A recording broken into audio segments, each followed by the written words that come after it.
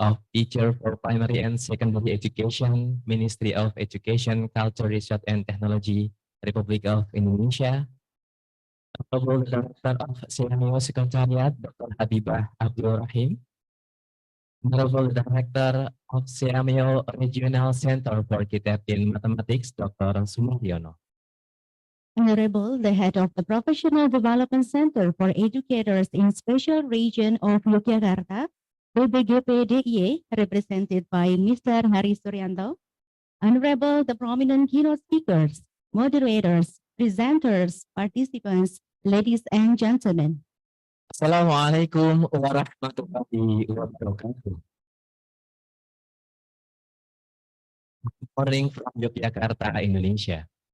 Allow us to extend our warmest welcome to the opening ceremony of the International Seminar on Mathematics Education. Learning loss recovery and engaging students in joyful and meaningful mathematics learning. My name is Lelidian Puspita. And my name is Yoga Utama. We are honored to be your master of ceremony at today's seminar. This event is organized by the CMU Regional Center for Kitab in Mathematics, is often shortened to SIKIM.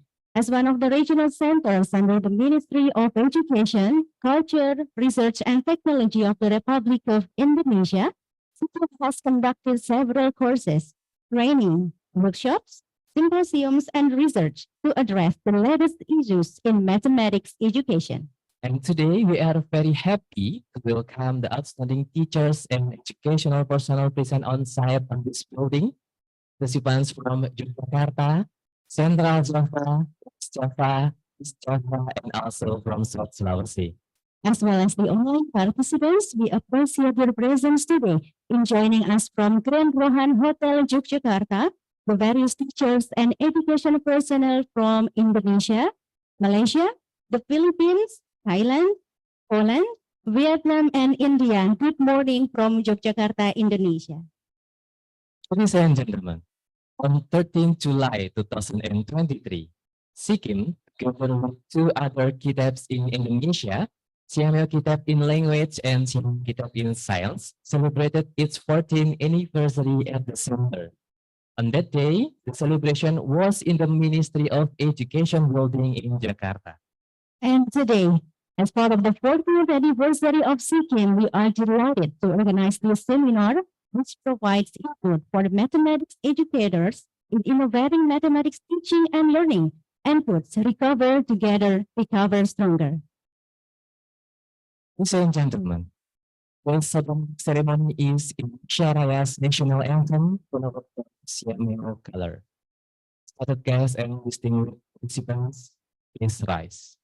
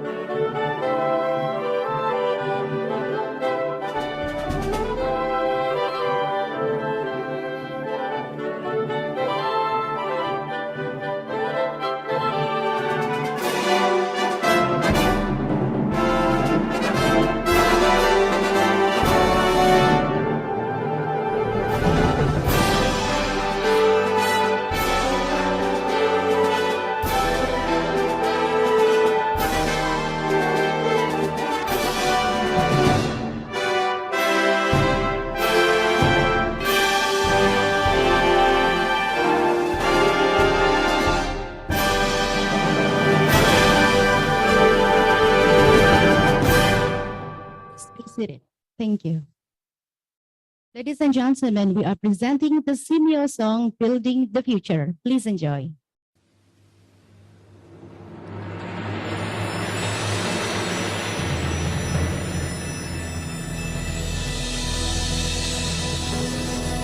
It's time to open our eyes to a bright and promising future.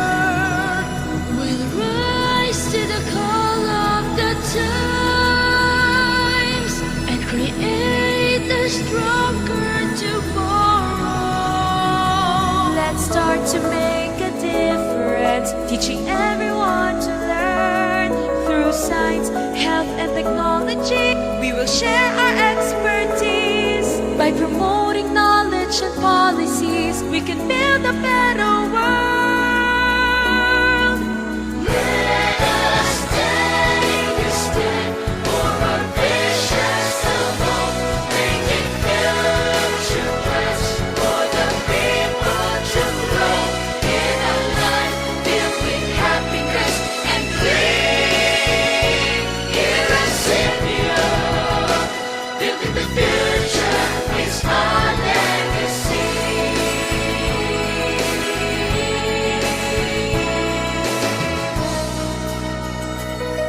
We'll achieve our goals through partnership, creating opportunities. By working hand in hand, we can accomplish all our dreams. For a better quality of life is now within our reach. Let us take a step for our visions of hope, making future plans for the people to grow in a life filled with happiness and green. Here at Simeo, building the future is our legacy.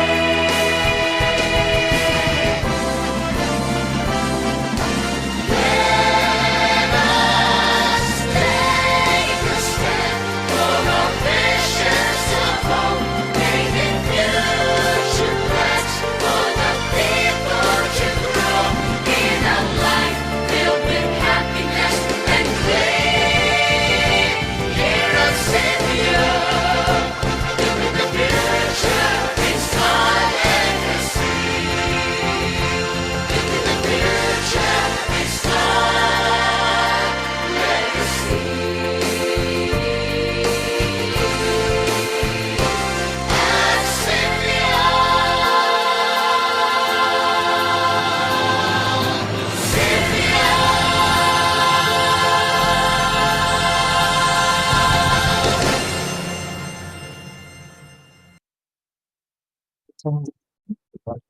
Invite the forum, Director of Siapel Kitab in Mathematics to deliver the welcome remark. First, Mariana, the stage is yours.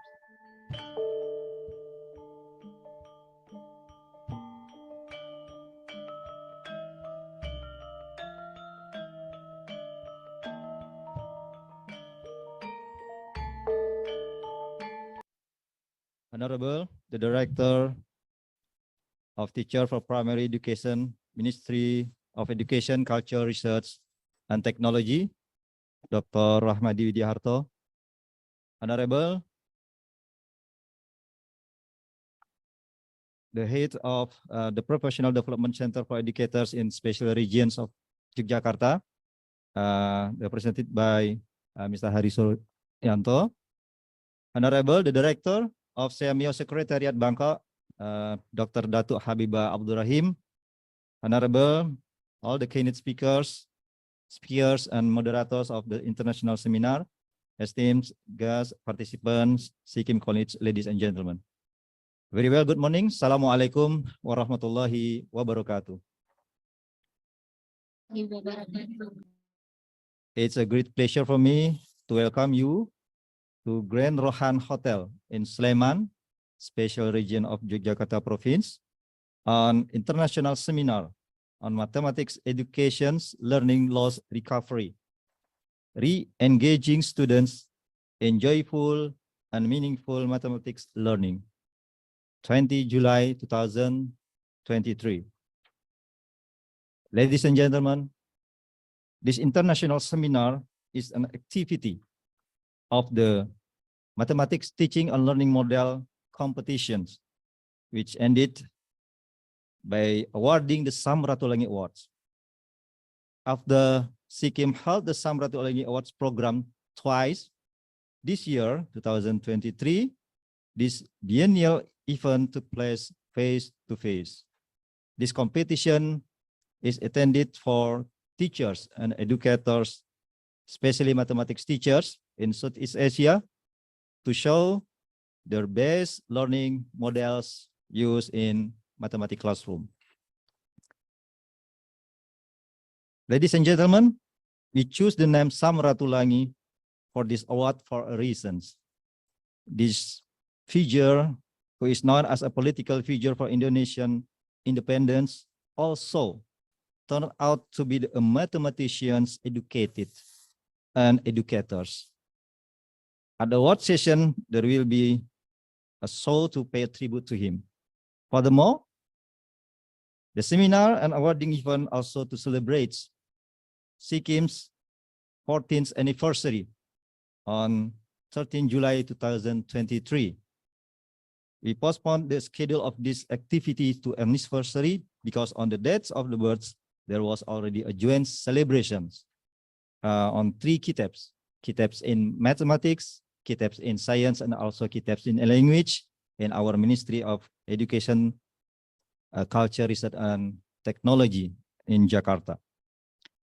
Ladies and gentlemen, this year, the event took the topic Mathematics Education, Learning Loss Recovery, re-engaging students in joyful and meaningful mathematics learning.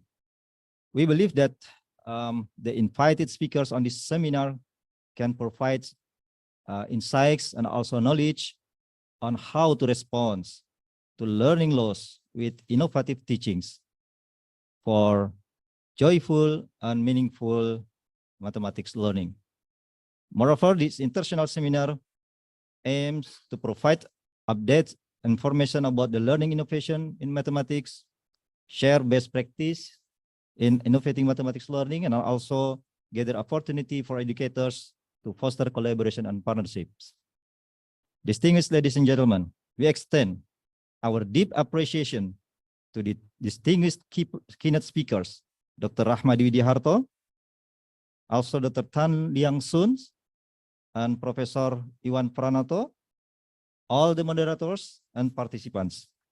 The center also would like to thank the Ministry of Education, Culture, Research, and Technology, Siamio Secretariat Bangkok, Professional Development Center for Educators, or BBGP, in Special Region Yogyakarta Province, and other stakeholders for their endless support. For all participants, I would like to thank for your attendance and have productive session during the seminar. As the director, I also thanks to all the committee who have worked hard to organize this activity and program. Finally, we cordially invite Dr. Rahmadi Widiharto, the Director of Teachers for Primary Education, Minister of Education, Culture, Research and Technology, to open the International Seminar on Mathematics Education, Learning Loss Recovery when the time comes. We wish you good luck and a fruitful seminar. Thank you very much. Wassalamualaikum warahmatullahi wabarakatuh.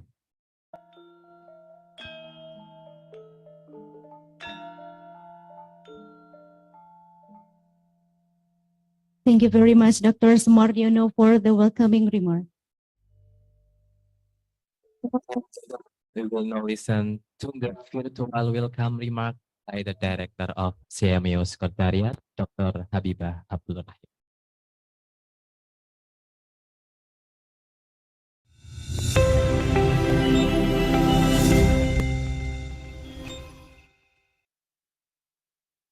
Dr. Sumardiono, Director of Senior Regional Center for Kitab in Mathematics, ladies and gentlemen, distinguished educators of Southeast Asia. Southeast Asia has a strong potential in mathematics. Vietnam is in the top 10 out of 138 countries of the all-time International Mathematics Olympiad medal table. Singapore and Thailand are in the top 25, while Malaysia, Indonesia, and the Philippines are in the top 50. Nevertheless, mathematics is often seen as difficult. Mathematics can be challenging, but that does not mean it cannot be joyful and meaningful. Many have explored ways to shift the negative perception towards mathematics. The incorporation of tangible, real-life applications, for instance, can make mathematics less of an abstract. Imagine students being asked to identify a specific issue in their community and then facilitated to generate their own solution, while along the way having to conduct cost-benefit analysis as well as calculate budgeting for their solution. This activity alone already incorporates inquiry-based learning, which is essential for developing mathematical thinking and actual mathematical practices. Technology can also help in engaging students. Let us discover ways to utilize this strength for mathematics education. Gamification and online simulations are some ways we can use technology to capture students' attention and encourage them to explore. Various educational applications also allow students to have personalized learning to fit their pace. Let us also not forget the essential role of teachers in facilitating a joyful and meaningful mathematics education. Mathematics as a problem-solving tool requires students to dare to make mistakes. It is up to the teachers to build a classroom environment that allows for such explorations. Teachers must therefore be continuously equipped with the right knowledge and skill set to be able to cultivate such an environment. Simeo Regional Center for Kitab in Mathematics, or CKIM in short, has conducted such trainings for both teachers and school leaders.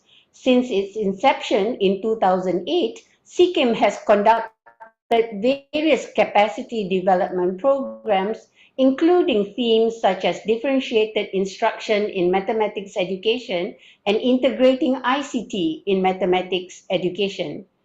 It has also conducted various seminars, workshops, and biannual international symposium on mathematics education and innovation. Today's seminar focuses on learning loss recovery, re-engaging students in joyful and meaningful mathematics learning. Through this seminar, you will acquire up-to-date information on the latest in mathematics learning. You will also attain knowledge on the best practices in innovating for mathematics education. You shall be able to share the challenges you face in teaching mathematics and gain inputs on ways to build an innovative mathematics classroom. Finally, you shall hear from experts in mathematics education and get to know fellow mathematics educators. Ladies and gentlemen, fellow educators, the challenges brought about by the pandemic have been difficult. However, there is always the other side of the coin. Let this crisis be our opportunity to fully explore Southeast Asia's mathematics potential. This is the time for us to develop new approaches to ensure students' engagement. This is the opportunity for us to innovate mathematics classrooms so that students are convinced that mathematics is joyful and meaningful. This is the momentum for us to transform Southeast Asia's mathematics education. We wish you an active participation and a fruitful seminar. Thank you.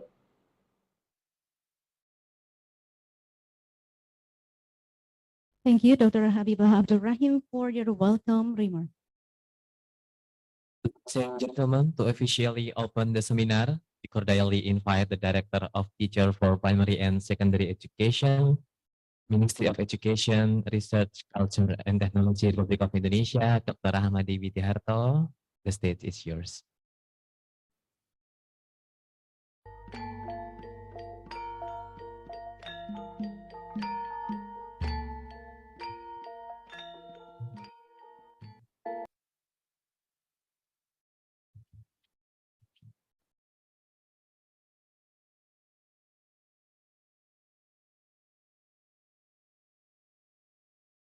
Bismillahirrahmanirrahim. Honorable the Director of Simeo Secretariat, Datuk Dr. Habibah Abdurrahim. Honorable the Head of Professional Development Center for Educators in Daerah Istimewa Yogyakarta Province, on the representative, Mr. Hari Suryanto. The Honorable the Director of Simeo Kitab in Mathematics, Dr. Sumardiono. Honorable the prominent invited speakers, moderators, and the best practices of the international seminar, esteemed participants and SEHIM colleges. Very well, good morning. Assalamualaikum warahmatullahi wabarakatuh. Ladies and gentlemen in the room and on the Zoom. It's a great pleasure to welcome you to Zara Meeting Room Grand Rohan Yogyakarta on International Seminar on Mathematics Education, Learning Loss Recovery, Re-engaging Student in Joyful and Meaningful Mathematics Learning. This gathering marks a significant moment as we address crucial issues that has emerged in the wake of the COVID-19 pandemic. The pandemic has had far-reaching consequences, and the issues of learning loss has become prominent concern in many countries.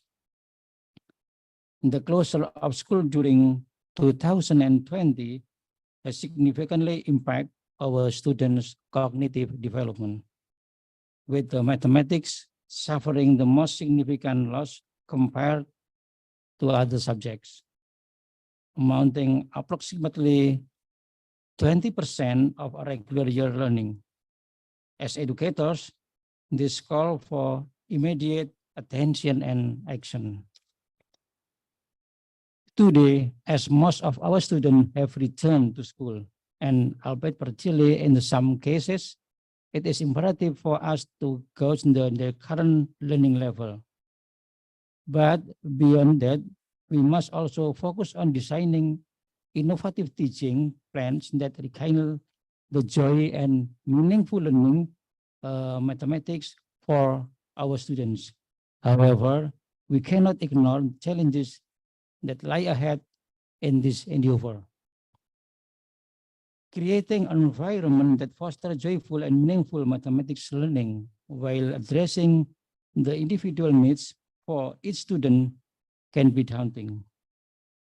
Many teachers still face obstacles in tailoring the lessons to meet the diverse requirements of their students. It is with a resolve to tackle these challenges that the Simeo Regional Center for Kitab in Mathematics has taken the initiative to organize this international seminar. The theme, Learning Loss, Re-engaging Students in Joyful and Meaningful Mathematics Learning, embodies the spirit of our shared missions. We are not just seeking the recover lost ground. We are committed to reigniting the passion for mathematics in our students, making learning enjoyable and meaningful experience once again. As we get in the picturesque city of Yogyakarta, Indonesia, on the 20th of July 2023, we acknowledge the significance of this occasion, coinciding with Simeo Kitab in Mathematics 14th anniversary celebrations. We extend our invitation to mathematics teacher, educational personnel, mathematics education student, and practitioners and enthusiasm from all corners of the Southeast Asia to join us in the pursuit of the excellence in mathematics education. In this one-day seminar, we set forth three key objectives that shall guide our discussion and endeavors. Firstly, we aim to provide all participants with updated information about the latest learning innovation in mathematics. By being informed about cutting-edge approaches, we empower ourselves to shape the future of education. Secondly, We intend to foster a spirit collaboration and sharing among educators by highlighting best practices in innovating mathematics learning. As we learn from and one another success and challenges, we uplift the standard of education for the benefit of our students. Lastly, we believe that meaningful progress can only be achieved through partnership and collaboration. This seminar serves as a platform to gather educators from different backgrounds, experiences, and perspectives with the common goal of enhancing mathematics education. As we engage in fruitful discussion and share our insight, we anticipate 3 critical outputs from this event. Firstly, we aim to track the progress of challenges of innovation in mathematics teaching and learning. By understanding where we stand today, we can chart a path toward continuous improvement. Secondly, we endeavor to present illustration of alternative approaches to innovative mathematics teaching. By exploring diverse methodologies, we equip educators with the tools to create dynamic and engaging learning experiences for their students. Lastly, perhaps most importantly, we seek to provide valuable input for all mathematics educators in their request to innovate and elevate mathematics teaching and learning. By sharing our collective wisdom, we inspire each of them to bring positive change to our classroom. In conclusion, I extend my deepest gratitude to all participants for being a part of this crucial endeavor. Let us seize this opportunity to embark on our journey for learning, collaboration, and transformation. Together, we can bring back the joy and meaning in the mathematics learning for our students, setting them on path to success and empowerment. By reciting Bismillahirrahmanirrahim, I declare International Seminar on Mathematics Education, Learning Loss Recovery, Re-engaging Students in Joyful and Meaningful Mathematics Learning officially opened.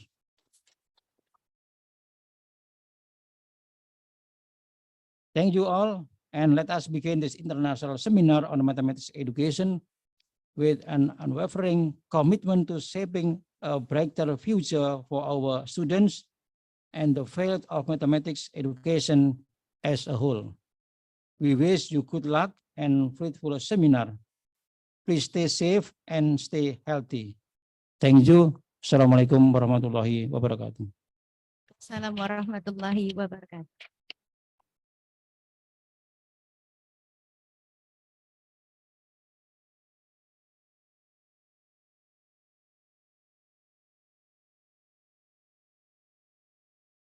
Thank you very much, Dr. Rahmadi Widiharto, for officially open the seminar. The next agenda is photo session for the on-site and online participants. We are pleased to invite to join the photo session Dr. Rahmadi Widiharto, Mr. Hari Suryanto, the Board Director of CMU Kitab in Mathematics, also invite guys. For those present virtually, we invite all attendees to turn on the camera and put your best smile in a few seconds. For all on-site participants, kindly rise to join the photo session. Ladies and gentlemen, kindly join us in the photo session, on-site and online participants. For photographer, please be ready on the stage. Please put your best smile this morning, ladies and gentlemen.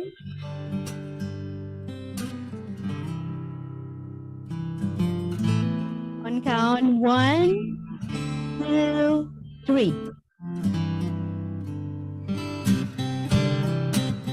4. On count 1, 2, 3.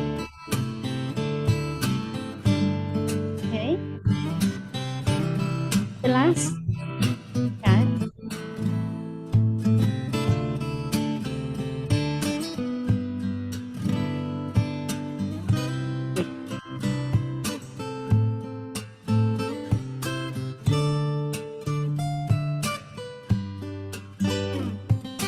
The last one, don't forget the second slide. For the online participants, kindly turn on your camera and put your best smile to join us here. 1, 2, 3. 1, 2, 3. Okay.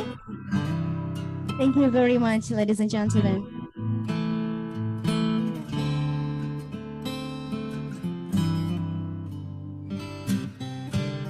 Ladies and gentlemen, this is of the opening ceremony of the International Seminar on Mathematics Education.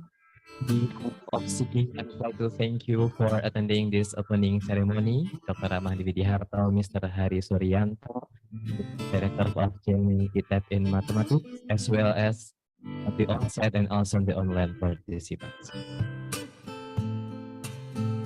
Shortly.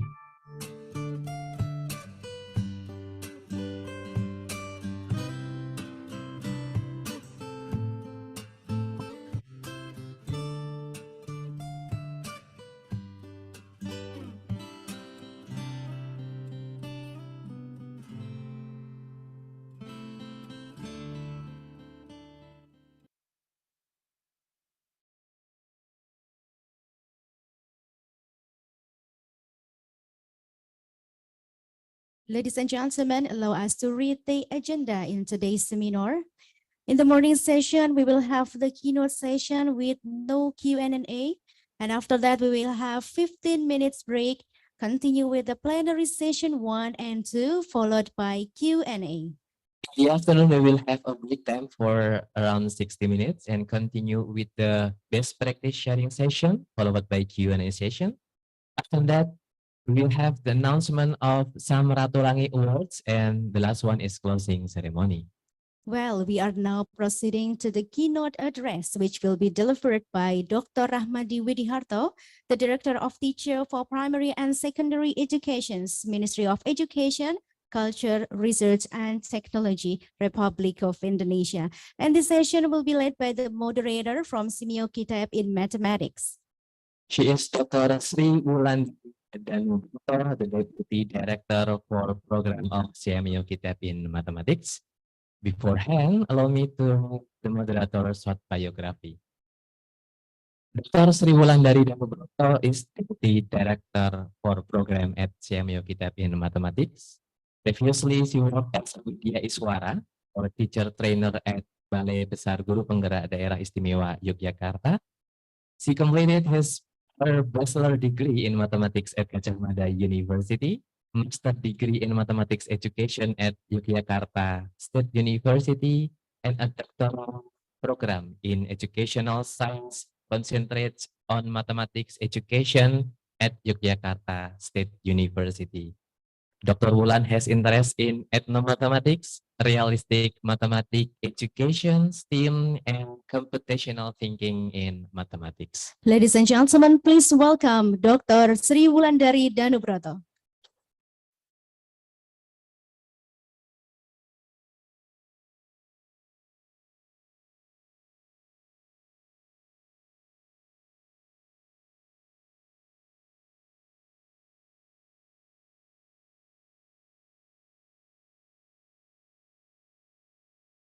Thank Mr. Yoga and Ms. Lely. Good morning, distinguished guests, Bapak Hari Suryanto from BPKPDIY, all participants, ladies and gentlemen who attend in this room and also on the Zoom. Assalamualaikum warahmatullahi wabarakatuh.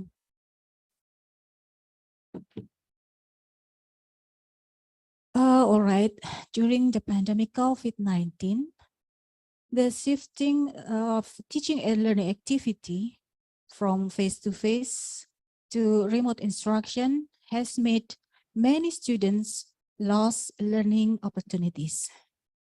This situation affected student academic achievement as the implication. Right now, we are currently trying to get up and overcome the problem. Let me restate from UNICEF.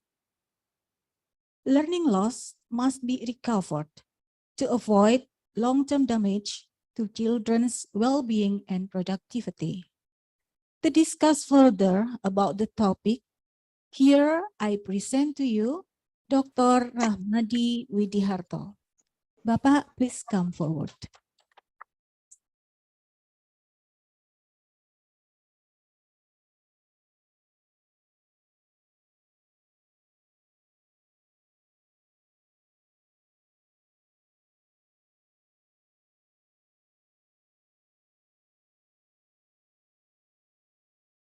Okay, next, allow me to read his CV. Dr. Rahmadi Widiharto ME is Director of Teacher for Primary Education and Secondary Education, Ministry of Education, Culture, Research and Technology, Republic of Indonesia.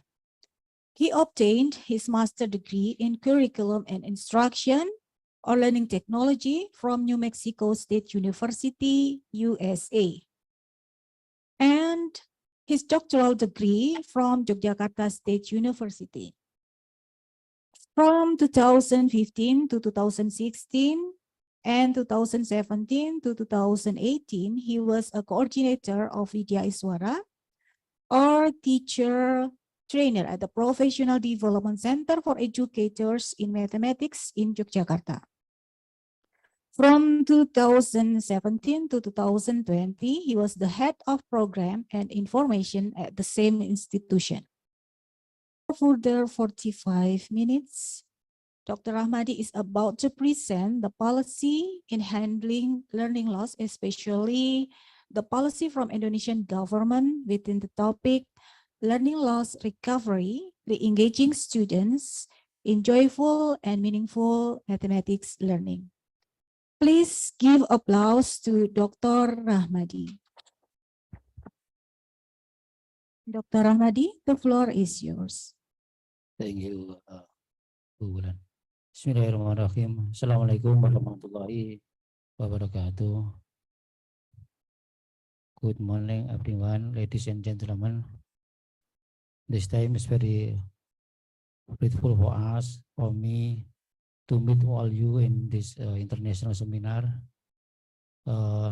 Like Bu Bulan said that in this time I want to share about how to we on behalf Directorate of General, I mean for primary education, Directorate of General and Teacher Education Personnel, MORCT, Ministry of Education, Research and Technology, Culture, for the, let's say, 14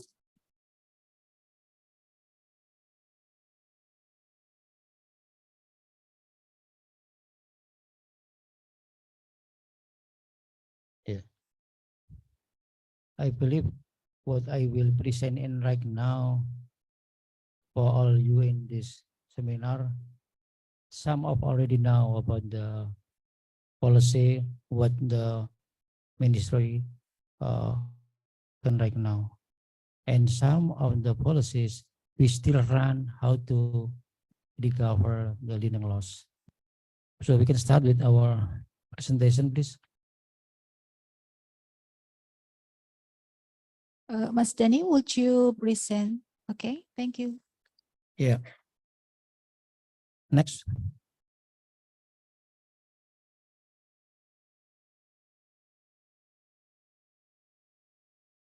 Topics that I want to present right now.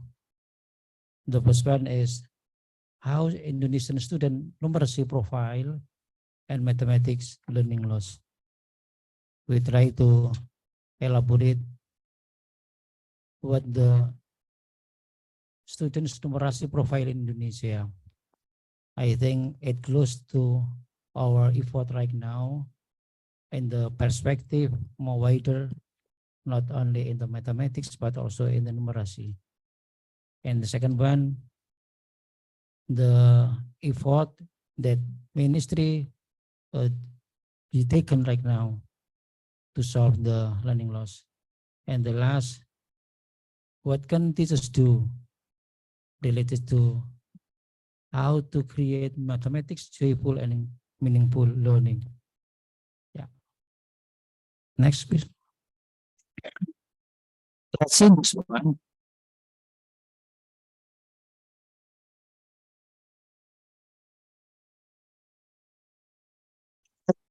The student score is a kind of seven. So can answer question. Identify some procedure section in explicit situation. Next, how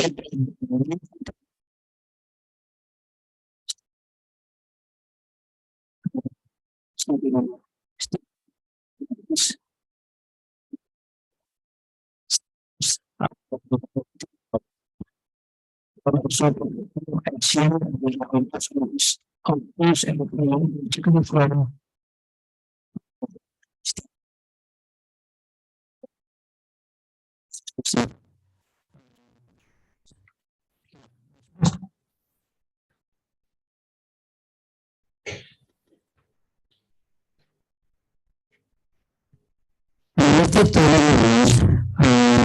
agree coordinator 2020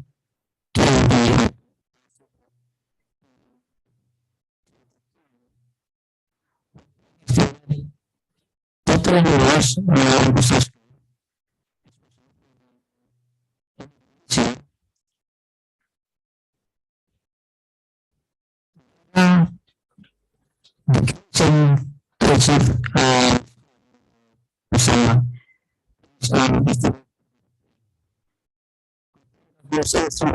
bersama up to additional 0.3 years offering a just schooling and enabling individuals also. See what they are doing, how they are discovering the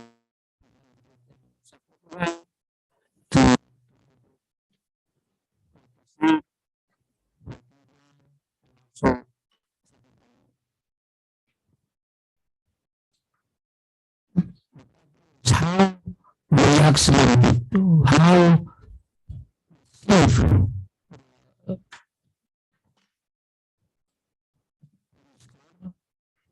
short term and short term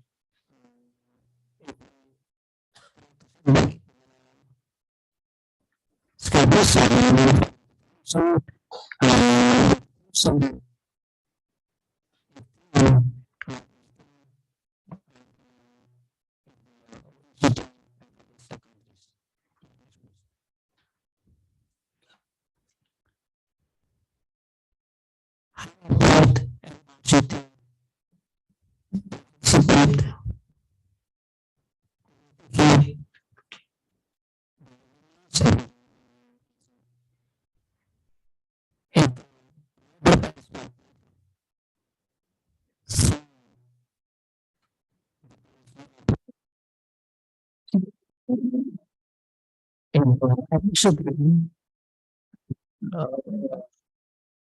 shift from ujian nasional assessment nasional consists of three aspects: literacy, numeracy, and also the system.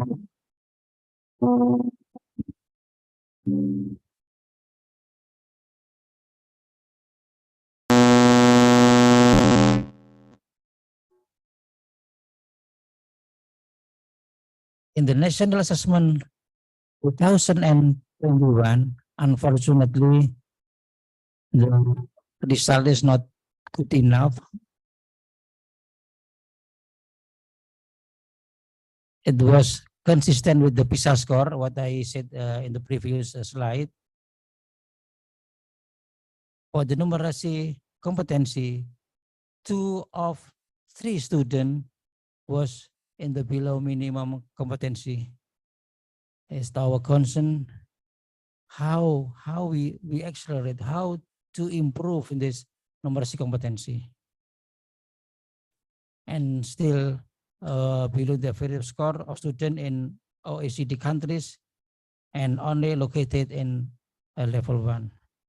It's our concern, of course. Yeah, next please. How the pandemic COVID in Indonesia affected? At least there are 6 problems as caused by the pandemic COVID-19. Learning school were not met, absolutely, because in the condition of pandemic, we have many obstacles, many barriers. We cannot face-to-face in the learning process. They have to do in the online learning. They also have a problem how to get access and something like that. So it's not easy to achieve the learning goals. The learning gap widened absolutely when the learning goals and the student competency not met in the how to accelerate, the learning gap will be widened. Higher rate of student dropout in especially from the rural area. Many students, especially from the marginal areas, the rural area, there are students that they have to get out, or we cannot finish the study. So it's the problem also. The decline of students' competency, student emotional and mental health worsened. Absolutely.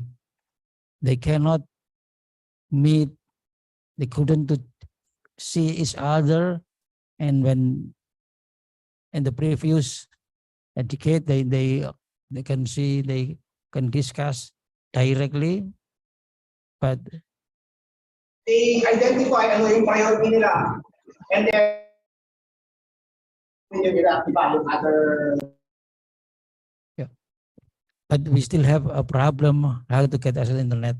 Most of our students, I mean, around 40% of Indonesian students in the rural area, they still have a problem to get access to the internet. The disruption of student future. I hope the learning loss, it doesn't mean lost generation. So we have to recover as soon as possible, and right now we do in this step. Yeah. Next, please. Let's say in the grade 4 student in Indonesia, in 2023, have lost math skill equivalent to 11.2 months of learning, and language skill equivalent to 10.8 months. So how to catch up, how to have to run, I mean, for the 11.2 months. How to remediate, or maybe how the enrichment, how to treat our student to catch up 11.2 months for the numeracy. Students from poor household were hit harder with losing 18.1 and 22.2 months in math or in language. It's the problem. I mean, and we have to recover. We have to accelerate in the certain time. Let's say 2 or 3 next years. I think it's our work, and we have to catch up this loss. Yeah, next please. Learning loss in Indonesia, let's say, in how many days school in Indonesia, especially closed in the academic 2021 and 22 because of the number suspected people decrease. Indonesia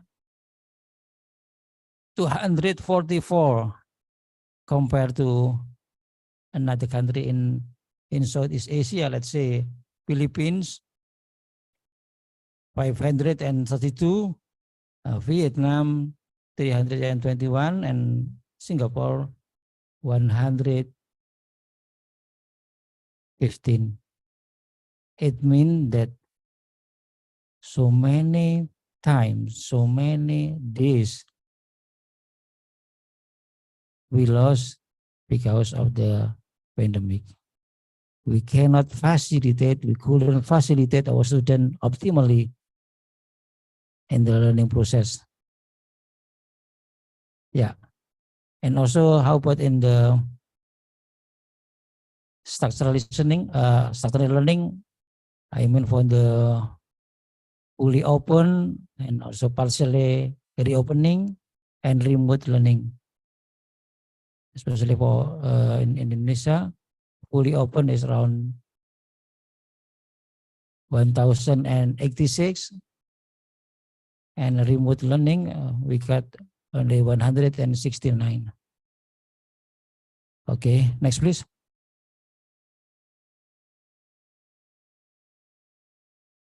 I think it is the same with the previous slide, but we try to split between male and female.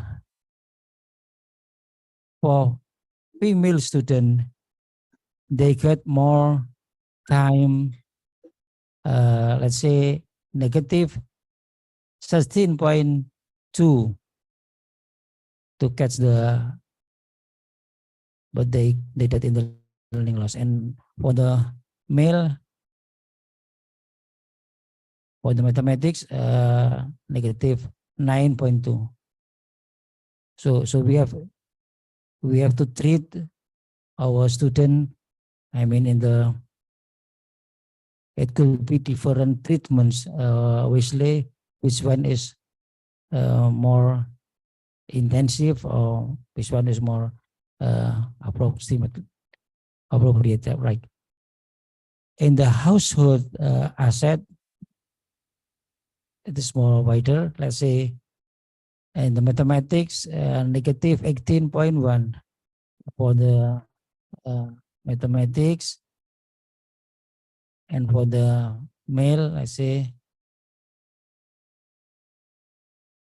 negative 3.5. So it's the condition in Indonesia. So really we have to catch up this gap. Yeah. Next, please. Yeah. The thing is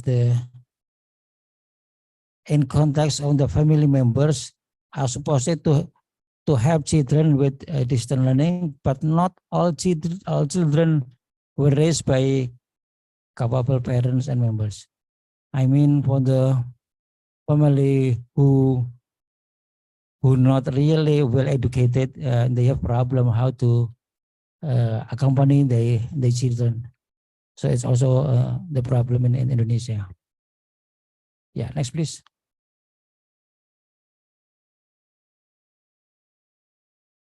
Students were affected psychologically and mentally due to the isolation and frustration in relation to learning challenge during the pandemic. Maybe all of the participants, especially from the Indonesia, we try to maximize how we accompany the students psychologically and mentally in the beginning of the new learning process, let's say in the tahun ajaran baru. Yeah, next please. The second topic will present Indonesian Ministry of Education and Culture effort to solve the learning loss. Yeah. Next, please. Ministry of Education, Culture, Research and Technology, we release with the policy of Merdeka Belajar or emancipated learning. The Indonesian Ministry of Education, Culture, Research and Technology has implemented several reforms to address the learning loss. The emancipated learning curriculum comes from the development and implementation of emergency curriculum in response to the impact of the pandemic. We call curriculum darurat based on the regulation from the BSKAP, Badan Standar Assessment and Curriculum Pendidikan. And the emancipated learning curriculum is here by offering the concept of harmony, diversity, and namely by adjusting each teacher for each material to be taught according to the condition of the student. Let's say teaching at the right level for student is more important in the term of emancipated learning. Student-centered, and how we try to, let's say, in the diagnostic assessment is part of the emancipated learning in the beginning of reopen the school. Yeah. Let's say, next please.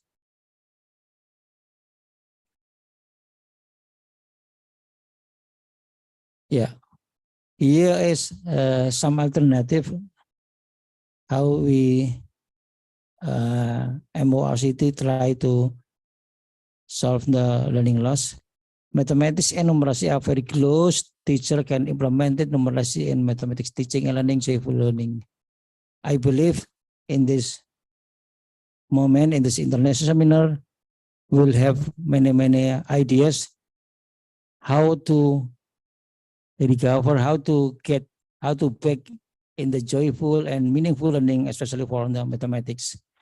Some contents in Merdeka Mengajar platform, or let's say PMM, can be used as inspiration for teachers. There are many videos, numerasi joyful learning.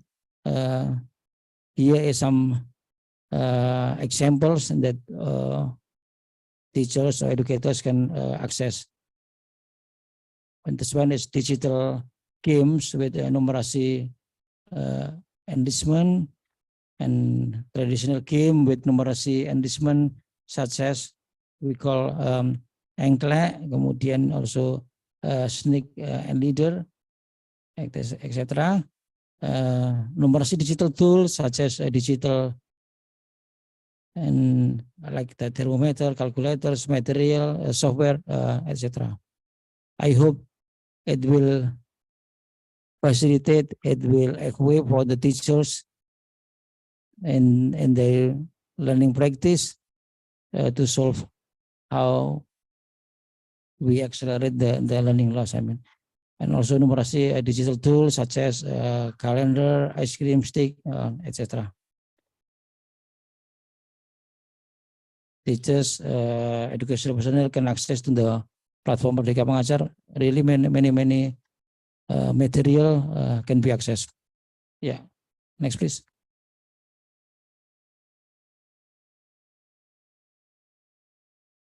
On behalf of primary teachers, the Directorate for Teachers and Primary Education, we try to design to produce many, let's say, modules, also materials. We also have, let's say, technical guidance, or like a training. For the numerasi, we call Math City Map, MCM. And Math City Map program has 3 books output, call it Bunga Rampai, compiling teachers' best practices of numeracy learning. In this books, future geometry for primary school, science for junior high school, geometry for junior high school. Teachers also can access to our website, Directorat guru.dikdas.go.id, that you can also have many resources over there, journal, and also many data about rapor pendidikan, and also you can get it there. And here is the sample of Bunga Rampai from the Med City map. I hope all the teachers can be accessed in this website. Yeah, next please. So we still have how many minutes I have? 10 minutes. Okay, thank you.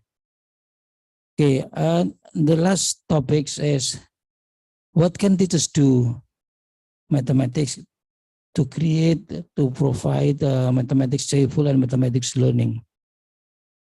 Next, please.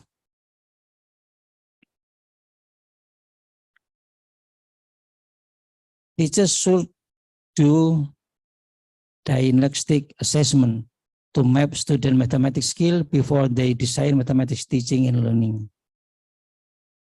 Hopefully, teachers in this room, also in this Zoom, already mapped the diagnostic assessment, not only in the cognitive domain, but also social, psychological from the diagnostic assessment. So we can treat, so we can prepare how the student will be treated in the learning.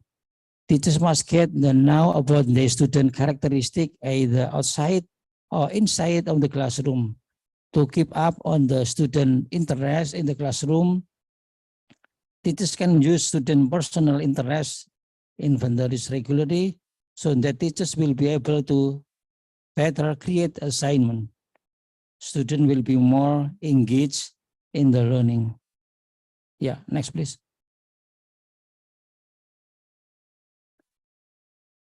MOE-RCT adapted the teaching at the right level approach by diagnostic assessment and modifying the curriculum and teaching to student level. Students in the same development phase may have different level of understanding and readiness. And therefore, in this teaching model, learning methods and material are varied based on the level of understanding and readiness of student.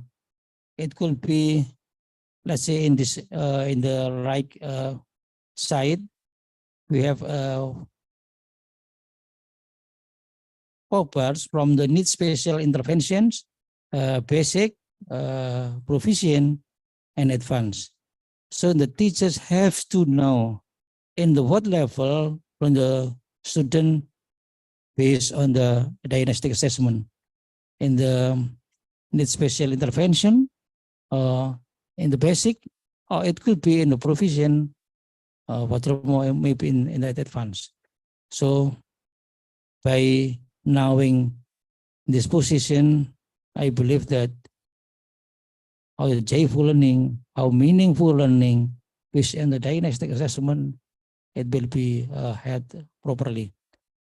Yeah, next please. Mathematics joyful and meaningful learning, how can we do?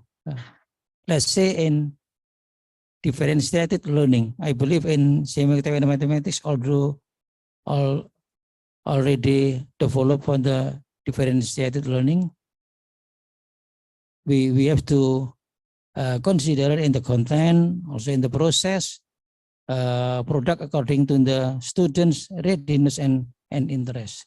Students must be able to express themselves in what they learn, how they learn it, and how they demonstrate their understanding.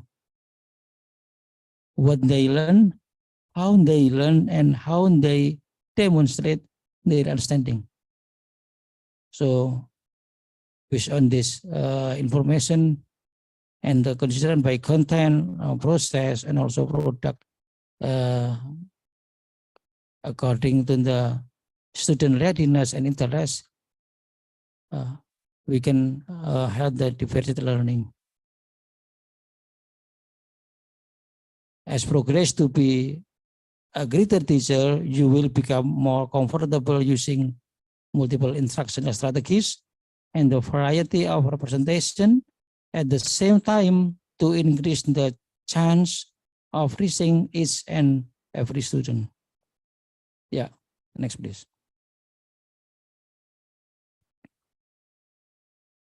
Teachers often do mathematics joyful learning, but not all students understand the topics.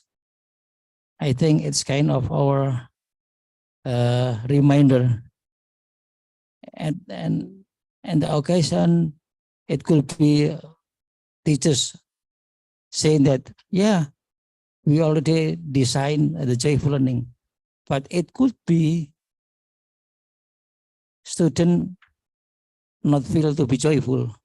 So I think is we have to reflect, is that really what we say joyful learning in terms of teacher's perspective? It's really be joyful for the students.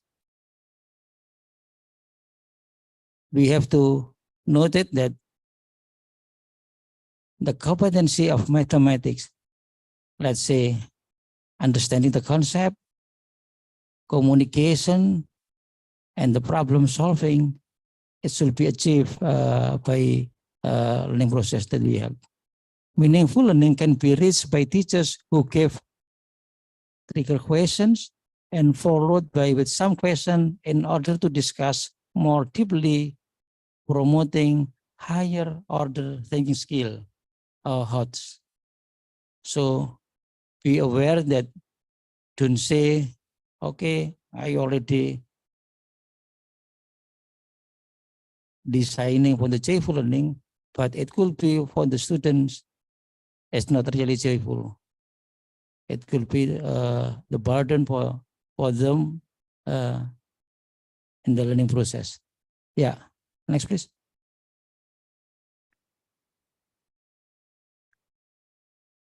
The other alternatives is by reading books, especially for the primary school. How we design learning with the, let's say, the reading books may be kind of the colorful, many pictures that can have a message, how to train, how to introduce, and then numeracy perspective. Reading colorful books can be one of the mathematics joyful and meaningful learning, not only to by teacher in the classroom, but also parents must do it with their children, especially for early childhood educations. We hope to build the ecosystem for the numeracy. I mean, not only in the classroom, but also in the society, in the house, and at home, with the family as a whole ecosystem in numeracy.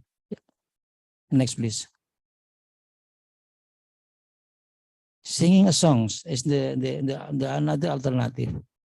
The teacher can replace the lyric of the songs related to mathematics from songs, but the student with. I believe that for primary teachers, elementary teachers already know about that.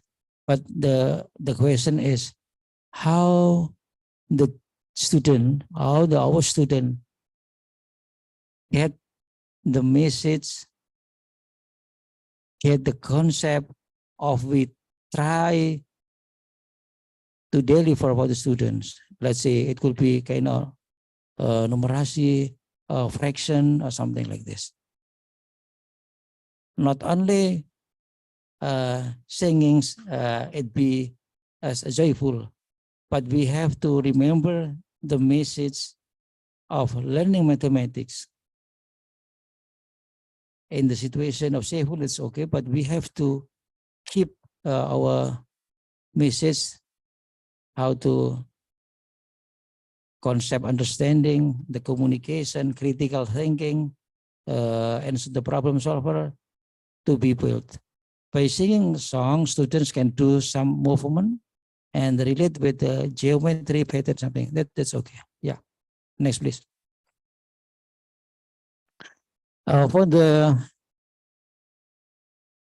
mathematician Indonesia, we know RMA or PMRI, Pembelajaran Matematika Realistik Indonesia.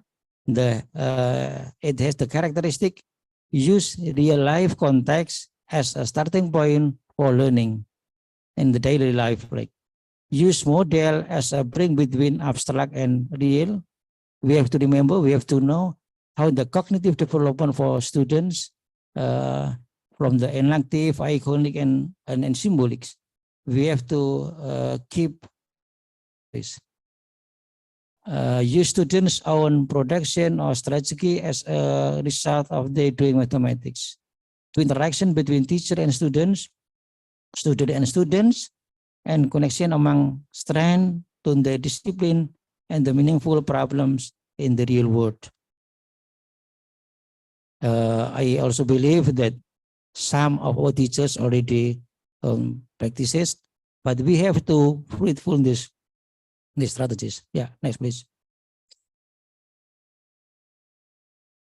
Also, using the traditional game. We have many games, especially for Indonesia. It could be kind of maybe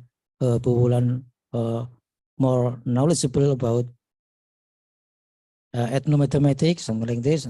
I believe in that, and maybe we can share about this one.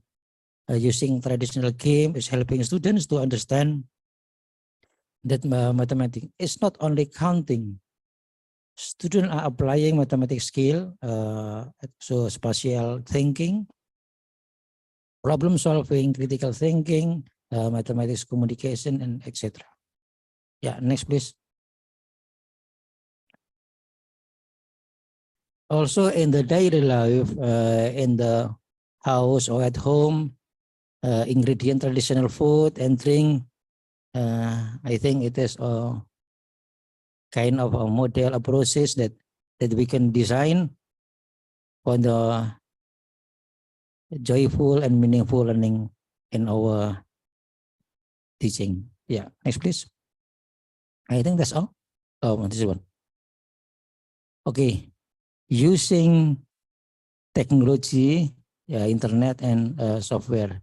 In the previous slides, we say kind of MathCityMap, also using like GeoGebra, also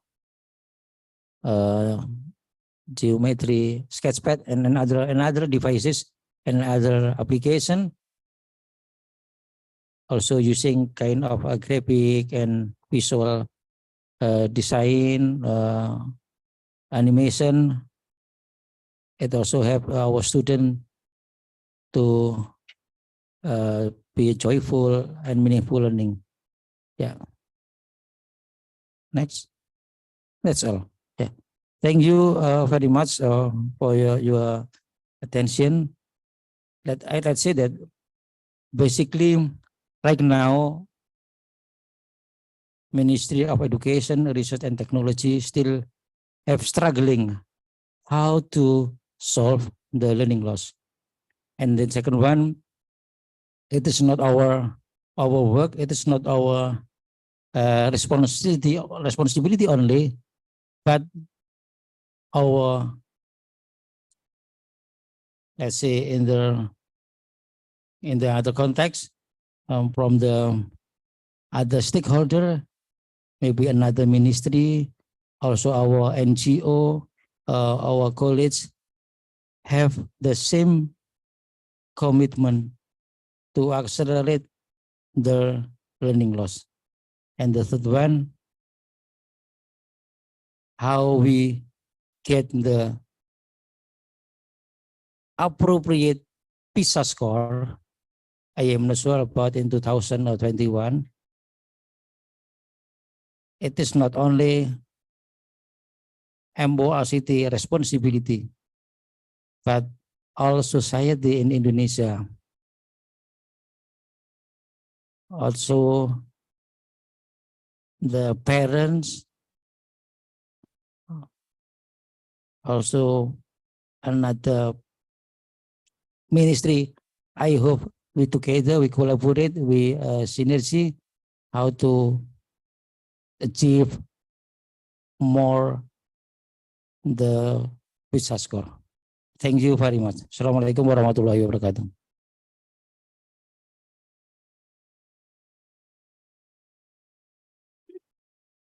Thank Dr. Rahmadi for the inspiring presentation.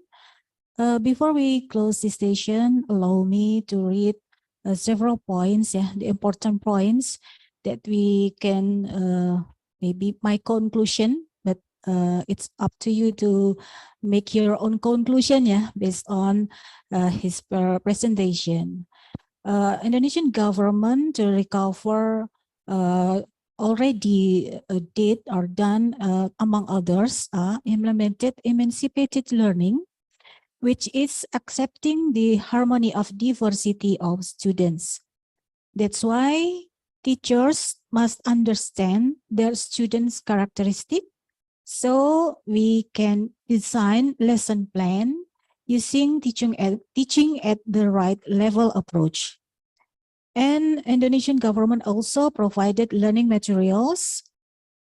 We can find it in platform Merdeka Mengajar, using Math City Map for strengthening numeracy skills for primary education teachers, and also a suggestion for the teachers to apply differentiated learning, using questions in guiding students so they can promote their higher order thinking skills, using book, reading book activity, singing songs, apply Indonesian realistic mathematics education, technology, internet and software. Because this problem, we all have the responsibility to overcome the learning loss problems.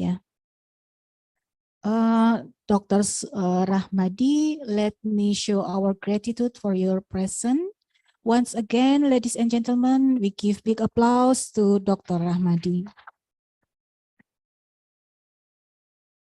Now we close this session. Thank you very much for the participants who attend in the room and also on the Zoom. See you next time. Wassalamualaikum warahmatullahi wabarakatuh. Thank you, Dr. Wulan, for leading the plenary session, and also thank you for Dr. Rahmadi Widihart. Once again, please give a round big applause.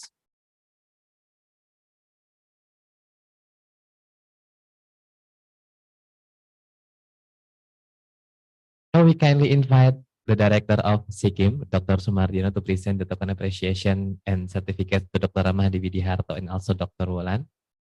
For Dr. Rahmadi and Dr. Wulan, kindly proceed again to the stage to receive the token appreciation and also the certificates.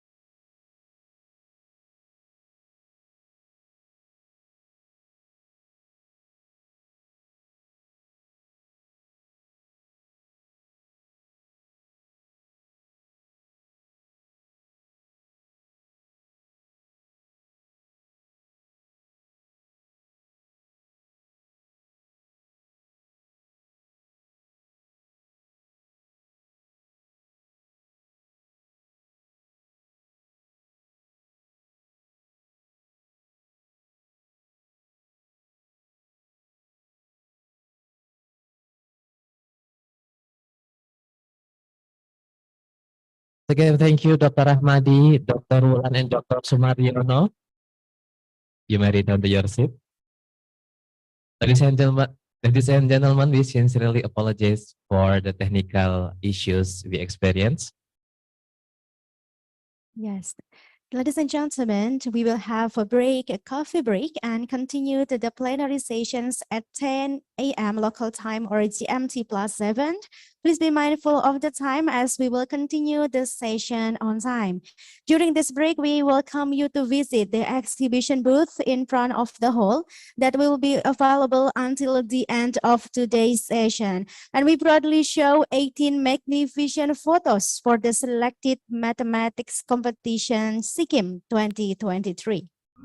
Also, for on-site participants, there is also a Pramita booth, which provide a free blood sugar check and Karada body scanner. You can also visit the booth in front of the hall and have a nice break. See you at 10 a.m. See you.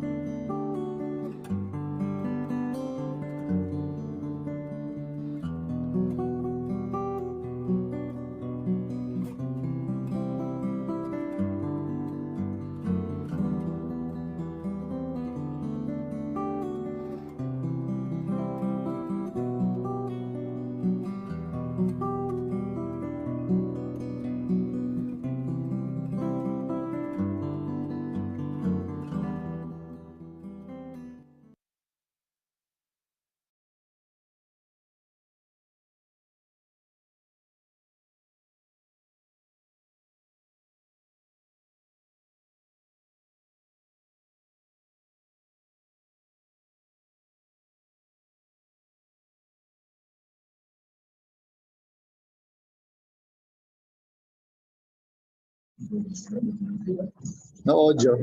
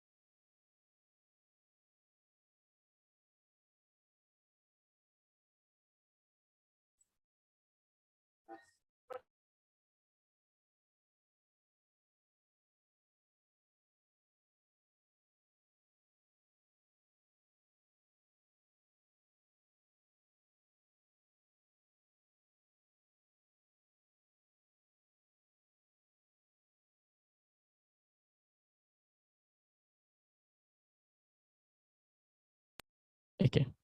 Okay. Well, it is an honor for me to be able to be here to lead these amazing discussions, these amazing sessions that will be spoken by Dr. Tan Liang soon. And it is such a pleasure for me. And I forgot to mention all of you and the honorable all of the participants who joined directly via this room and for whom who joined via Zoom. First, I'd like to introduce you about the Dr. Tan Liang Sun. Of course, I believe that most of you have known about him, but let me lead a brief profile of him. So Dr. Tan Liang Sun is a principal master teacher in mathematics at the Academy of Singapore Teachers, leading, mentoring, and inspiring teachers to be caring, competent, and passionate educators who live out the ethos of the profession and provide quality education experience for students.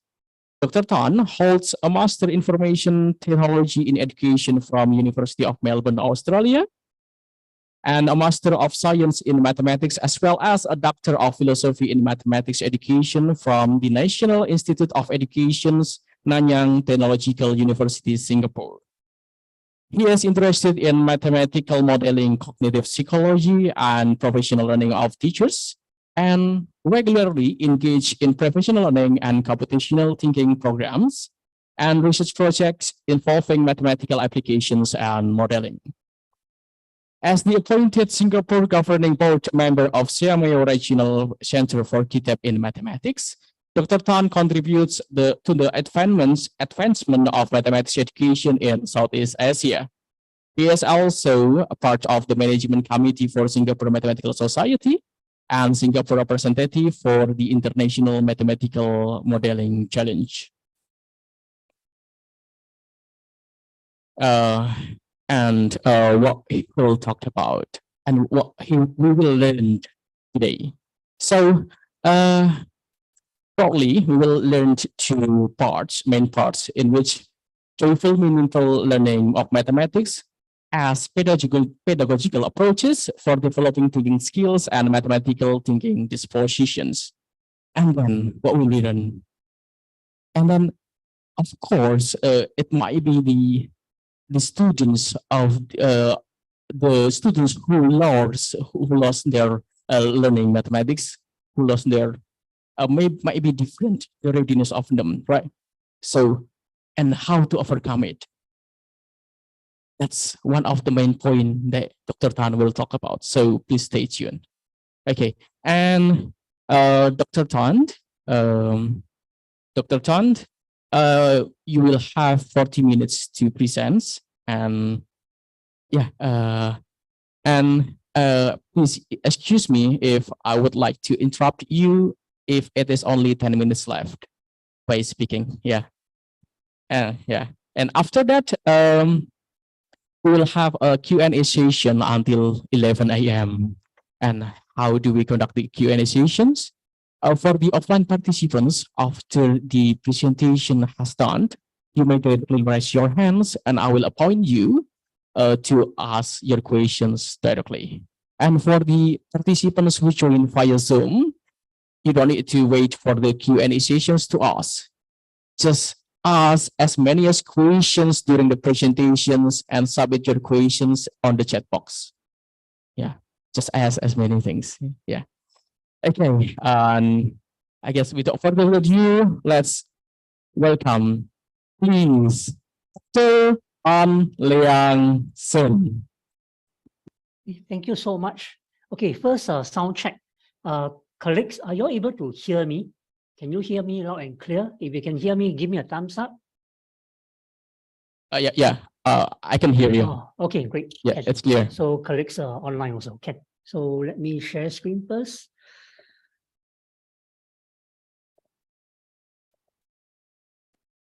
Right. Okay, first up, selamat pagi. A very good morning. Selamat pagi. Yep, selamat pagi. A very good morning to Director Sikkim, Dr. Sumardiano, and our math educator colleagues in Southeast Asia. Thank you for having me for this international seminar on math education. Now, before I begin, right, I think I would like to share that I resonated very much with the keynote by Dr. Ramadi this morning, just now. I think the general directions to manage the learning loss of our students due to the pandemic, I really resonated with the various recommendations.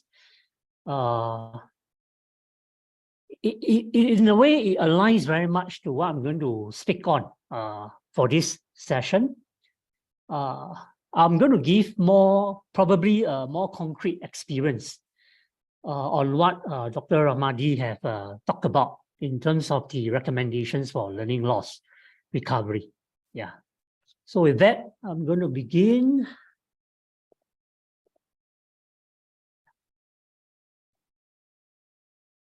Okay. Thank you. Now, this will be the outline of my sharing today. Yeah. So first up, I'm going to introduce briefly what learning loss is about, as well as some of the key considerations we need to have when we design learning experiences for students to manage the learning loss of our students.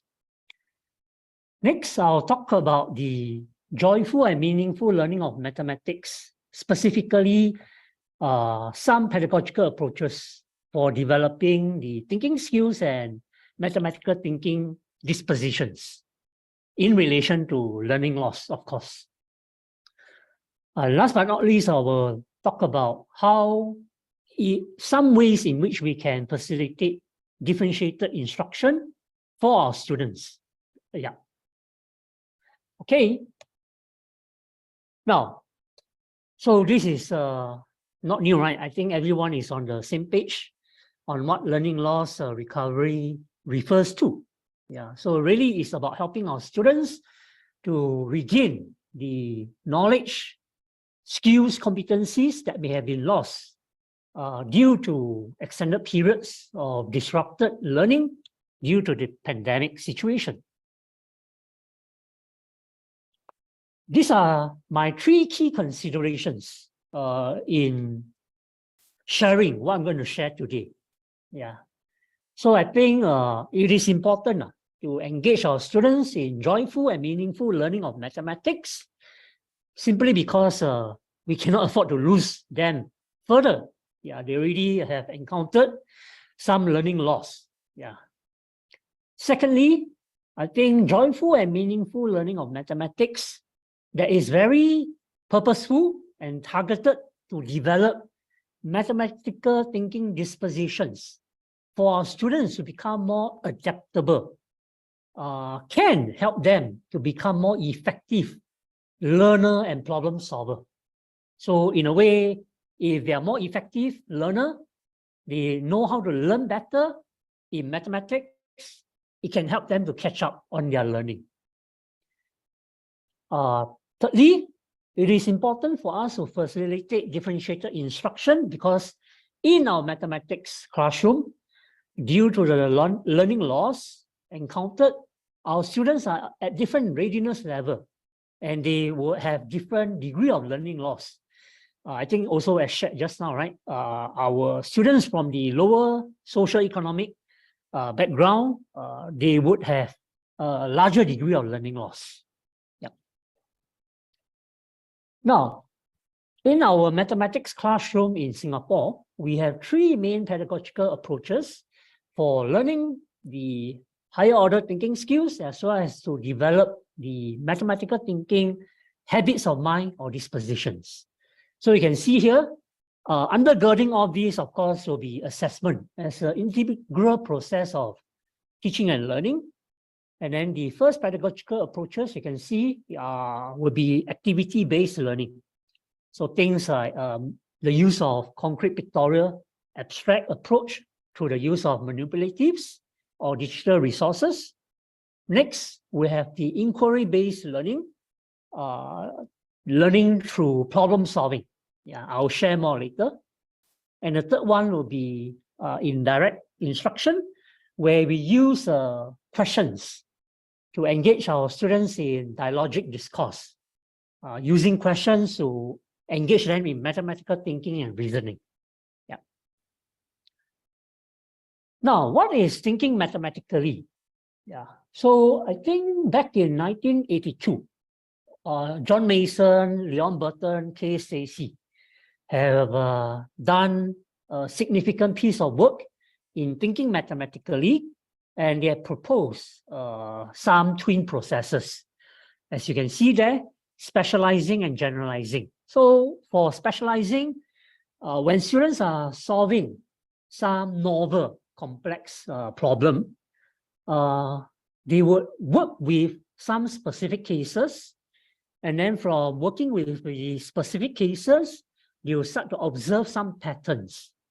And after observing some mathematical patterns, they start to make a claim, conjecture, make some mathematical claim, and then try to convince one another by justifying their claim, explaining mathematically why they think their claims is true.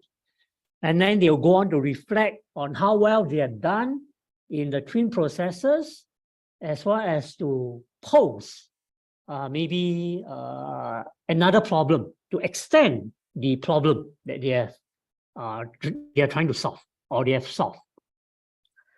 Okay, so this is from Mason, Burton, and Stacey work to think mathematically. Yeah. Next, in terms of the inquiry-based learning experience, we are engaging our students to think mathematically in inquiry-based learning experience. So for inquiry-based learning experience, there are actually 2 main phases. We have the first phase, the problem-solving phase, where students can be engaged to think mathematically in exploring the problem, in generating some initial solution. And then the teacher will facilitate the next phase, which is the reflective phase, where we can get students to compare and reflect on the limitations and affordances of their initial solution ideas, and then using this to connect to the targeted concepts and skills to be learned for that particular lesson topic. So this is what we call teaching through problem solving. Yeah, so it's a work by Schroeder, as well as what we have worked with NIE to come up with this framework to guide our teachers in facilitating inquiry-based learning experiences in mathematics. And as mentioned, we can integrate the mathematical thinking process in the inquiry-based learning experiences of our students within each of these two phases, problem-solving phase and reflective phase. Now, let me try to engage you in this inquiry-based learning experience to think mathematically by inviting every one of us to play a mind reader game. So this mind reader game I've adapted and shared with our teachers in Singapore. Yeah, so let's I'll ask for your participation in this mind reader game. So I'm going to ask every one of us, in your own mind, you can dish out your handphone calculator if need be to help you. In your own mind, choose your favorite two-digit number. All right, choose your favorite two-digit number. Okay. Then subtract the sum of the digits of this two-digit number from this two-digit number itself. And then you note the result. Note the resulting number. Note the result. So for example, if your favorite two-digit number is 27, the sum of the digits will be 2 plus 7, which is 9. So 27 minus 9 will give you 18. So I need every one of you to note. Don't tell anyone. Just note in your mind, what is your result? What is your resulting number? Okay, I'm going to give you 1 to 2 minutes to get your resulting number. Online participants as well. Okay. When you are ready, online participants, you give me a thumbs up so I know you are ready. Yeah. Okay. I'm ready. Thank you. Okay, I'm looking for more participants online to. Okay, no worries then. Next, I'm going to show you a table. Okay, you can see you have a table of numbers. These are all your result numbers, resulting numbers that you have. And then next to, on the right-hand side of each number will be a letter. Okay, so with your resulting number, result, please find the letter that is tagged to it. So for example, if your resulting number, your result is 49.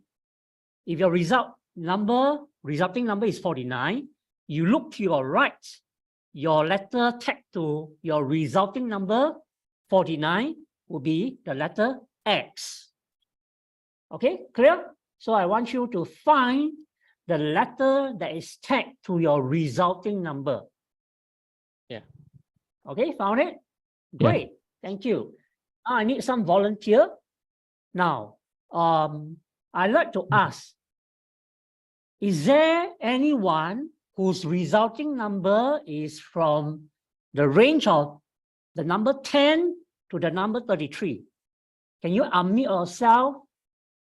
Can you unmute yourself? No.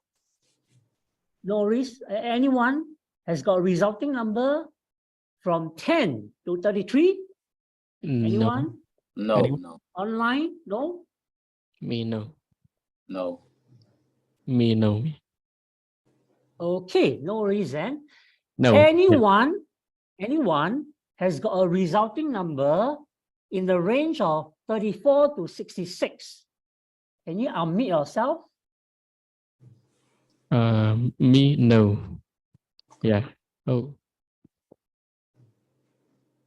Oh, yes. I Razali. saw Razali. Okay, Razali, can you unmute yourself? Rosalie, yeah?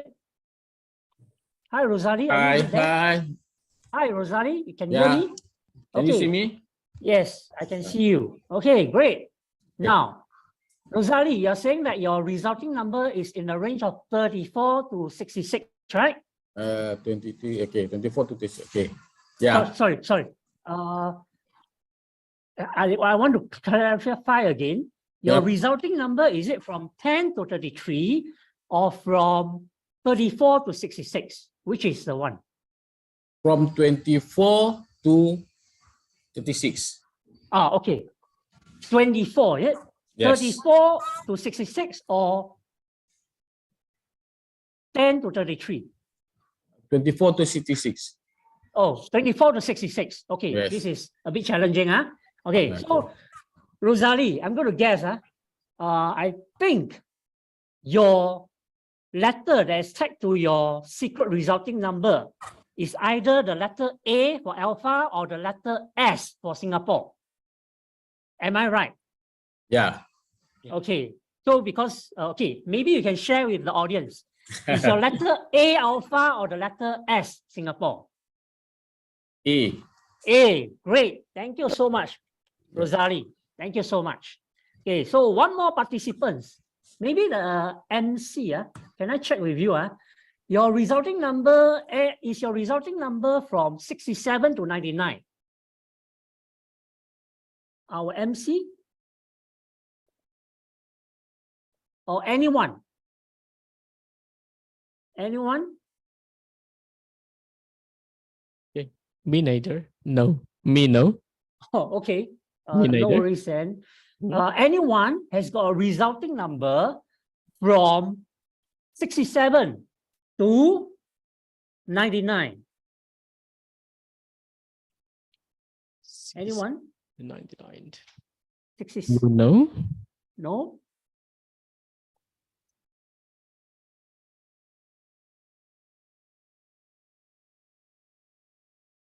Okay. All right, no reason.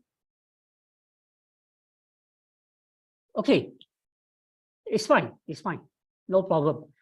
So from this game, right, simple activity, I was able to guess Mr. Rosalie's letter that is tagged to his resulting number. Okay, so in a way, I was able to read his mind. Okay, but somehow, okay, never mind. The MC, can I just ask you, what is your result, right? You just give me a range. Your result, you must have a result, right? Yeah. Your result is in the range of what? In the range of less than 10. Oh, less than 10. Oh, okay, can, no problem. Less than 10. Okay, so I'm going to guess, right? The letter that is tagged to your result, our MC, will be the letter A for Alpha. Am I correct? Indeed, correctly. Correct. Okay, It's thank you A. so much. Yeah. So I have guessed the letter A. Yeah, I mean, in our participants may have other numbers. Okay. Now, I'm sure.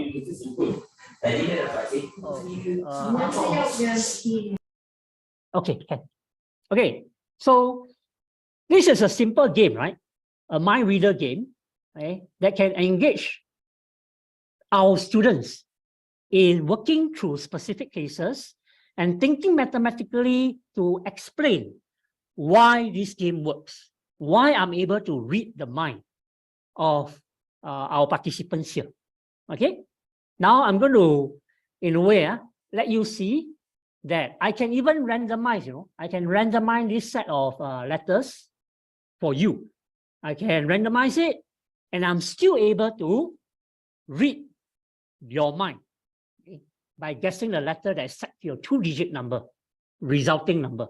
Okay, so I'm going to let you watch a video of this lesson implementation of how we actually engage our primary 4 students in this particular mind reader game through the inquiry-based learning experience. So we're going to start the game. So from now on, are you able to hear the audio? Can you hear the sound? Have you played the video? Okay, I'm going to play one more time. No, we cannot. Okay. So We from now cannot hear the audio. onwards, There's can no hear? audio. What I'm going to There's do no audio? is for you to repeat the process. There we go. There it is already. Only Can you hear the audio? yourself will know. It's You cannot it's tell raising. anybody The what volume is to too say. low. I guess you Not may any of our raise the speakers. volume. And when you are doing You so, may turn up the volume. I'm going to turn on my back. I'm going to Yeah. face the front. We can because hear I it. will not be looking at you. Because why? Some of you may be.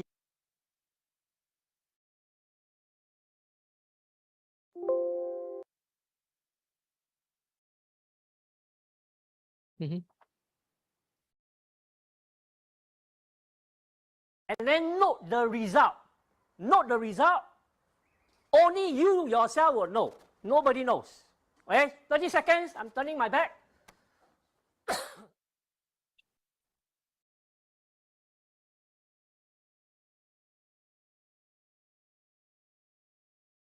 Now, like I said, right? I don't know what's your result, right? Okay? I don't know what is the result. Now, everybody has got a result. Okay? Result means this number, whatever number you have. You have a result. You see a table here. For each number here, I have a letter A to Z attached to it. So, for your result, I need you to match or find out what is that letter that is attached to your number. For example, if your result is 50, then you look to your right.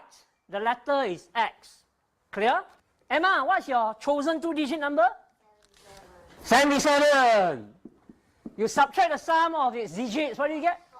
14. 7 plus 7. 14. Very good. And what's your result? 63. Very good. Okay, so this is your result. Emma, based on this table, what is the letter that is checked to 63? A. Ken? A, Now, Emma, open the envelope and show the class what is inside the envelope.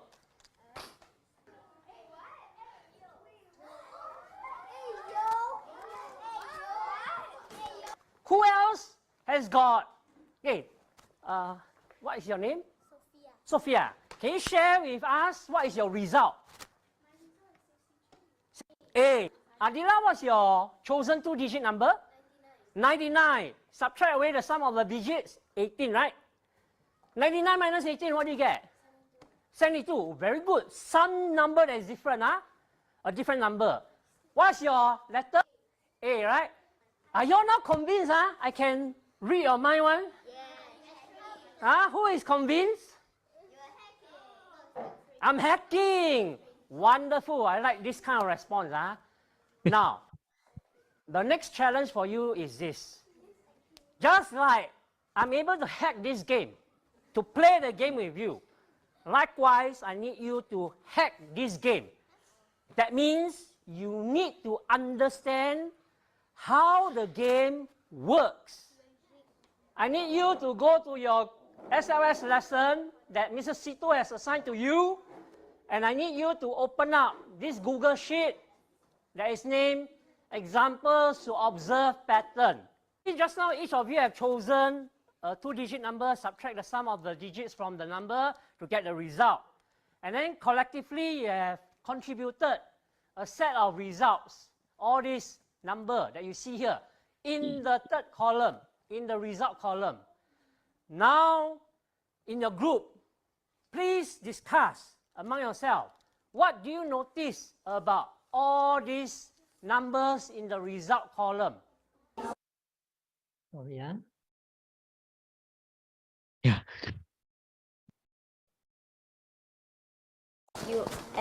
You guess the letter was A, so every A letter is in the 9 times table. Everyone answer was almost the same. So if you look at some of the answers, there are 9 times table and some 9s. Okay. Wow.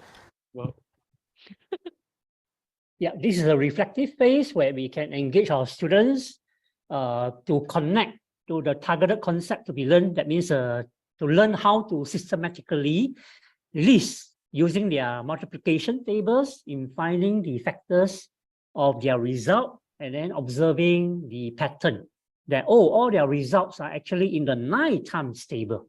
Yeah.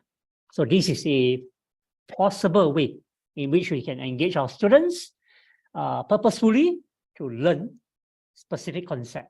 For this, our primary math, P4.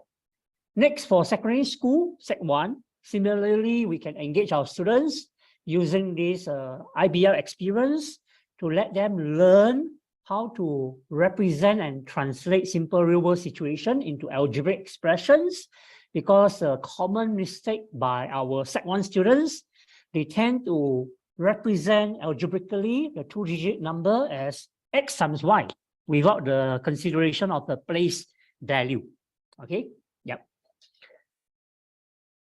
Okay, so I have just discussed about engaging our students to think mathematically in an inquiry-based learning experience. I'm going to move on to the second pedagogical approach in using activity-based learning to engage our students in the concrete pictorial abstract learning experience to think mathematically, to learn important thinking skills, okay, to make connections across the different representations. Now, I think this is a common difficulty, even for our secondary 1 students, Sec 2 students. They will never be able to, they find it hard to understand, the procedure for the division of 2 algebraic fractions. Why do we need to invert the divisor and then multiply it, multiply the inverted divisor? Yeah. So for this, right, we need to go back to our primary school math learning experience of how they actually learn the division of 2 fractions. Same procedure, you invert and multiply the divisor. But why? Okay, why? Okay, so for this, I'm going to go through in-depth explanation for this. So to do that, I think we need to go back to the multiplication of 2 positive integers. A times B will give you C, where A groups of B number of objects will give you C number of objects. Okay, so this is the idea of multiplication, right? A groups of B number of objects will give you C number of objects. So there are actually 2 equivalent representations for the division. The first one is you have C number of objects, you divide into A number of groups. Then you get B number of objects in each group.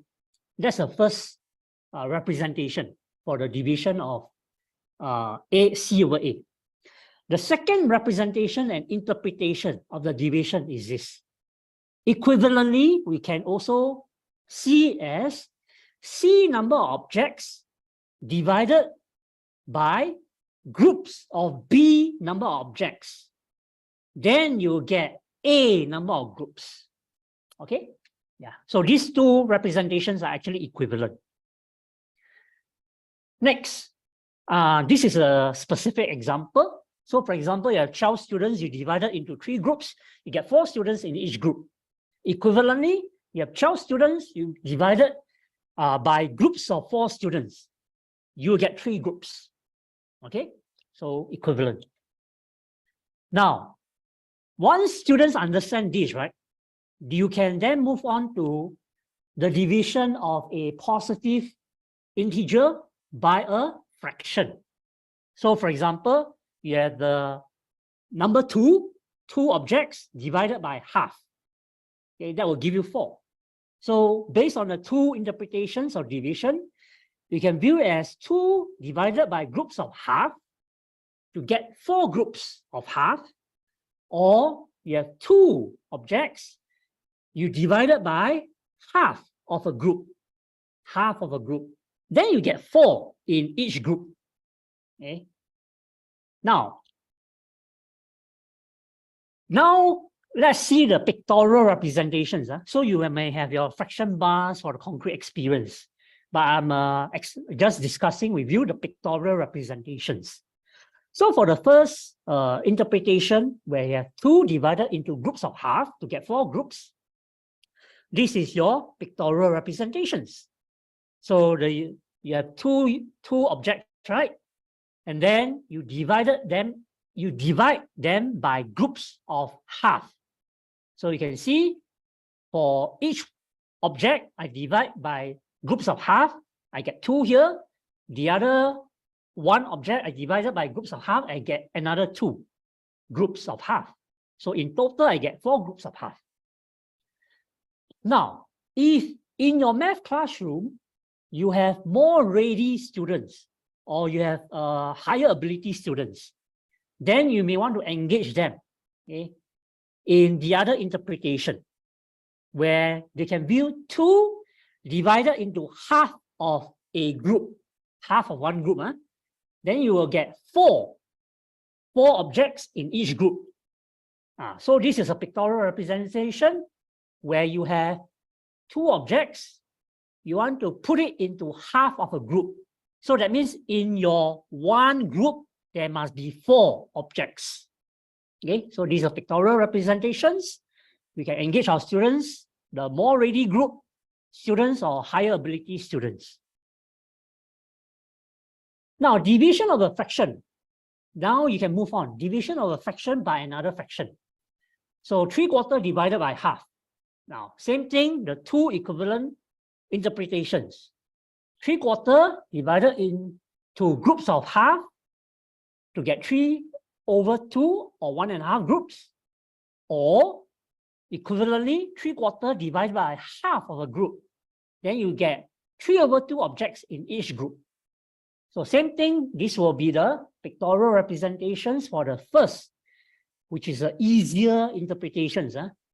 Whenever we deal with fractions, these will be the easier ones. 3/4 divided into groups of half, right? Into groups of half. So you have your 1 unit, 1 object, 3/4, 3 parts out of 4 equal parts of 1 object, 1 whole is represented by this. And then you divide it into groups of half. So in this 1 object, half means 1 part out of 2 parts. So if you have 4 parts, means 2 parts out of 4 parts. So you divide it into groups of half. So you can see 1 group of half has got 2 parts. In other words, your 3/4, which is 3 parts out of 4 equal parts of a whole, would then be 1.5 groups or 3/2 groups. Okay, so this is a pictorial representation. Now for our higher ability learners, the more ready group of students. Yeah, excuse me, Captain, you have 10 minutes left. Yeah, sure. Yeah, thank you. So for the higher ability learner, you can actually try this out with them. Okay, so due to time, I will probably not go through. Yep. Okay, now I'm going to say that for our less ready group of students, we should use this interpretation of division and provide more examples. And then we can move on, getting them to connect to the multiplication of fractions, generalizing it for them. Okay? So 3/4 divided by half. The important question to ask our students is, how many half will give you 3/4? So it's the same as how many half, okay, what fraction times half will give you 3/4. Then you can get students to go through the mathematical thinking, mathematical reasoning to say that, oh, because I wanted to get a 3/4, I need to make sure that I get a 1 times 3/4, then will give me 3/4.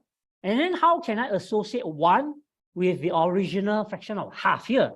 Oh, to get 1, I need to multiply half by 2/1.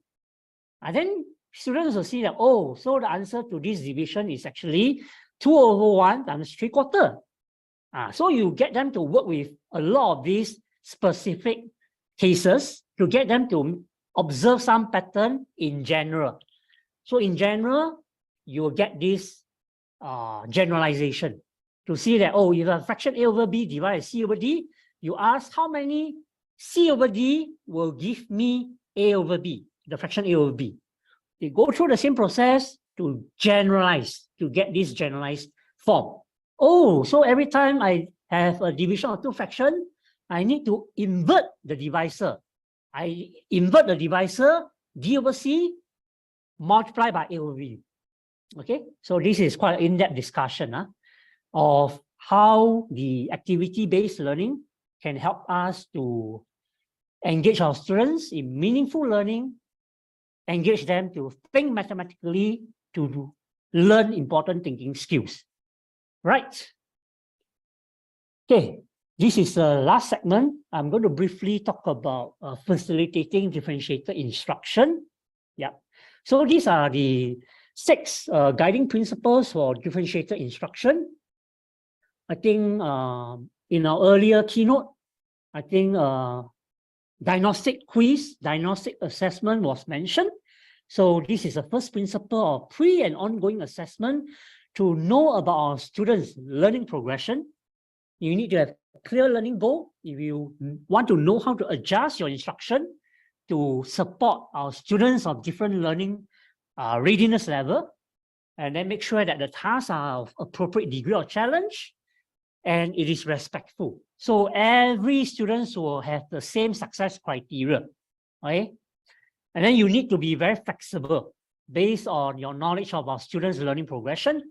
And then you can build a collaborative learning community by getting the more ready students to explain certain concepts to our less ready students, okay? Now, I'm going to give you a simple example through Marion Small's work back in 2017, use of open and parallel tasks. Yeah, so the use of open and parallel tasks is really very simple. Is low ceiling, okay, basically is a task that is accessible to all students of different readiness level. Okay, low floor, high ceiling kind of task. Yep, that's the idea of open task. And this is the specific example of an open task. So this is a secondary school example in geometry, where students are learning 3D, three-dimensional geometrical figure to solve problem related to three-dimensional figure. They need to be able to learn how to extract out two-dimensional sketch or two-dimensional diagram of triangles, relevant triangles, right angle and non-right angle. So for our less ready group, they probably may be able to see the very obvious two-dimensional diagram of a right angle triangle. But for more ready group, students will be able to see other less obvious right angle triangle, two-dimensional. And then importantly, you need to consolidate, get them to share with one another why they are able to see, so that the more ready group and the less ready group, they can learn from one another. Okay, so that's the idea of open task. The next suggestion I'm going to make is this flexibility in how we organize our classroom instruction. Yeah, so you can actually organize our less ready, more ready group of students to self-direct their learning through the use of some teaching videos, which we are crowdsourcing as a fraternity in Singapore. And that will free up the time and space for the teacher to then provide small group consultation with the less ready group of students, which have been proven by research to be more effective.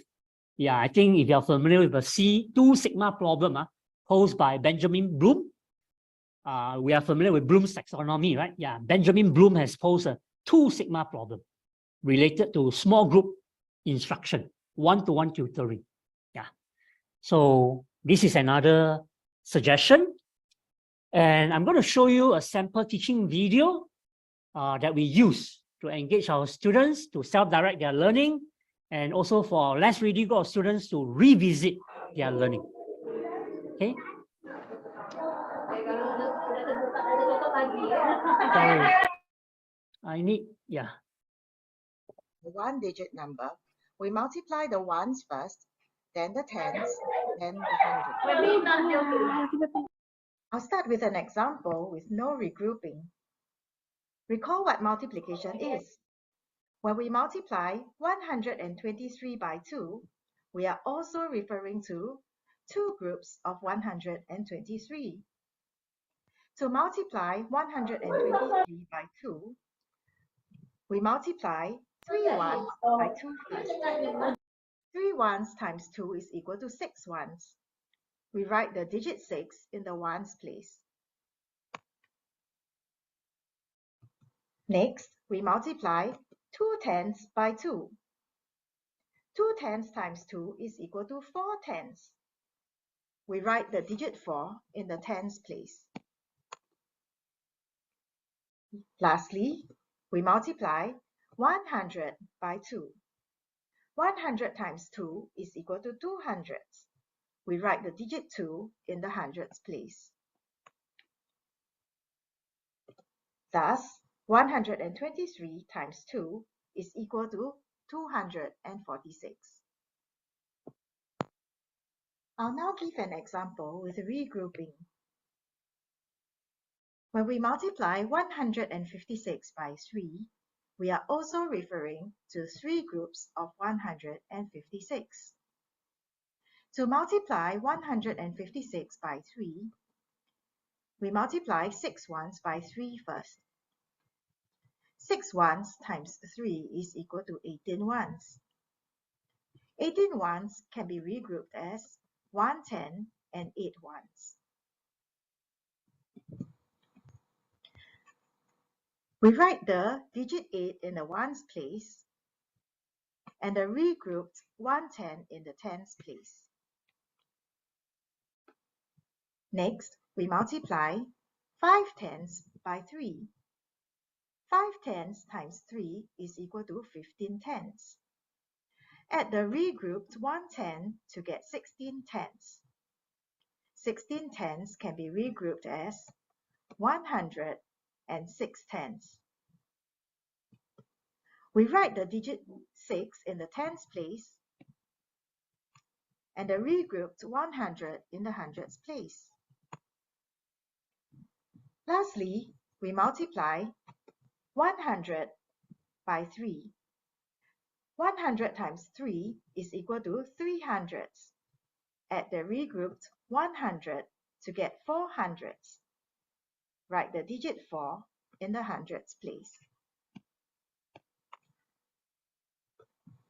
Thus, 156 times 3 is equal to 468. Okay, so this is a sample video, and I'm going to go on to do my conclusion. Just 3 points. It's always important to have free and ongoing assessment to identify areas where our students may have experienced learning loss, to know about their readiness level to learn a particular concepts. And then it's important to design and facilitate joyful and meaningful learning experience to engage our students and to deepen their learning.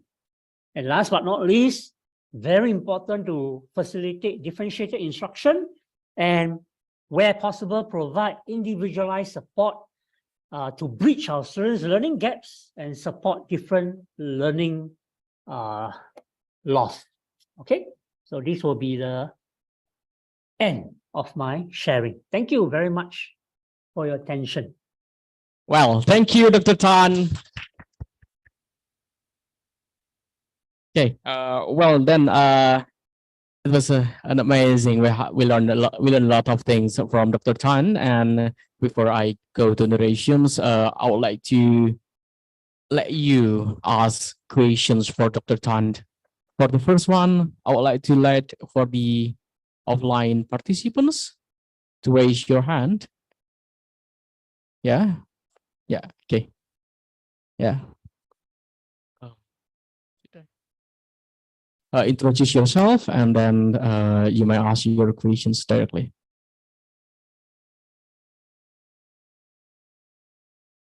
Okay, everyone, and my name is Anton from Bappegatna, Jakarta. It's a great explanation from you, Doctor. Thank you. There are 3 approaches for our learning.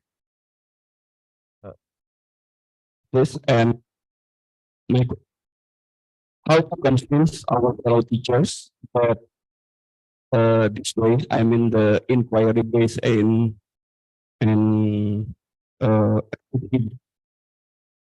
better for them than the direct learning, because me and my fellow teachers in Penabo really love to use direct learning. And there any suggestion to us, or maybe something to do or to change our mind about this? Okay, well, thank you for the questions. Dr. Tan, so he asked how IBL, the inquiry-based learning and activity-based learning, is better than direct learning, like what we mathematicians do usually. Yeah, especially in the cases of his school. So do you have, you may answer the questions directly. Okay, maybe I want to clarify. Actually, the question is it about how we convince our teachers to facilitate inquiry-based learning experiences, right, for our students to learn the more important mathematical thinking dispositions. Okay, I would say that we have started this inquiry-based learning experience journey with our fraternity of teachers in Singapore, probably about 3 to 4 years ago. Okay? So I agree with you that the most important thing is to change the mindset of our teachers by explaining to them why is it important for our students to be engaged in inquiry-based learning experiences, to learn deeply so that they can self-direct their learning, to also learn efficiently, as well as to learn the important 21st century competencies. Yeah. So the first thing is always about changing the mindset of our teachers. And then it's not a once-off. It's not a once-off thing. You need a multi-pronged kind of approach. Okay? You need to continually engage our teachers through supporting them with design considerations. That means, in other words, we always teach them how to fish. Okay? Because if you provide them with ready-made resources, without them going through the design process, in a way, they may not own that particular inquiry-based learning experience. Okay? So that's the other important consideration. Teach our teachers how to fish by focusing on the design considerations for inquiry-based learning. That's the second thing. The third thing is we start small. We start small. Because inquiry-based learning experience can be very complex, all right? Can be very complex, can be very open, okay? So we always start small. We always focus it back to the curriculum. So what is the curriculum content? So that's why you say teaching through problem solving. So we are very targeted that through this inquiry-based learning experience, we want students to learn a particular concept. Okay, that's one. So we don't start big, we start small with a more, in a way, guided kind of inquiry-based learning experience. So it's like a continuum, okay, where we provide some scaffold for our students. If they face some challenges in generating the initial solution ideas or in observing some important mathematical patterns, we do put in the scaffold. Yeah. So that's a thing to consider. Now, many of our teachers may tell you that, oh, inquiry-based learning experience will take time. Okay? Yes. For inquiry-based learning experience to be effective, right, for learning, I think it's important to provide time and space for our students to think mathematically themselves. Yes, it may take a bit more time. I wouldn't say a lot of time, but the kind of deep learning. So it's like you may lose some time now, but you will gain other time. Because if students can learn a particular concept well, you don't have to keep repeating it to them through remediation lesson. Okay, so a time well used now can help to cover the time later on. Yeah. Okay, I hope in a way I have to some extent answer our participants' question. Thank you so much for your very good question. These are very real challenges that we are also facing. So I would say we are just at the initial stage of our inquiry-based learning journey in Singapore mathematics. Yeah, initial journey. We are still, there's still a long way for us to go. A long way. Yep. Thank you. Yeah, well, thank you. It's very perfect explanations from Dr. Tant. So you have further questions for that? Thank you, Dr. for your explanation. It valuable for us. Thank you again. Thank you so much. Okay, so we still have time for the Q&A sessions. So, anyone here? Yeah, we have one there.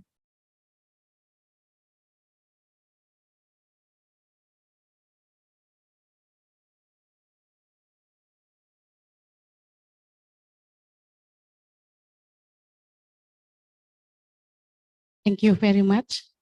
I'm Tri Fajar Irianti from Special Needs Children School. We are head school from headmaster from the special need for children, special children with special need. I think I just to join this seminar. It's too high material to our children, especially with autism and mental retardation. I think it's with methods from Dr. Rahmadi, reading color book, and sing song, teach mathematics. So simple methods, more simple to how to teach the thing. I think it's interesting to do how to teach the children with special need in mathematics. We usually do to learn the children with the mathematics through to a play and then sing a song and traditional play, also traditional game to learn the children with mental retardation and autism. I think so. Thank you very much. Okay, that's a great question. So, yeah, from Ibu Miss Tri Fajar Arianti, from CSD headmaster of from schools for children with special needs. Yeah, I guess you have catch the questions. It is how to teach them with simpler method and with simpler things, especially for the autism and mental retardation students. Yeah, thank you. You may have your answer. Okay. I don't really there's not really a question. I think thank you so much for your comments, and I agree totally with you that for special needs children, another set of intervention support will need to be provided. So what I've shared, right, is not really catering to our special needs students. Yeah, so I totally agree with you that you need another set of more specific, more inclusive kind of intervention support for our students. So especially for our preschool students, even for our lower primary students, yeah. So engaging them through purposeful play, engaging them through role play or drama activities can help to engage some of our special needs students. So I'm not going to, I'm just going to say that I agree totally with your comments. Yeah, thank you so much for your comment. Thank you. Okay, well, that's such a compliment from Dr. Tan for Miss Tri Fajar Arianti. Yeah, you have done so much things and wonderful to the inclusive student. Let's give applause to Miss Fajar Arianti. Okay, well then we still have the questions from the online participants as well.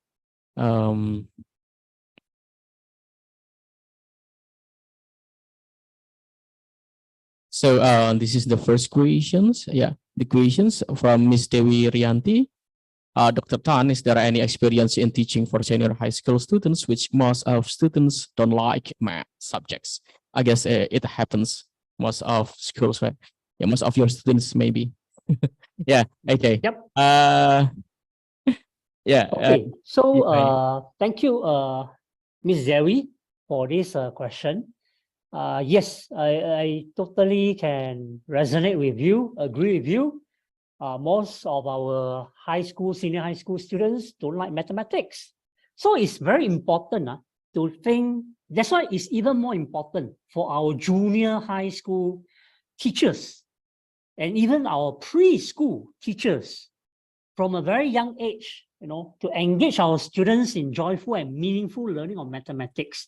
So from a young age, it's important to get our students to like mathematics through the kind of learning, joyful and meaningful learning experiences that we engage them in.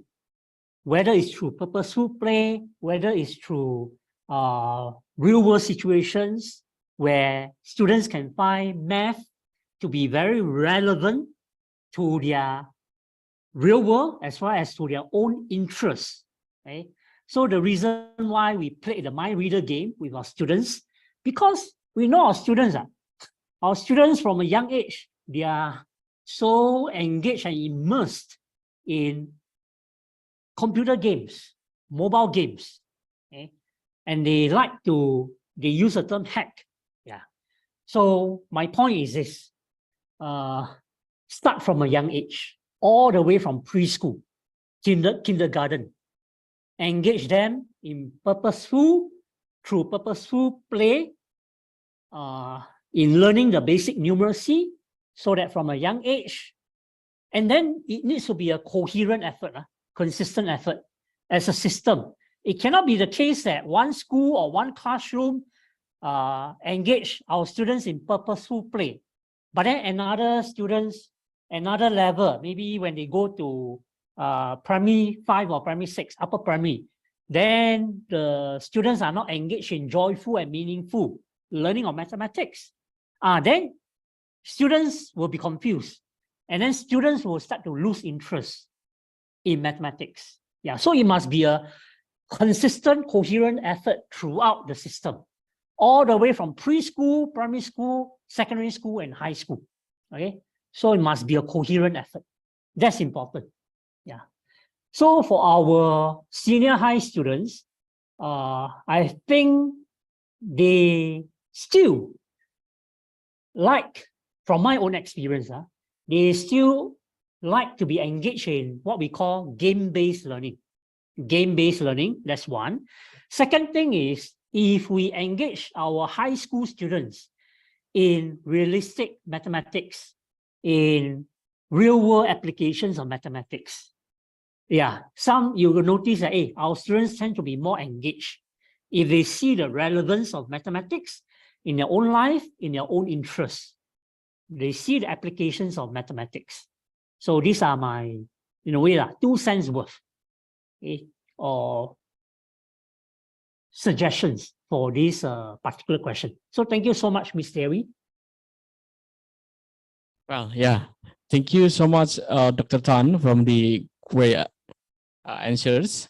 And we are the participants are very enthusiastic right now. The enthusiasm is quite high. So we still have, I would like to share one more questions. So it is from Mr. Rosaili. Dr. Tan, how the graphic explanation or bar modeling can be used to help students' interest in mathematics?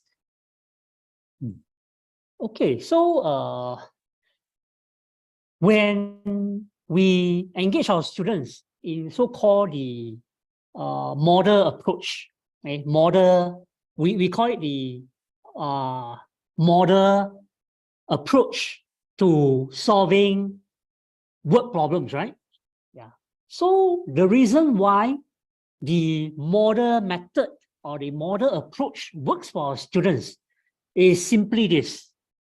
Now imagine without the use of the model method to scaffold our students, the purpose of the model method is really to scaffold our students' reasoning and thinking when they are trying to solve algebraic problem. Okay? So without which, imagine you get our students to solve it very abstractly. So without the pictorial representation, straight away you get them to jump to the abstract way of thinking and representation. I think if you do that, right, our students will be turned off. Our students will not be able to be meaningfully engaged, because then they will find that they are struggling. When they are struggling, they will not be motivated. When they are not motivated, they will lose interest in mathematics. Yeah. So the very simple reason why we use the model method is to scaffold our students' mathematical reasoning and thinking when solving algebraic problem, is to provide them with the confidence, letting them feel successful in solving difficult word problems. Yeah. So when they feel a sense of success, they'll feel motivated, they'll be interested. So again, my 2 cents worth for this question. So thank you so much, Mr. Rosali, for your very good question. I hope I provided some answer to it. Thank you.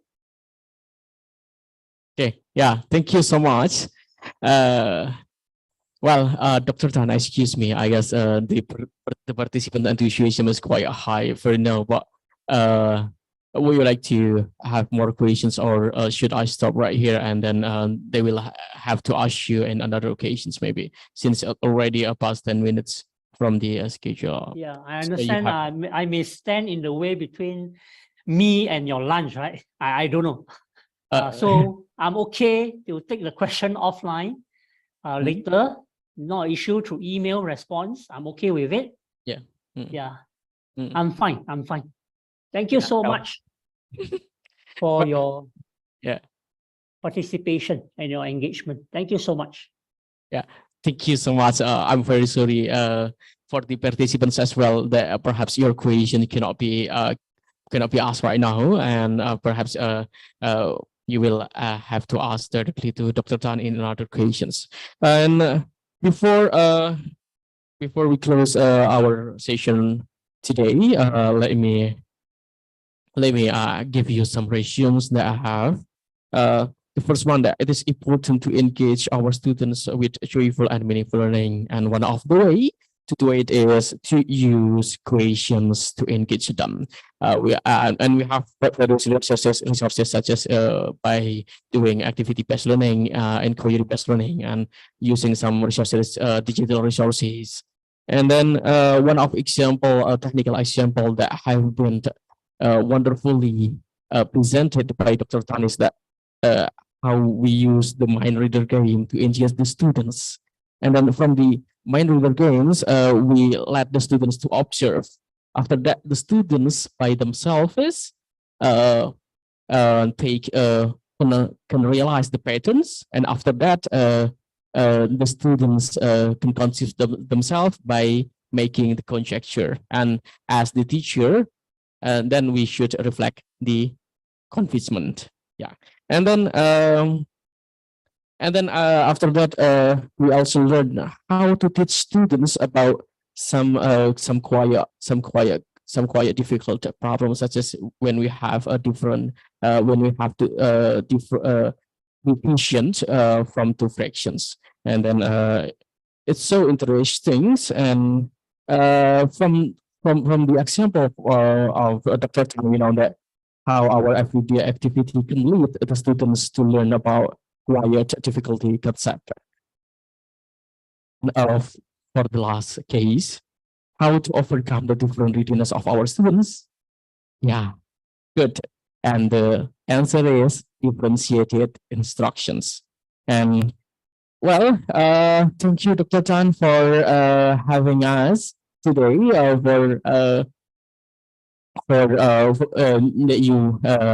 you are now.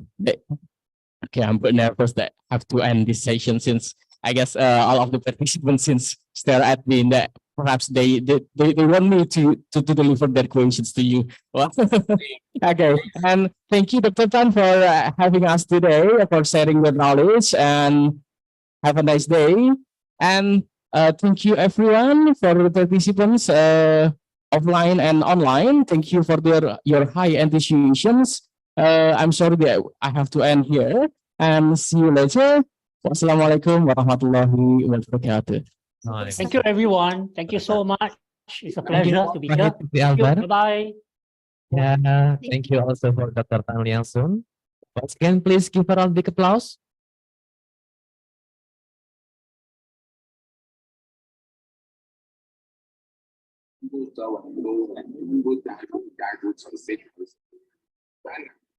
We invite the Deputy Director for Administrations of SIKIM, Ms. Puji Arianti, to present the token appreciation and certificates to Dr. Tan Liang Sun and Mr. Wahid. Yes, kindly proceed to the stage.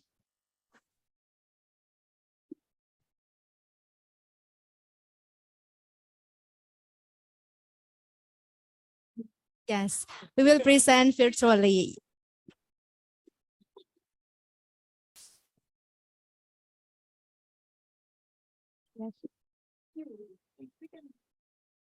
Okay, first, for Dr. Tan Liang Sun, we will virtually present the certificate as a keynote speaker in the seminar. Once again, thank you very much, Dr. Tan Liang Sun. Thank you so much. Thank you. Hope we can collaborate in the following program. Right. Thank you.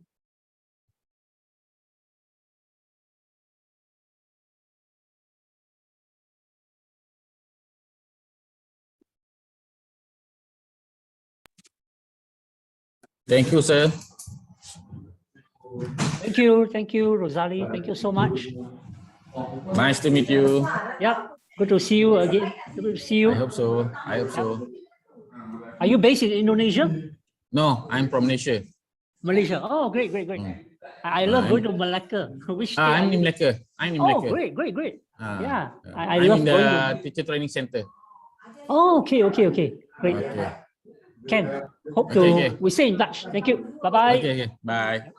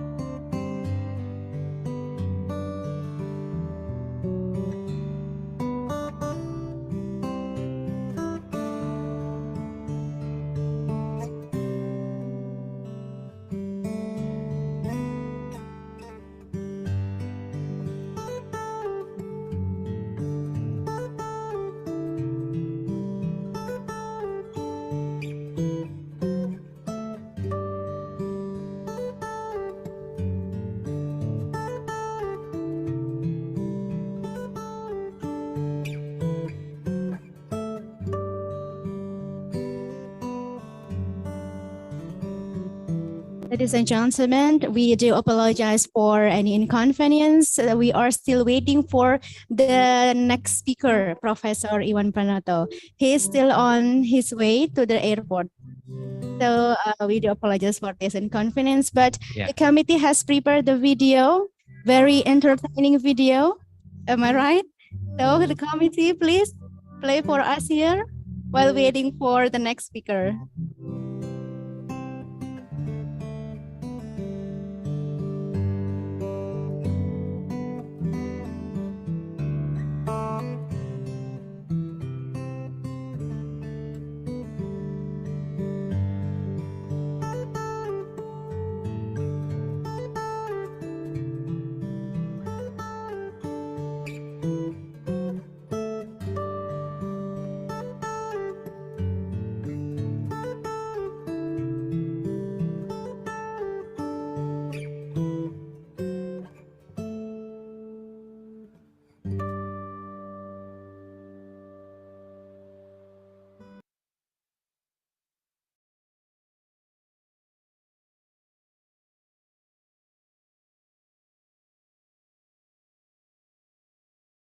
Please enjoy the video.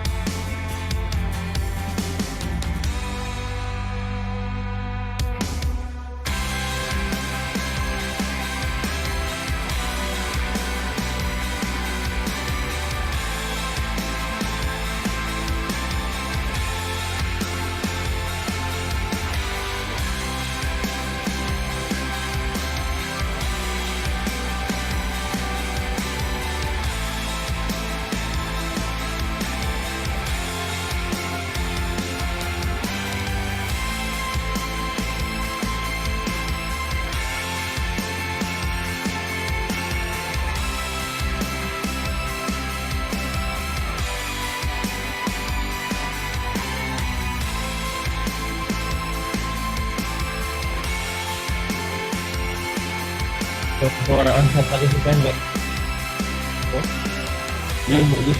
that present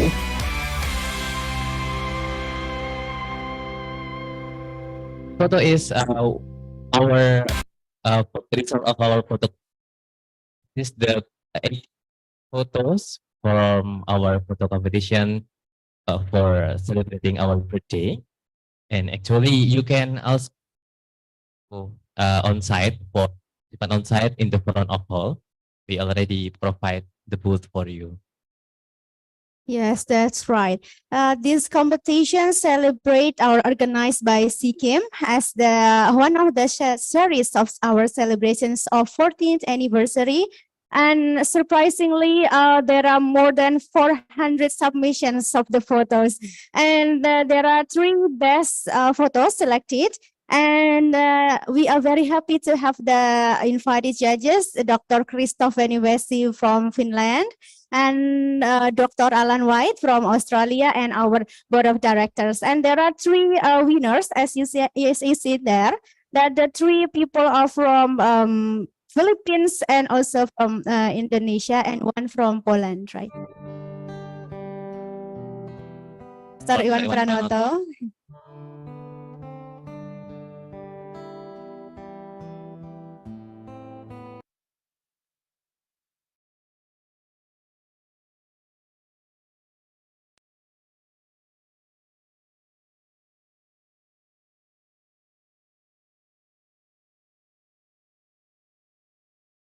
Okay. Yes, thank you very much. So welcome, Professor Iwan Pranoto. Well, ladies and gentlemen, for the parallel session 2, we will have one speaker who already joined with us at Zara Room Grand Rohan Hotel Yogyakarta. And his session will be chaired by the moderator from Balai Besar Guru Penggerak Provinsi Daerah Istimewa Yogyakarta. Before we start the plenary session 2, allow me to read the short biography of the moderators today. She is Miss Nur Fitriana. She is a STEM practitioner who participated in the Honeywell Educator Program at NASA's Rockers and Space Center, Alabama, USA. And her interest in STEM learning made her selected as a participant in the STEM Cell program with Charles Darwin University, Australia, and Siameo Kitab in Science. One of her research projects also led her to the UNESCO International Conference World Culture Forum with the theme Water for Life. Ms. Fia is also a curriculum and learning analysis at the Directorate Primary of School, Director General of Early Childhood Education, Primary Education and Secondary Education, Ministry of Education, Culture, Research and Technology. She is also one of the Australia Awards alumni for short course program in the Flinders University. Now she is currently working as an instructional designer in Balai Besar Guru Penggerak DIY, Ministry of Education, Culture, Research and Technology. She is also script writer and content creator for educational community. Please welcome Ms. Nur Fitriana.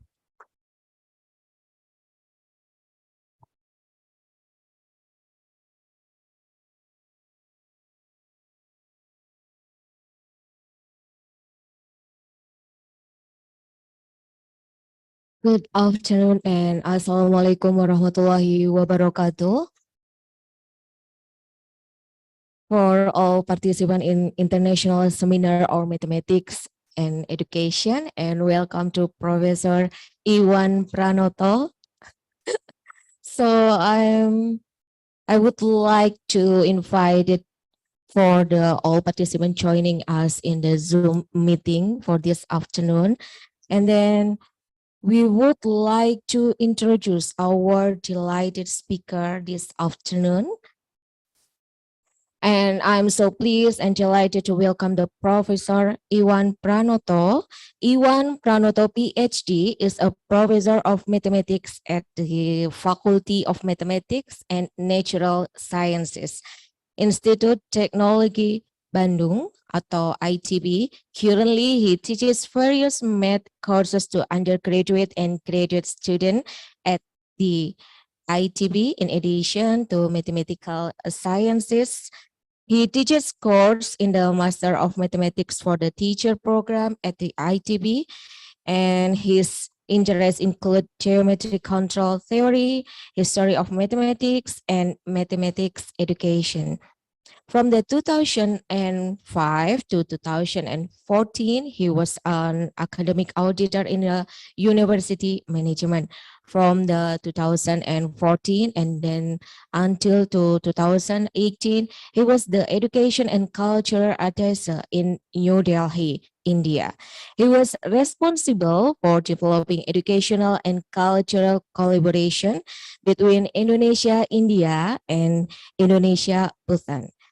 He is a secretary of the Commission of Universal Values in the ITB Professor Forum. He obtained his undergraduate degree in mathematics from the ITB and his PhD in mathematics from the University of Toronto, Canada. And I welcome you to all participants to joining in the Zoom meeting to submit your question in this Q&A function at the bottom your screen YouTube Zoom meeting. And then for all participants who joining us in the ballroom, you can ask the question to our delighted speaker, Professor Iwan Pranoto, and then raise hand.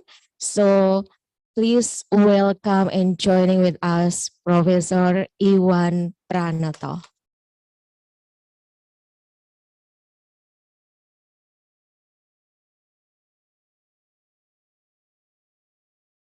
Good afternoon, Professor.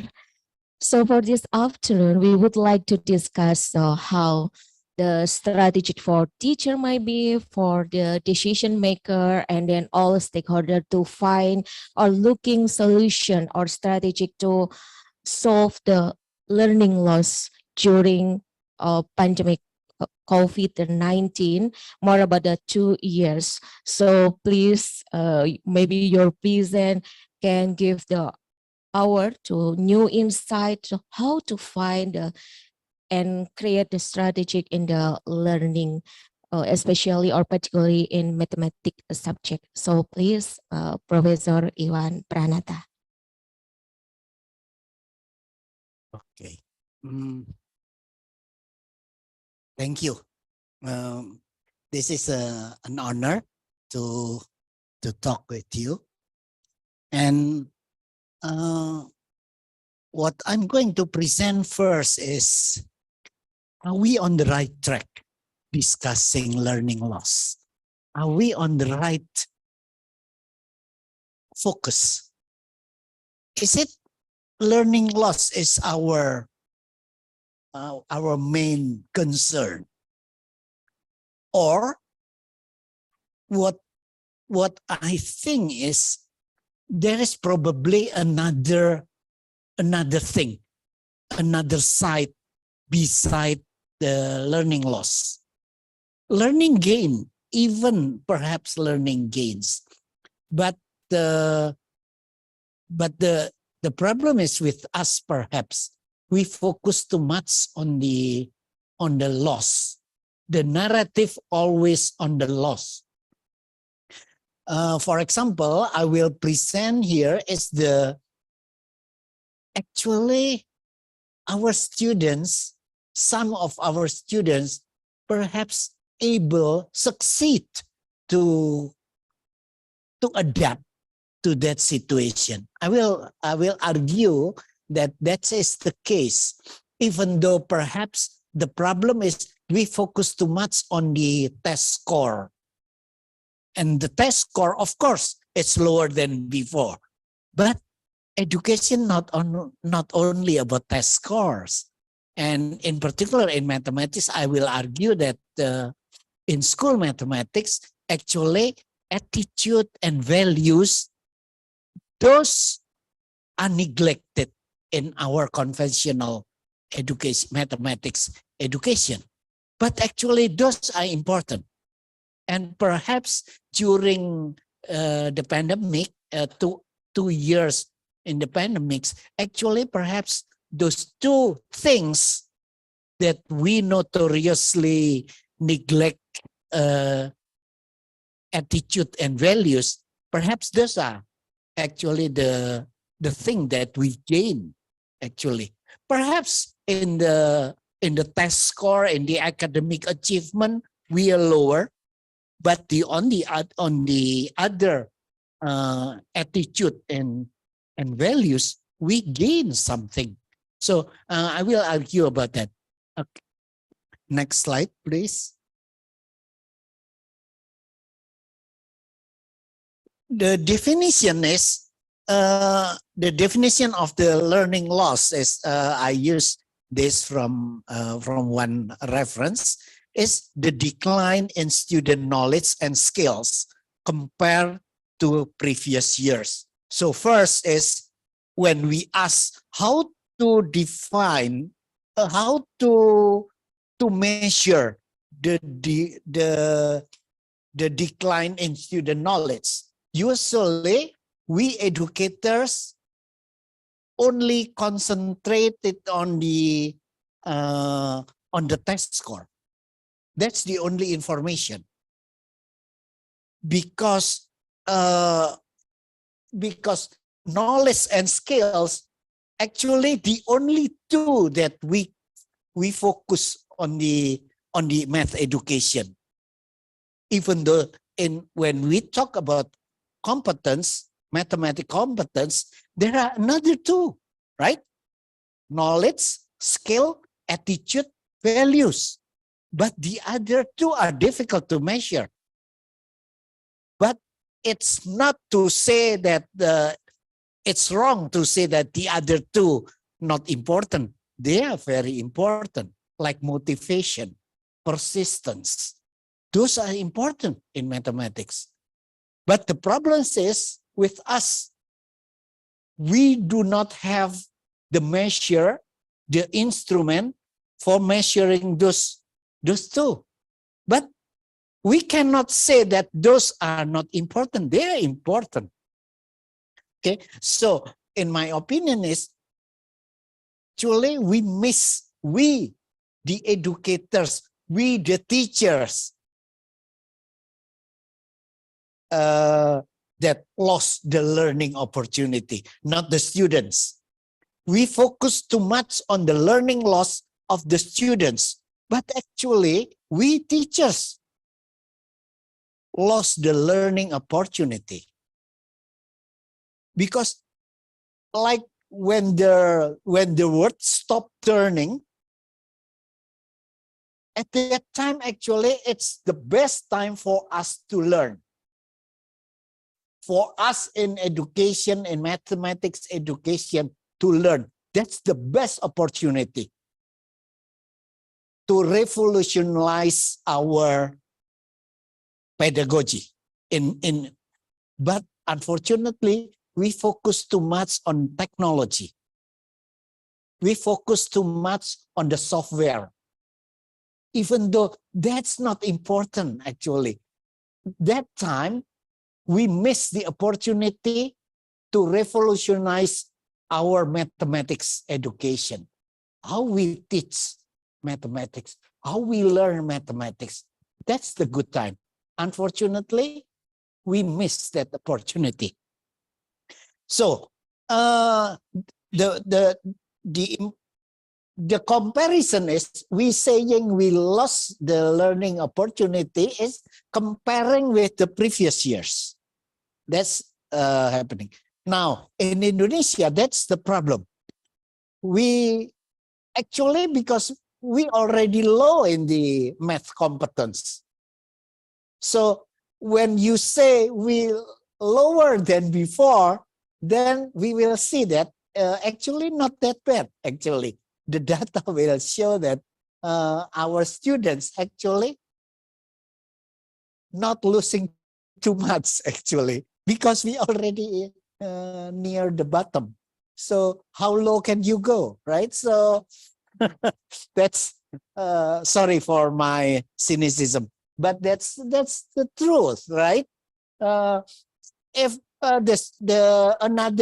another group of students, usually in the high group, they will go down very far. But our student, no, not that far, because already low.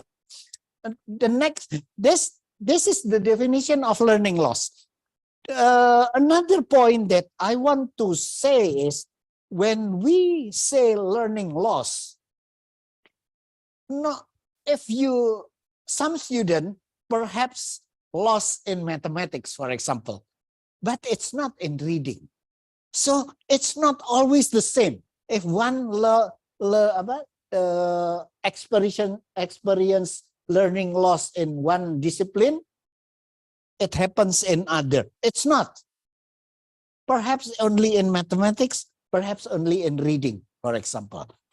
The next one is on grade level. In the same school, if happen learning loss on the, let's say on the 10th grade, it doesn't mean it happens also on the 4th grade. So that's another important. And also geographical region play important.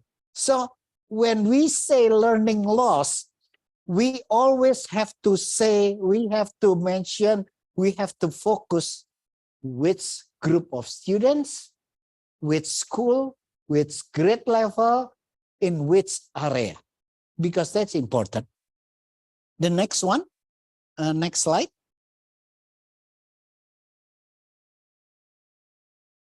There are two things. When we're talking about learning loss, there are two things. The potential that we miss the opportunity to learn, it's called foregone learning. So usually the student can learn during this time, but because of lockdown, they do not have the opportunity. So that's foregone learning. But another thing is, another kind is forgetting. You learn something, but because of lockdown, you forget it. You already learned, but because of the lockdown, because of the COVID-19, you lost that knowledge. So there are two things we have to remember. And this is the definition used by World Bank.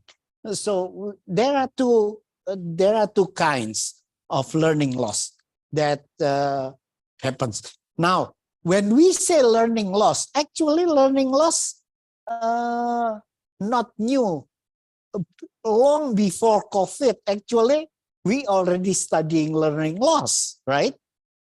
Even in Indonesia, or perhaps even in the States, when they take a summer break, it's actually long. It's more than 2 months. So they already studying learning loss. So this is not new. Learning loss is not new. But of course, in our COVID 2 years ago, that's different story because it's almost 2 years, right? The lockdown. And Indonesia is one of the longest, 21 months, right? That's the longest in the world. India longer, but Indonesia is the second longest. Next one. Next one. Okay. So this is the Indonesia is the red one. This is from the World Bank. Indonesia is 644 days. So almost 2 years. India longer. But on the right, you see on the right, the graph on the right, Indonesia is in here. Indonesia here. This is the learning loss. So if we follow the regression, we should be here actually on the line, right? So we are here. So not that bad.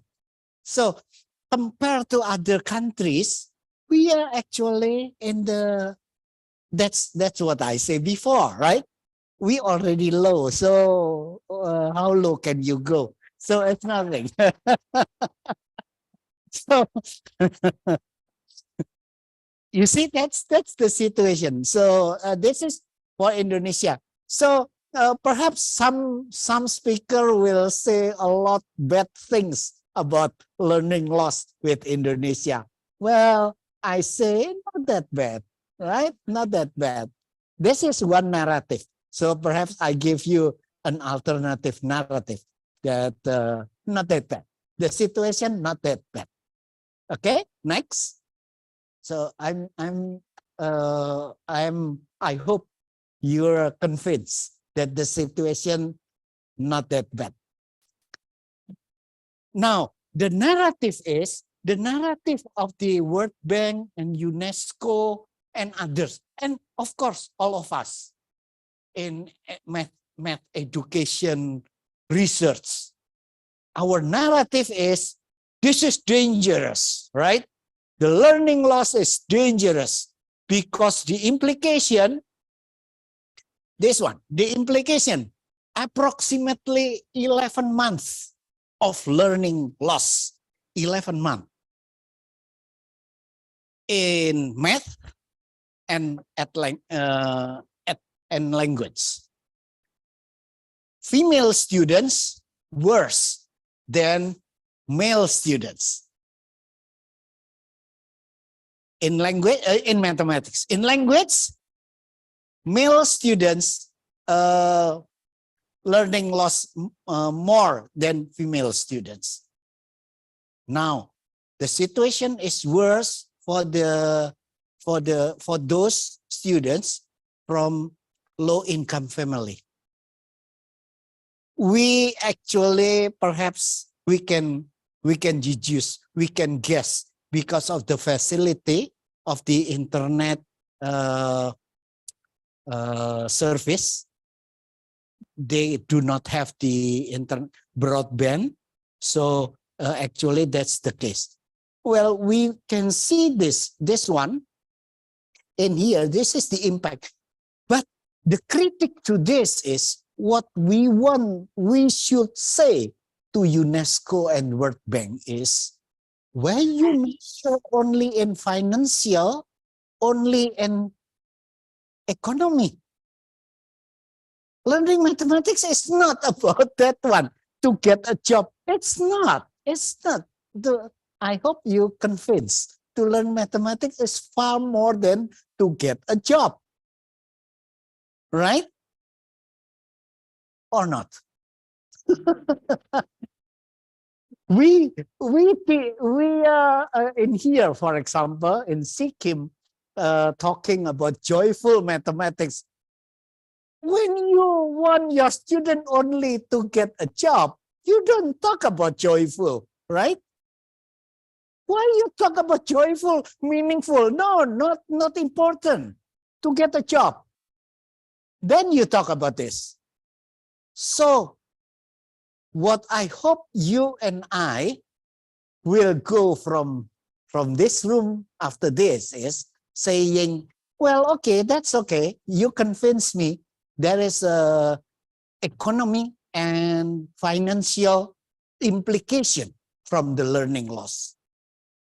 But that's not the whole story. There is another story. What I want to argue this from my presentation is, there is resilience.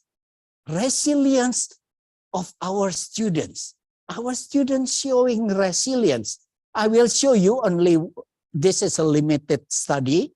This is only 100 plus students. So only in high school, only in one grade. So this is very small. Only in one topic in composition of function composition. So it's very small. But at least we have we can generate a hypothetical question, right? That, or we can make a conjecture saying that perhaps our student showing resistance during 2 years. Okay, in particular, my student compare the 2021 with 2022. So two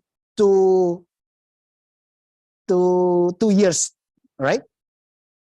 What we would guess is the first, of course, you surprised with the lockdown, with the COVID, right? You did not prepare. Your teacher did not prepare for that. But how about the next year? 2021, 2022. Is it better than 2020, 2021? Actually, our study showing, yes, we did better on the second year. So we can guess, well, there is some resilience, right, in this situation. So unfortunately, UNESCO and World Bank never talk about resilience because it's difficult to measure. But it is there, right? And that's important for our mathematics education in the future, actually. Okay, next. So I will not talk about this anymore, okay? Because this is the narrative that you will get when you open journal, you open the report from the international organization. Those are things, but that's not the only narrative. But this is the question. Do we learn mathematics only to attain high tests and certificate? It's not, right? The second one. Are the economy and financial quantities the only valid measurement? Of course, attitude and value are difficult to measure, but it doesn't mean they are not important. This is the law in economy. There is a law that saying if you don't measure, then people will neglect that, and that's dangerous. If our students, our teachers neglect the values and attitude in mathematics learning, then our education collapses. The problem is because our education system do not have the ability to measure them. So when idealists talking about character education, that's nonsense, actually, right? Because you neglected that, and then you're talking about, so that's only as the lip service, right? That's the problem. So this is, I do not agree with this, because education, not only that, how our students enjoy mathematics, how our students doing effort, extra effort, trying hard with the challenges they trying to learn. How our students must climb trees during the COVID, right? Must go to a hill to find a spot where they can get signal. How our students must sit on the sidewalk because they want to take to obtain the internet reception. Why we fail to create the narrative of that one? We fail to expose, to give a stage to that kind of attitude and values in our education. The spotlight always on the loss, the narrative, but not on the gain.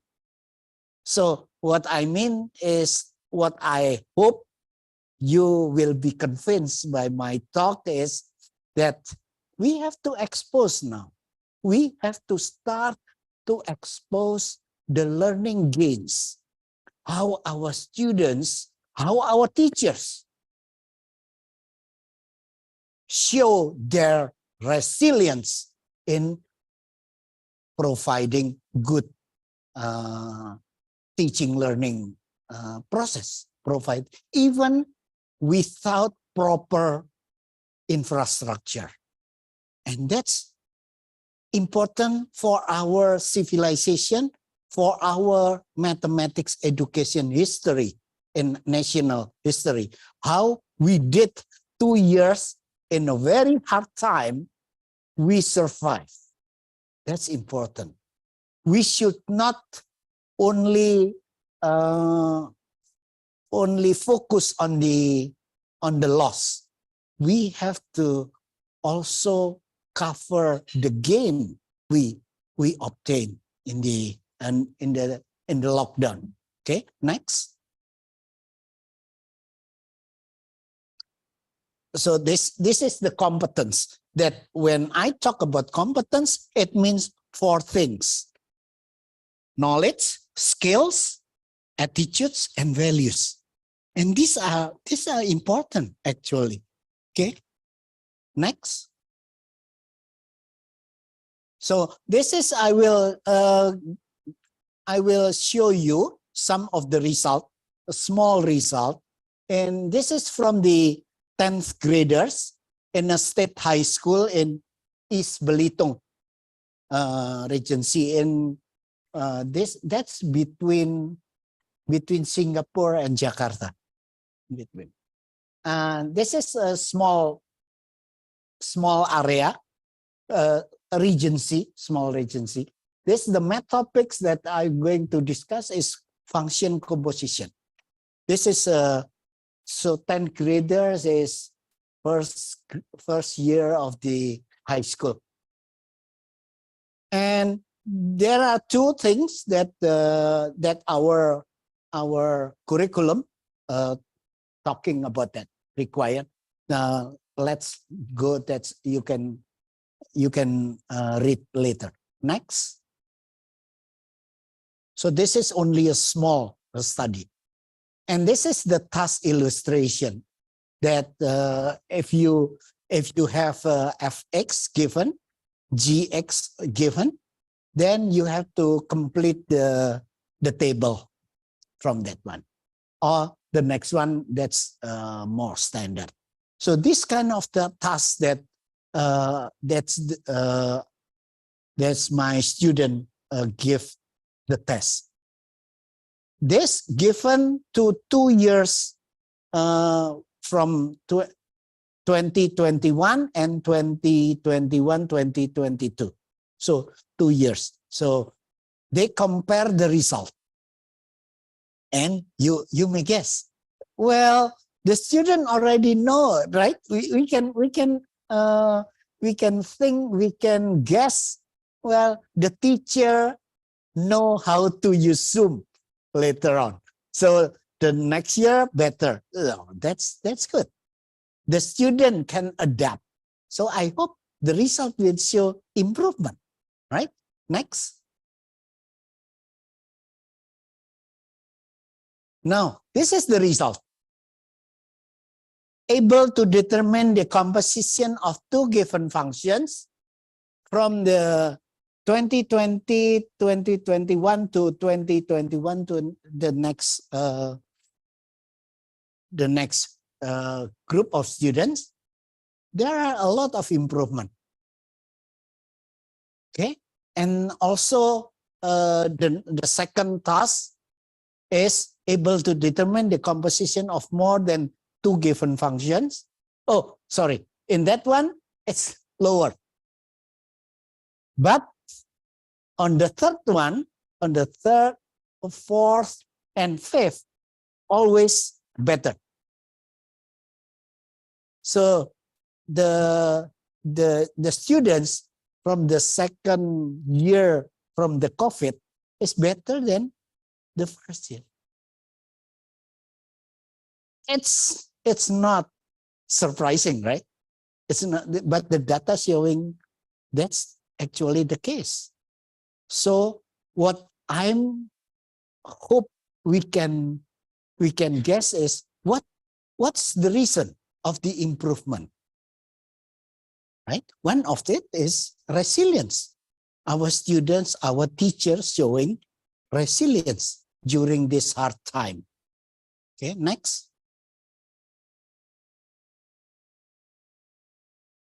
Okay, next, that's the data, the statistic. What is the academic resilience? The definition is, this is the increase in the likeliness of success of a person in education despite environmental challenges. So this is not defined based on the COVID. This is not COVID pandemic. This is long before. So academic resilience, when we talk about that, perhaps you can do the same thing with your students, right? You compare from 2021 to 2021, 2022, and you show how the improvement or the decline, perhaps decline. So this is the academic resilience. If we use this, then we can see that, of course, the challenge faced by our students and teachers during the pandemic, of course, that's very hard, right? Next. So this is the thing that we have to start doing. We have to create alternative narrative. First, study the learning gains. Don't focus too much on the learning loss, but on the learning gains, in particular in two areas, in attitude and values.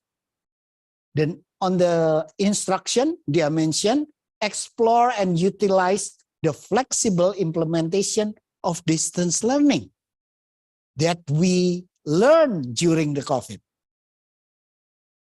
And how our care, supporting social and emotional handicaps faced by our student during that hard time. Record that, we learn from that. And the next one, atmosphere. How we face very difficult situation during the 2-year lockdown. How to nurture, how to maintain our students' self-motivation in learning. How we educators, teachers try so hard to convince our students to learn mathematics remotely. That's amazing, right? Because before COVID, we always face to face. And that's not successful too much, right? But how we do it remotely? Perhaps some of you saying, well, we did better, Pak. Well, that's good. That means we have to record that finding. We have to expose. We have to give a stage to that story, right? Next. So this is the 7 things that I collected in mathematics. Attitude. First is belief. Belief on the nature of mathematics, such as usefulness, difficulty, our own ability to learn it. So that's the belief. The next one is motivation. Motivation is the driving force that energizes and directs student behavior. Motivation. Ideally, motivation is the inner motivation, not the external motivation. Even though, of course, for younger students, external motivation sometimes still needed. But we hope gradually internal motivation more influential than the external one. The next one, identity and values. On the right one is values. These are important.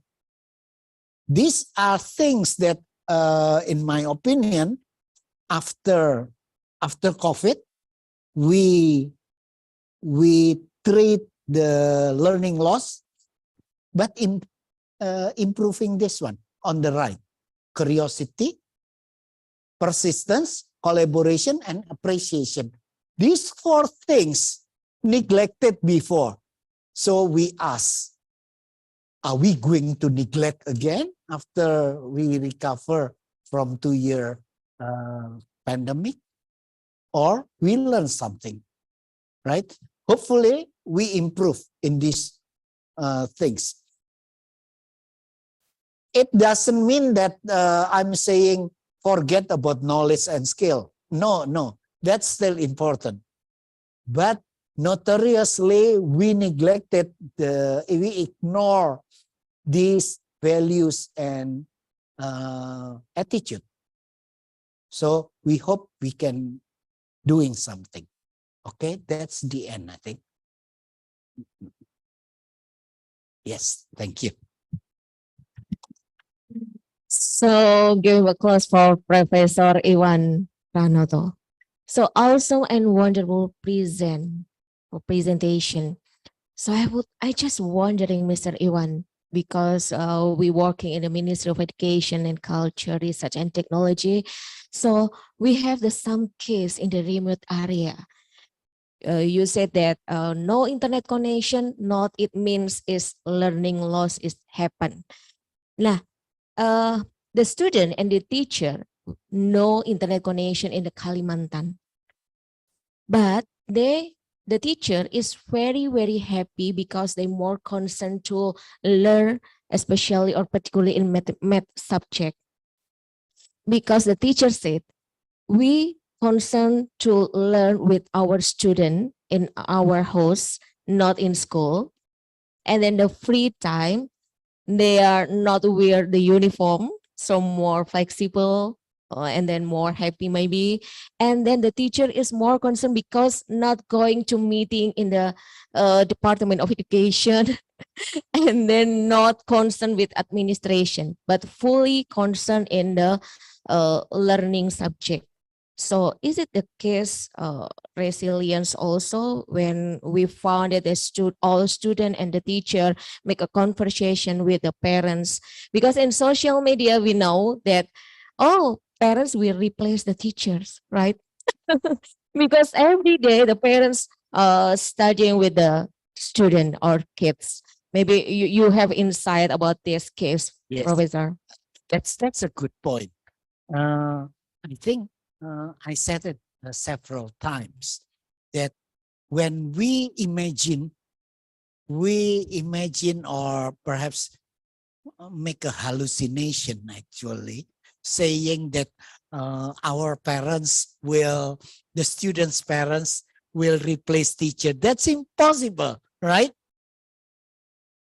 Many students have parents that do not have sufficient education. Many are not schooled. So how come they teach their students? That's crazy. That's crazy assumption. In particular in Indonesia. That's far from true. Right? Some of our tradition, culture, even a father must go to the sea for several months, right? In that case, who will replace teachers? So that's impossible in my opinion. So what I challenge Sikkim, Pak Sumardiono in particular, is how we create math resources that makes the student able to learn themselves without teachers present, without parents present. Is it possible? That's what I have in mind, that we have a self-taught, self-education resources. And that's a challenge. How our students in in remote area, Yeah. outside Java in Yeah. particular, they can learn themselves. Because even before COVID, they do not have teachers. And maybe more confidence, trial and error by themselves. Yes. Not true and false. Yes. Stupid or clever, and Uh-huh. another. And another challenge is without internet. Yeah. Without, because that's the case, right? Our areas, remote areas, many areas do not have internet. So how we design learning resources for those kids? Is it possible? That's the next project for Sikkim. Because that's relevant for our countries. How our students can learn themselves. And that's independent learner, right? That's good. Is it possible? How to teach fraction addition in, let's say, 2 minutes video using WhatsApp, transfer by WhatsApp. Because it's impossible using YouTube. YouTube need a lot of internet. We do not have that capacity. So is it possible? Like 70-second teaching how to add fraction, how to multiply fraction in 60 seconds. And then in case in the capital city, having internet connection, having digital tools, but they not having the resilience to learn by themselves because the parents say that, no, you can using these tools because this is my kids, they can doing by themselves. And then so should waiting the parents come back from the office, from the workplace, and then is it not effective for the learning loss solution because all the teacher prepare the all video application and then more tools and then all media, but the students can having the resilience to learn by themselves. Is it right? Yes, that's the challenge. But even before COVID, that's our challenge, right? How to make it possible our students learn by themselves. That's the challenge even before COVID. So actually COVID reminded us that our problem, that's our challenge. That's we never solve. We never trying to solve. Right? The solution is not in curriculum. No, it's not. Is it? If someone asks, the key is the teachers. Of course, the teachers. But when will we have sufficient teachers? 5 years? Impossible. 10 years? Hopefully. So the way to do it, to solve Indonesian mathematics and all other problem, other discipline, education is through self-learning. How our student can learn by themselves. Yeah. We cannot rely on teachers, unfortunately, even though we, the believer, the importance of education only through Teachers. But unfortunately, that's not the case in Indonesia. You cannot provide teachers for our students. Or let's say 5 years from now, we are very optimistic. Let's say 5 years from now, our schools will have complete teachers. Even though at this moment, it's impossible, right? That statement is ridiculous because there are many schools only have one teachers teaching language, physical education, mathematics, history, Science. you name it, one teacher. And also cooking for the student. And that's the case. So, when are we going to be able to provide sufficient teachers for our students? No, there is no convincing answer, in my opinion. So, Okay. the only solution, in my opinion, is providing learning resources. We have to use our brain. We have to use our creativity to create learning resources. Well, let's say not the best, but at least the student can learn them by themselves, right? At certain point. And score not the one, the only, right? Yes. Okay. So Professor Iwan Pranoto, we will invite all participants in this ballroom to having a question. In this, all participants having a student from university and the teacher, principal, and then the teacher from the SLP or special needs. Okay. So who wants to ask the question or to? Okay, please.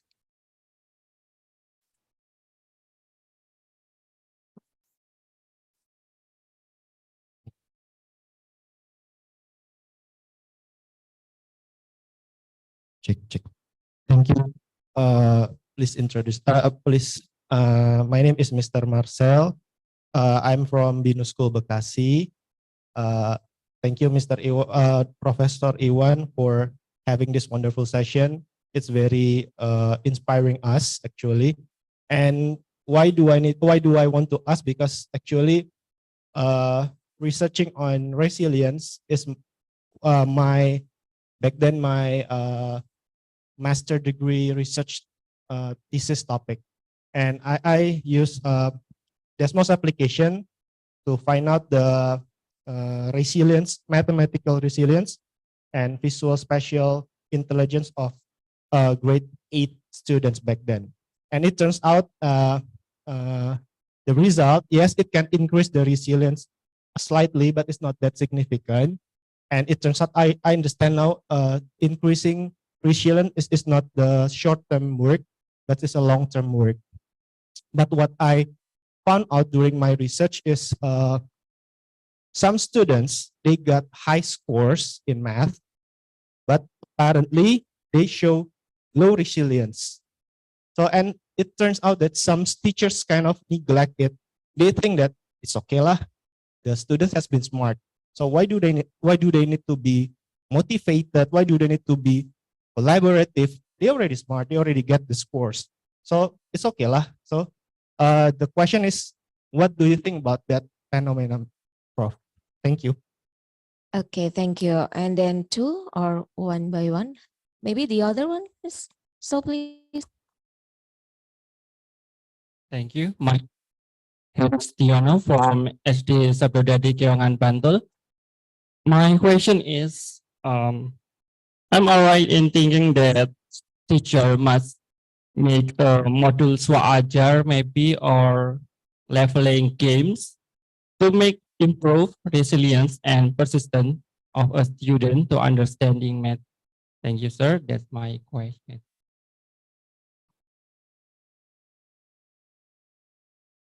Okay, to Professor Iwan Pranoto can answer the question.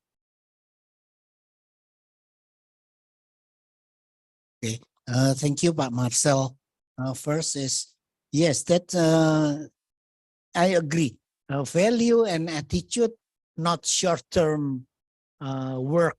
That's a lot. Actually, we talk about something, perhaps the result, the improvement, even not happen in our time.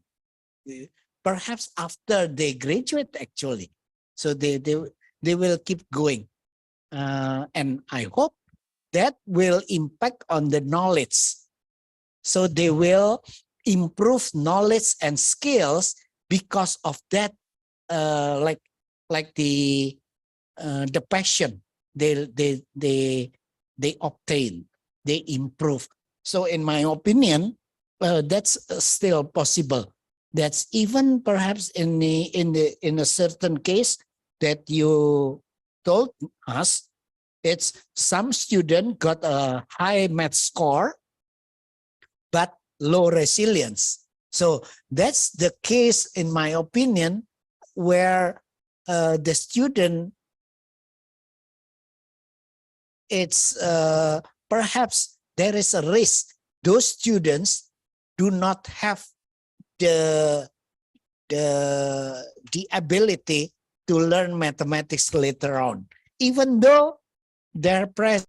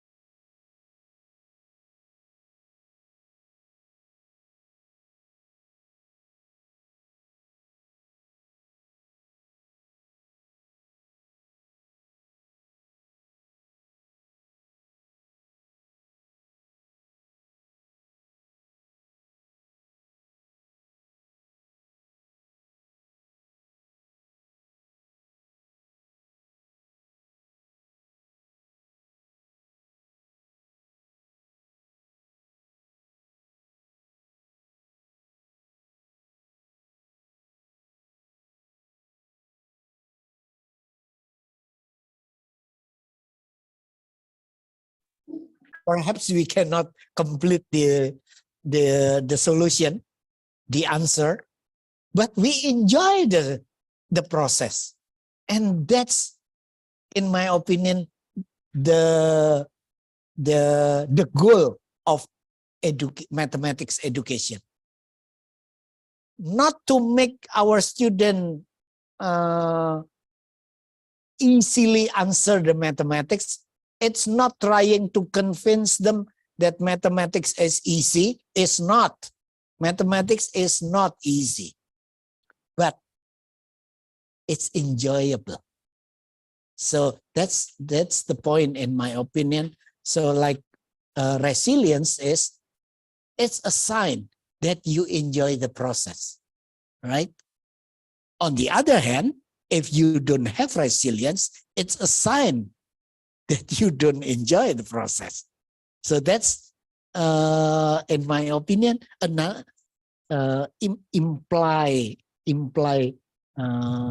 implied that we can deduce that perhaps those students do not like mathematics. Okay. Pak siapa? Pak For the second Setiono. question from, yes. Yeah.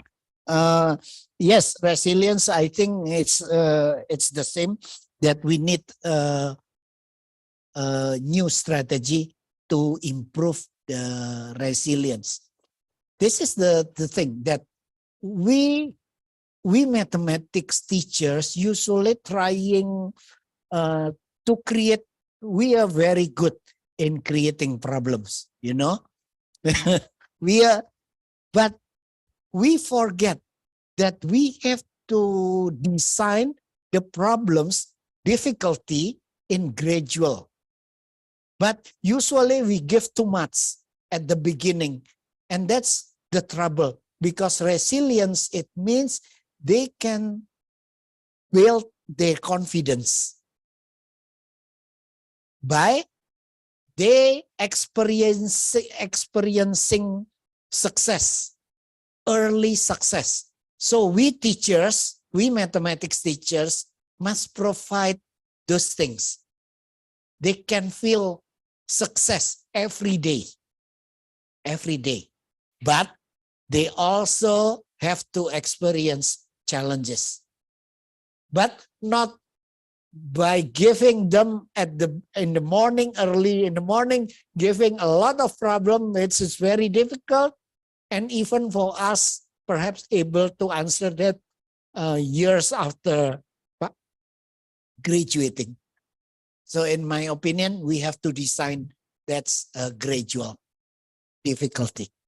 Okay, so for gamification way, from the easier to difficult, Yes, right? And then the student have a challenge to doing a more better and better, trial and error, yes, not fear, more confidence, yeah, and then not only trick. yes, not tricky question. Because we often hear tips and tricks. Hey, you should solve the problem, not only trick, right? Yeah. Ah, okay. You mentioned something important. Yeah. Trial and error. Trial and error actually becoming less and less popular.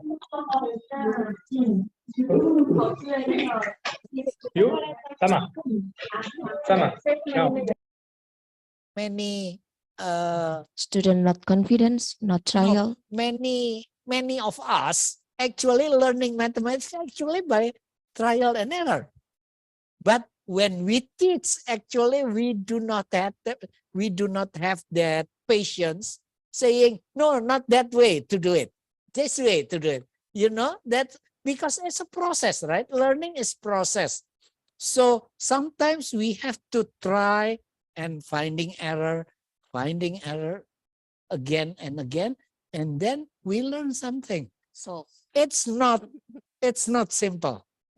So in my opinion, we have to remind us again that trial and error still important in mathematics. It's not usually the problem is we mathematics teachers, usually when we come in the morning, the ritual is when we enter the classroom, we give the theorem, we give the formula, and then we give the illustration, and then we give problems. Yeah. That's the ritual. Always like that.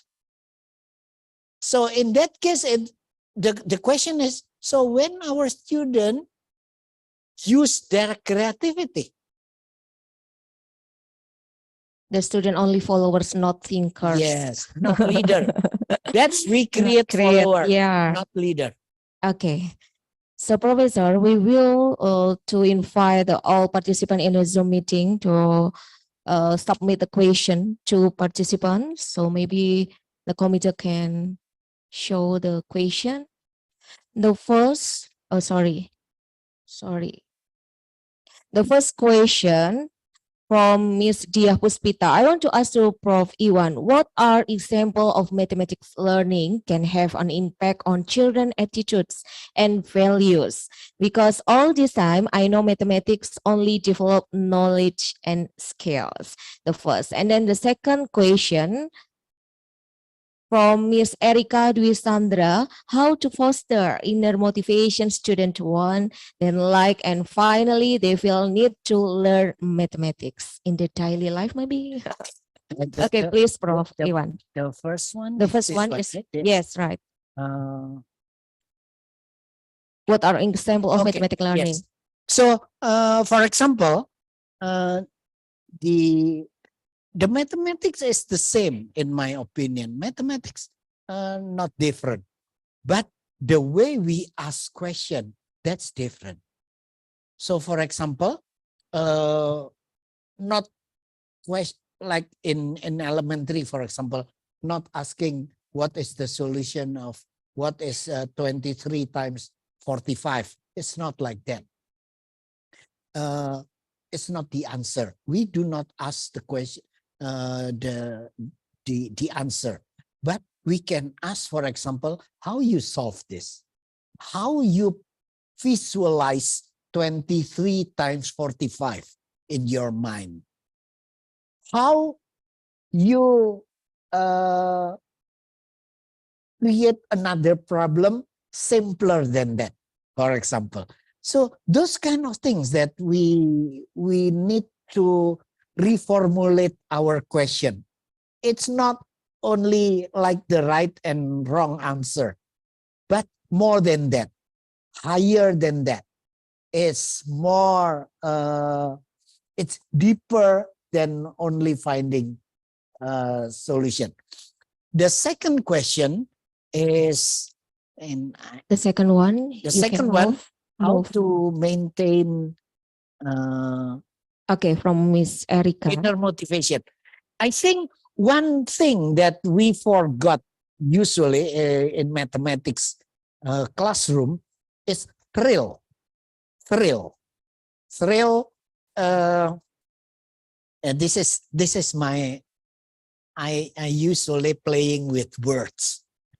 In the past, is in mathematics is drill and kill, right? Yeah. What is drill and kill?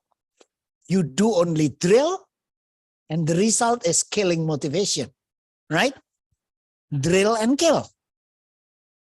What I offer you is the alternative is thrill and will. Thrill. So thrill is important. In bahasa Indonesia, penasaran. Curiosity. It's not curiosity. Curiosity Kepo. is want to know. It's not. Kepo. No, it's not. Enggak. Thrill. It's when you playing video game, for example, on the level, let's say you are on the level 11. Tertantang. Trigger. Yeah, challenge. Challenge, yeah. But you try so hard to reach level 12, from 11 to 12. Going to the next. But you fail. You try again. Right? That's penasaran. That's real. You want to do it again. I failed, but I want to do it again because I almost able to solve it. And to be adept. But I fail. But I want to try again. This is the beauty. This is the art of thrill. The process. If you provide your students with very difficult problem, they are frustrated. Right? They're broken. Their heart broken. They don't want to learn. That's too hard for me. I'm not good enough. That's the extreme. The other extreme, if you give too easy, that's boring. Your student will be bored. So the art for us, because every student have different measure, is finding the point between boredom and frustration. Because in between, our student will be jealous like us, doing several hours trying to fill crossword puzzle. Why?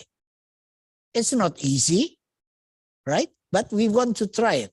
And the point is, we don't want someone else telling us what is the answer. Echo, yeah. But why not that case with our student? Our student very happy if some of their friend giving answer, right? But why not give? This is the thing that, in my opinion, we have to remind ourselves that we experience thrill when we think we can solve it, but almost solve it, right? And that's penasaran. Okay, thank you so much for Professor Iwan Pranoto. So the two questions from the all participants in a Zoom meeting. I hope answering them. Oh, all of them. But time is limit. Okay.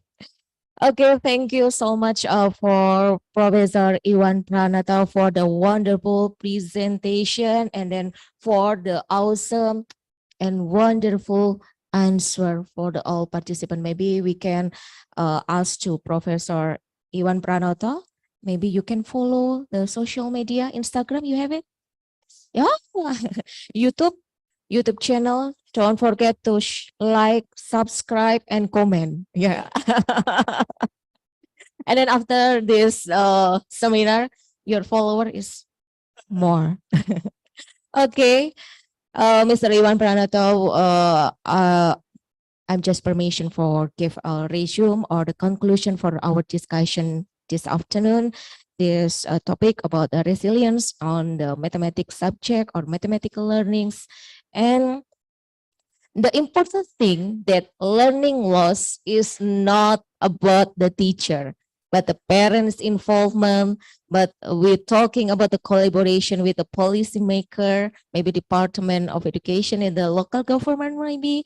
Then Mr. Professor Iwan Pranoto talk about is not only about the change the curriculum. And then we're talking about the learning loss subject or learning maths is not only transfer a knowledge or measure with a score, but we having to measure the skill and then the value and then the attitude. Maybe the otherwise we learning loss, but from the other side, we have a gain for learning, more creativity, more innovation, and then you finding solution and finding a new strategic during the pandemic COVID-19. So we thank you so much for Professor Iwan Pranata for having us. And then I'm Nur Fitriana. So good afternoon and wassalamualaikum warahmatullahi wabarakatuh. Waalaikumsalam warahmatullahi wabarakatuh. Thank you, Ms. Nur Fitriana and Professor Iwan Pranoto. To kindly remain on the stage because we are going to invite the Deputy Director for Program of SIKIM to hand over the certificate and token of appreciation.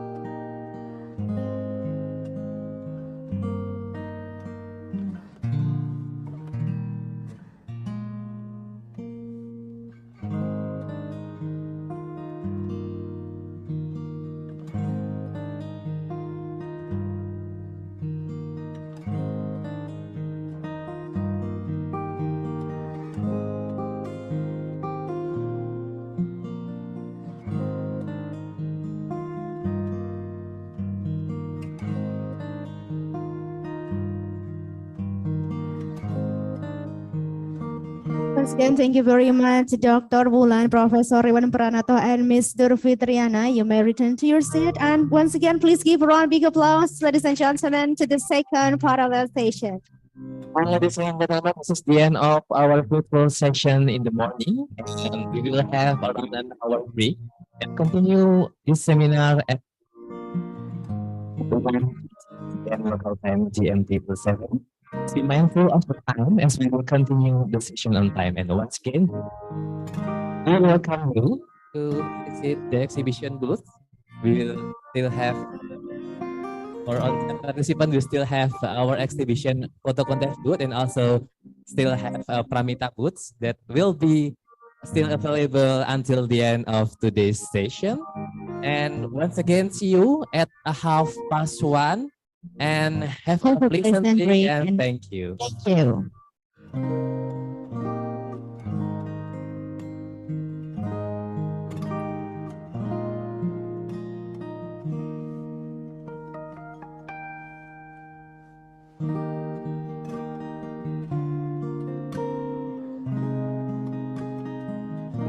For the on-site, lunch will be provided in the ground floor. Ground floor Yes, restaurant. in the restaurant. Please enjoy.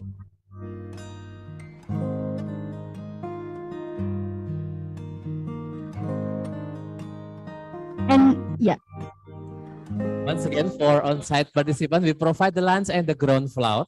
So you can go to the ground floor by lift. And also, if you want to take a Zuhur prayer, you can take in the musola at 9th floor or also you can go to the ground floor. There's also a mass that you can take Zuhur prayer. yes, Once for again, yeah. offline participants will see you at 1:30 p.m. GMT +7. Thank you.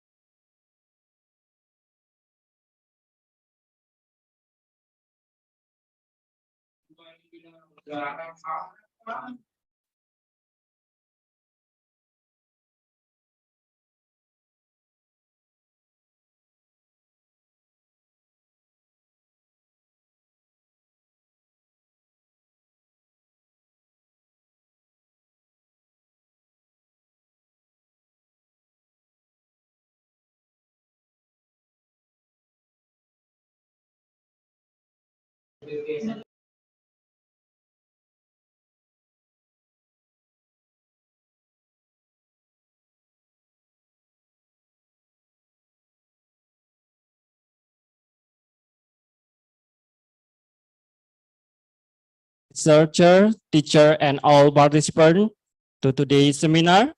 A wonderful afternoon from Yogyakarta, Indonesia.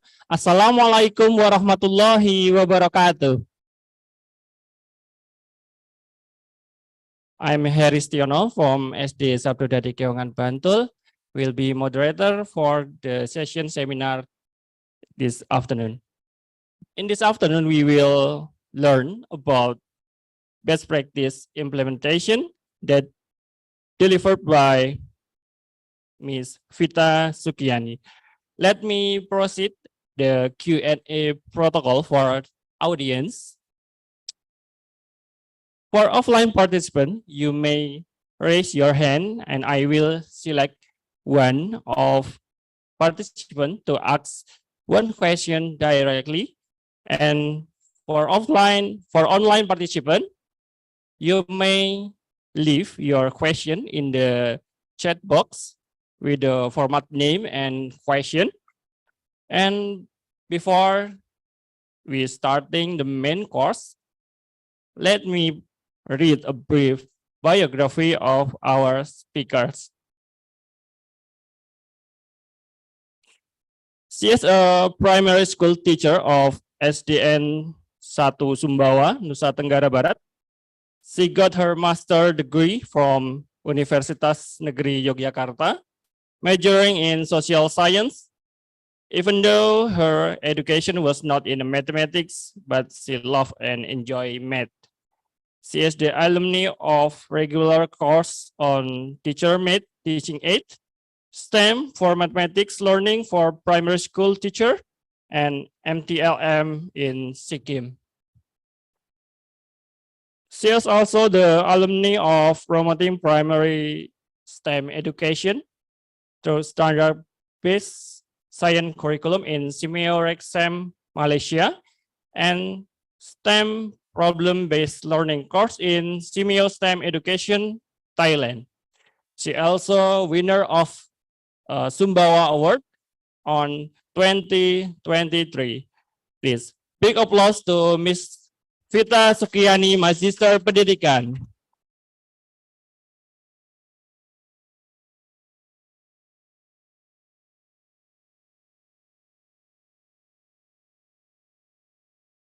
How are you, Ms. Vita? Nervous. Okay. Are you ready? Bismillahirrahmanirrahim. Okay. Ya, Assalamualaikum warahmatullahi wabarakatuh.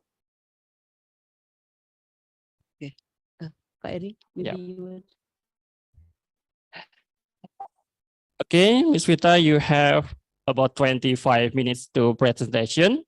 And after that, we have a Q&A question. Okay, Ms. Vita Sukiani, Magister Pendidikan, the floor is yours. Okay, thank you, Pak Heri. Assalamualaikum warahmatullahi wabarakatuh, Bapak Ibu. Good afternoon. Om Swastiastu, Namo Buddhaya. May I stand up? Okay, okay. Oh, di sini. Okay, okay. I used to teach by standing, yeah. If I am sitting, my student won't see me.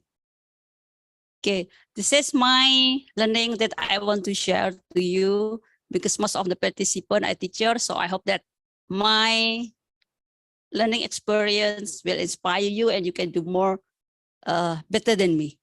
Okay, the title is Hot Wheels Speedos Game. I bet you already think what is it? What this is Hot Wheels. It must be something about car, a toy car.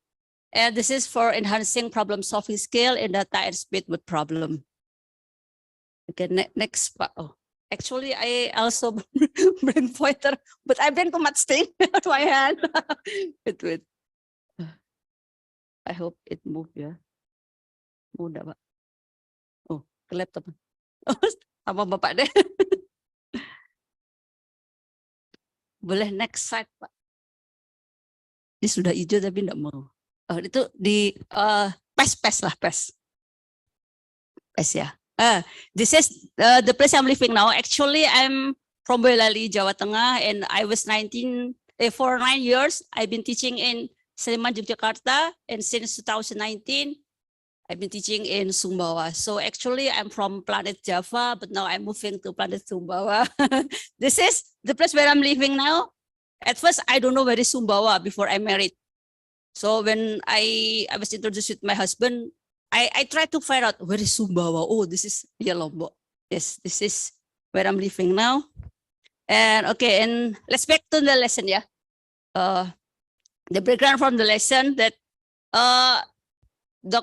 Professor Iwan, Professor Dr. Ahmadi and also Dr. Sumarjono has talked about learning loss. And this is also the learning loss that over the past 2 years during the pandemic of COVID-19, 147 million children miss more than half all their in-person learning.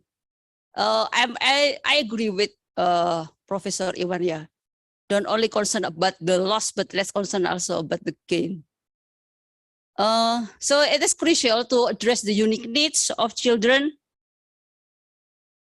who have been significantly impacted by the disruption to their daily routine, social interaction, and educational experience. So many studies suggest that the perceiving activity as play creates active engagement and joy, which leads to children being in the appropriate cognitive and emotional state to remain on task and process information. This is from Whiteboard, yeah. Okay, next part. So the solution, I promote the solution by playing Hot Wheels Speedos game. What is it? Okay, and in here, why I promote this? Because children who perceive an activity as play are more focused, attentive, motivated, and show sign of higher well-being while on task. I believe it. And playing with toys can also promote creativity and innovation, which are important components of problem solving. Okay, next. So, and the learning objective. This is based on I have reduced an important learning objective based on the academic team feedback. So there are only 4 learning objectives that I try to gain by the learning. Number 1 is collect data time. So by the end of the lesson, I hope that the student can collect data of time, distance, and calculate the speed of Hot Wheel basic car. And then present Hot Wheel basic car data speed using table and chart. Then calculate the average speed of Hot Wheel basic car, and the last, and my phone is very small. Apply problem solving strategies to efficiency process data and solve speed related word problem using the Hot Wheel Speedos game. And the prerequisite knowledge. Prior to the lesson, the students know time, distance, and speed. So I suggest that this can be applied to students in grade 5, but while they are in 2nd semester, not in 1st semester. Because the prior knowledge, they already know about time, distance, and speed, yeah? They should be able to calculate mean. And they should be able to use raw data and chart to explain data and answer word problem related to speed. And the material needed are ruler, stopwatch, handphone, and also student handout. And the activities of the lesson, I divide the lesson into 5 activities. Yeah. Number 1, opening. At the opening, I already challenged the student, where I give the challenge. I name it challenge. Actually, this is a diagnostic assessment, yeah, because I don't know. I want to know their prior knowledge. So this is very important to do the diagnostic assessment. And the activity 1, student working group, they try to calculating and measuring, observing like that, yeah, using the GPS speedometer, and also calculating speed manually. At activity 2, in this activity 2, student already play the Hot Wheel, create data, and then they also drawing chart, then try to solve problem related to speed, yeah. And last, I ask the student to do the assessment. And closing, reflection. Okay, this is the implementation at my school. This is video ya. Habis ini Pak. I'm sorry nah. This is the video. This is the video at my school. This is when I open the lesson. Can pass Pak. This pass. And in the opening of the lesson, I also display the video of what is it? Speed camera. This is speed camera. For what? To recall students' prior knowledge, because I wanted to know their prior knowledge. So at first, after opening, after I try to explain them what could they do, I gave them the what is it? The video of speed camera. I asked them what is the use of speed camera and what they can see from the speed camera. And then after that, I asked the student, this is the first challenge. I asked the student to calculate the average speed. You can apa itu Pak? Diteruskan. Pass. Next slide. Sorry, next slide. This is in here. I asked the student to calculate the average speed of vehicles shown in the result of speed camera, because the picture and in the picture there is also the decimal and it is too difficult for 5th grade. So the academic team gave me feedback that I think I should be able not to give the decimal number. Yeah. So if you want to improve, also use the same lesson plan, you can erase the decimal So apa itu dibulatkan? Yes. I don't know what's English that dibulatkan. Okay, next. In here, student already work, try to solve the problem. They still work individually, But then after that,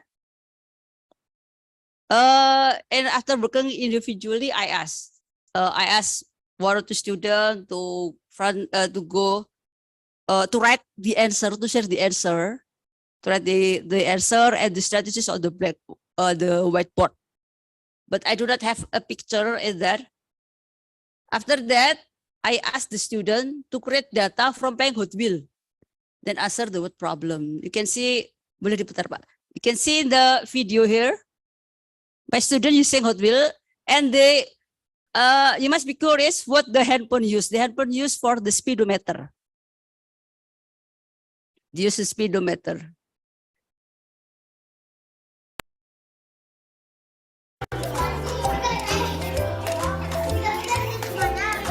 You can see that student use floor, the tile, to make the counting faster by multiplying it.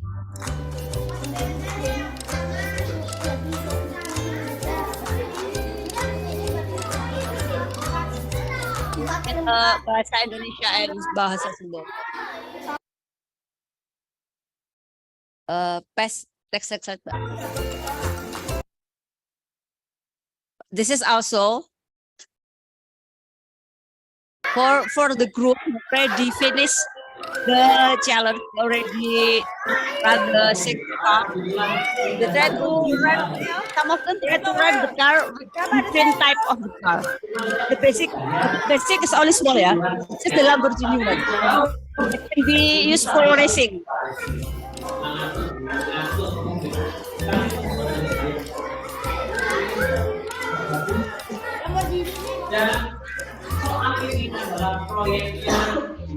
Next, Pak.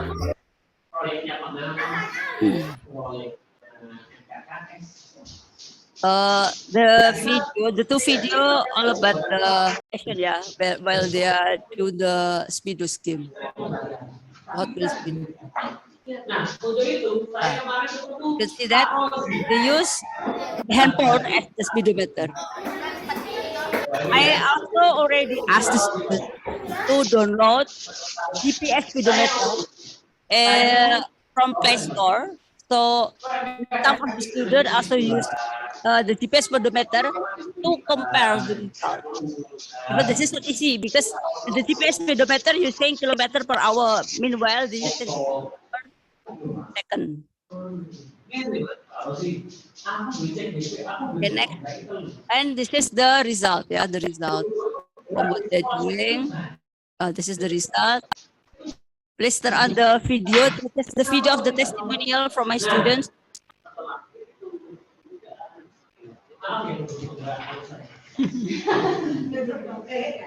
Oh, nggak kedengeran. Akhirnya kemarin ditindaklanjuti oleh dinas. Kalau nanti akan ada program kita dapat mengelola data dan bisa membantu sudah waktunya kita termasuk by playing mobil-mobilan, by playing car, they can data and calculate it. Keluar dari budaya. Next.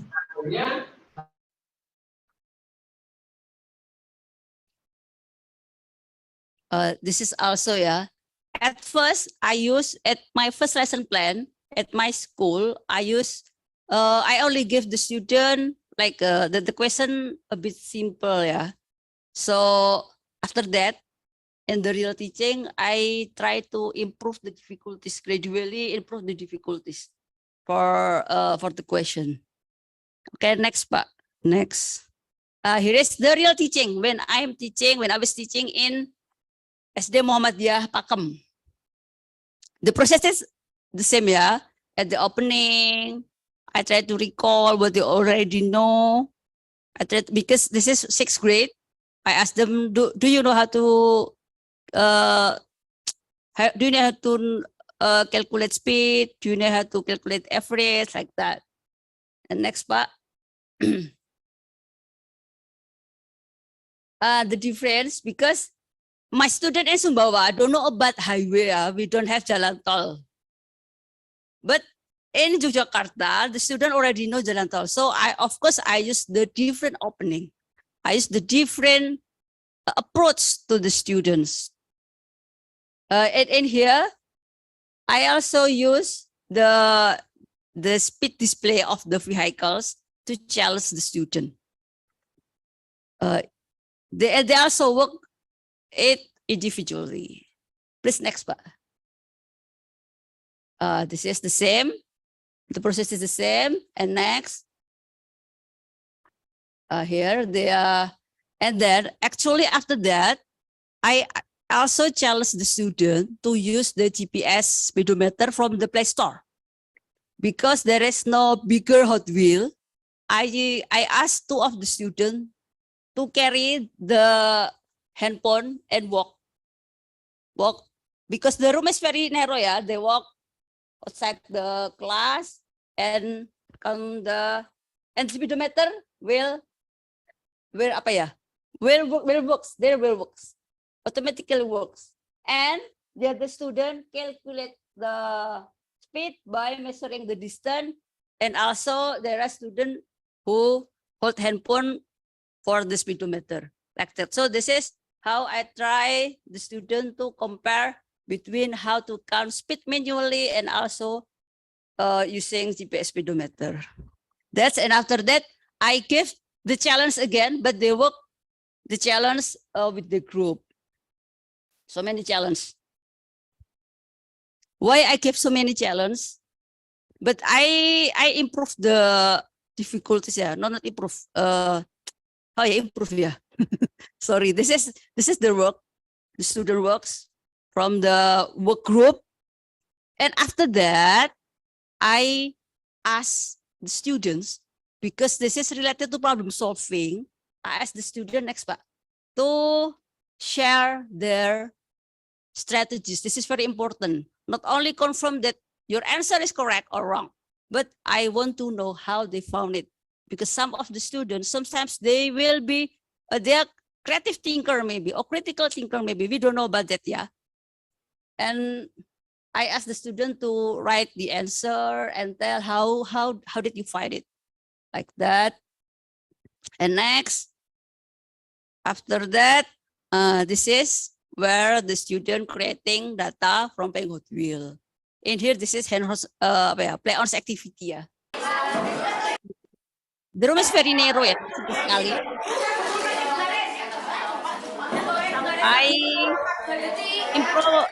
improvise with the lesson plan by using the slope, because the room is very narrow. I am afraid that they will hit each other. So I ask them to use the slope. Next, Pak.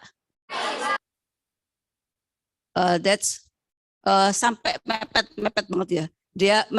The students walk at a very narrow place, yeah, narrow place. Next, you can see there and also the desk, yeah. Okay, next. You can see. But I'm very happy because the students very enthusiastic, yeah. If not 100%, I'm quite sure that even in my daily class, yeah, we cannot engage our student 100% into the class. Who can do that? Who can do that? Please tell me how. Because I am sure that in class, how good we are, how good you are, there always be one or maybe two students who will only like this or like this, yeah, who do not notice us. So sometimes we must call them, oh, Fendi, come here. Oh, Isna, they are my friend back there. Okay, next, Pak. So there's also students who are not engaged very well with the lesson, yeah, they play the Hot Wheel by themselves and not related to the lesson. Next, this is when they are calculating, yeah, and they also create the graph. I love that. At first, when I was presenting this lesson to Mr. Kevin Dikema, he is the president of NCTM. He said that the good thing from my lesson is I give the worksheet with the empty chart. Yeah, I only give 2 lines, vertical line and horizontal line. So it will give freedom to students to choose what kind of chart they want to, like that. I think this is a good point, yeah, for us, yeah, as teacher. We used to give already use the line chart or bar chart, like that. But mostly they use the bar chart. Maybe because in 4 and also in 5th grade, they used to only draw bar chart. Okay, that's just the result, yeah. And next, Pak. And this is the final assessment. I was very sad because at the final assessment, not all the students finished because the time's already up. But this is some of the students already finished. The result is also good. Next. Okay, and from my lesson plan, the strength is both from the school implementation and the real teaching, that the play-on activities can encourage student engagement and learning mathematics. Like Prof. Iwan said that the traditional approach for teaching mathematics, teacher used to come to the class with book or maybe chalk or whiteboard, yeah, with marker and write the formula or something like that, and then give an exercise. This is old, yeah, don't use that. But by pair activities, we can encourage student judgment.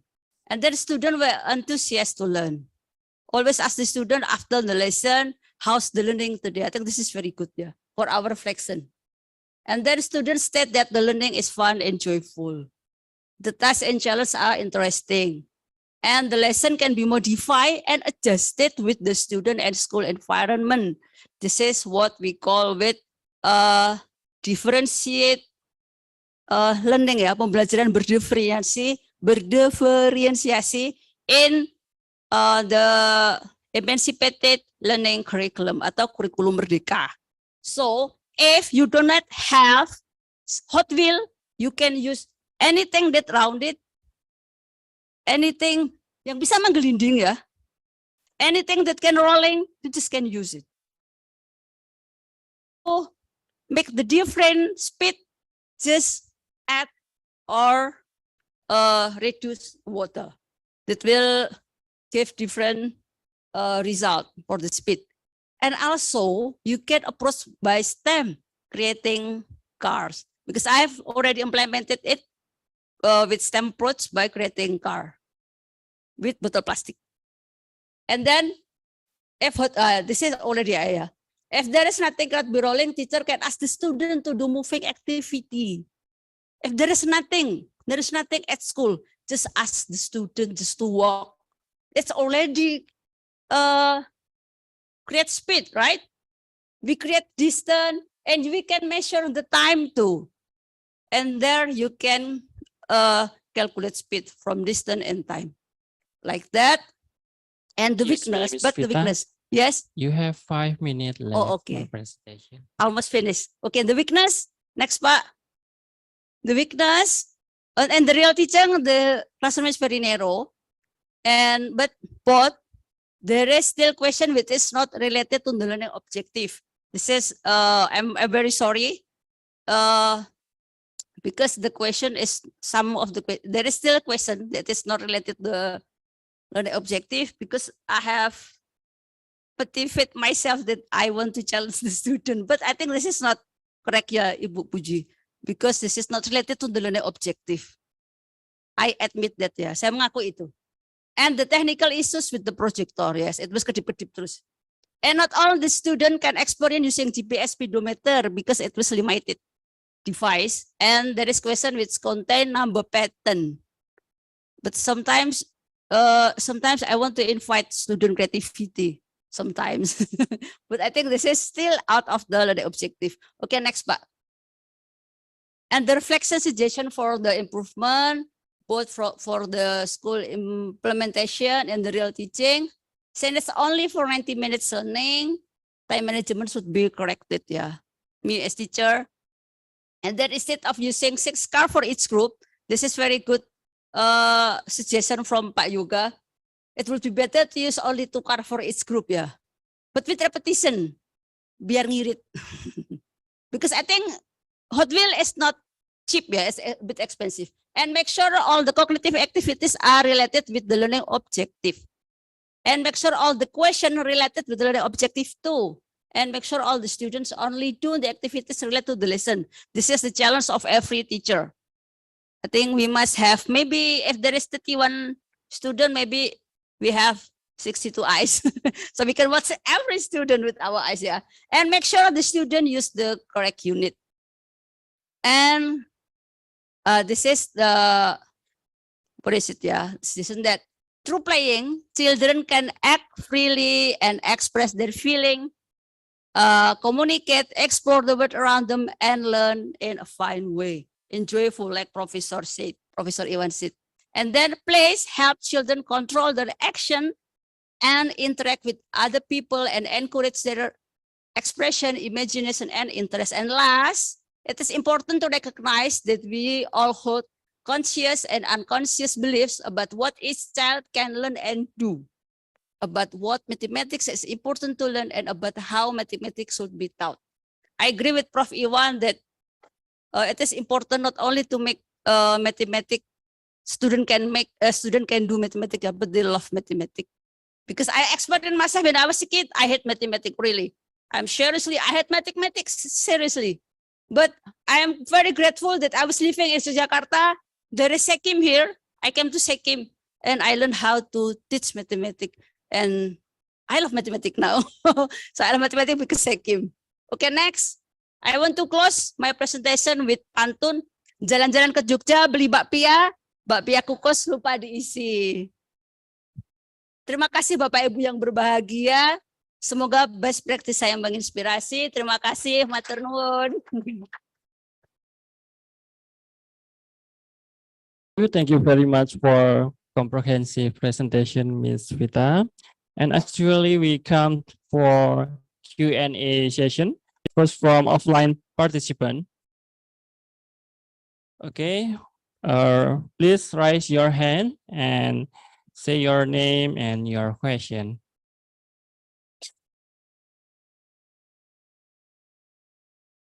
Not yet. Or maybe we move to online participant.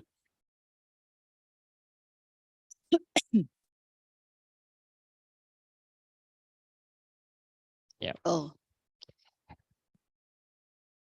Okay, the question comes from Mr. Ikram. Could you show the problem and problem solving that connect the needs of people. Where's the effect of the learning that can support and that SQ, thank EQ yeah. and SQ. Please your answer, Ms. Vita. Okay, this is very difficult question, yeah. Mr. Ikram, thank you very much for the difficult question. I feel like being test, yeah.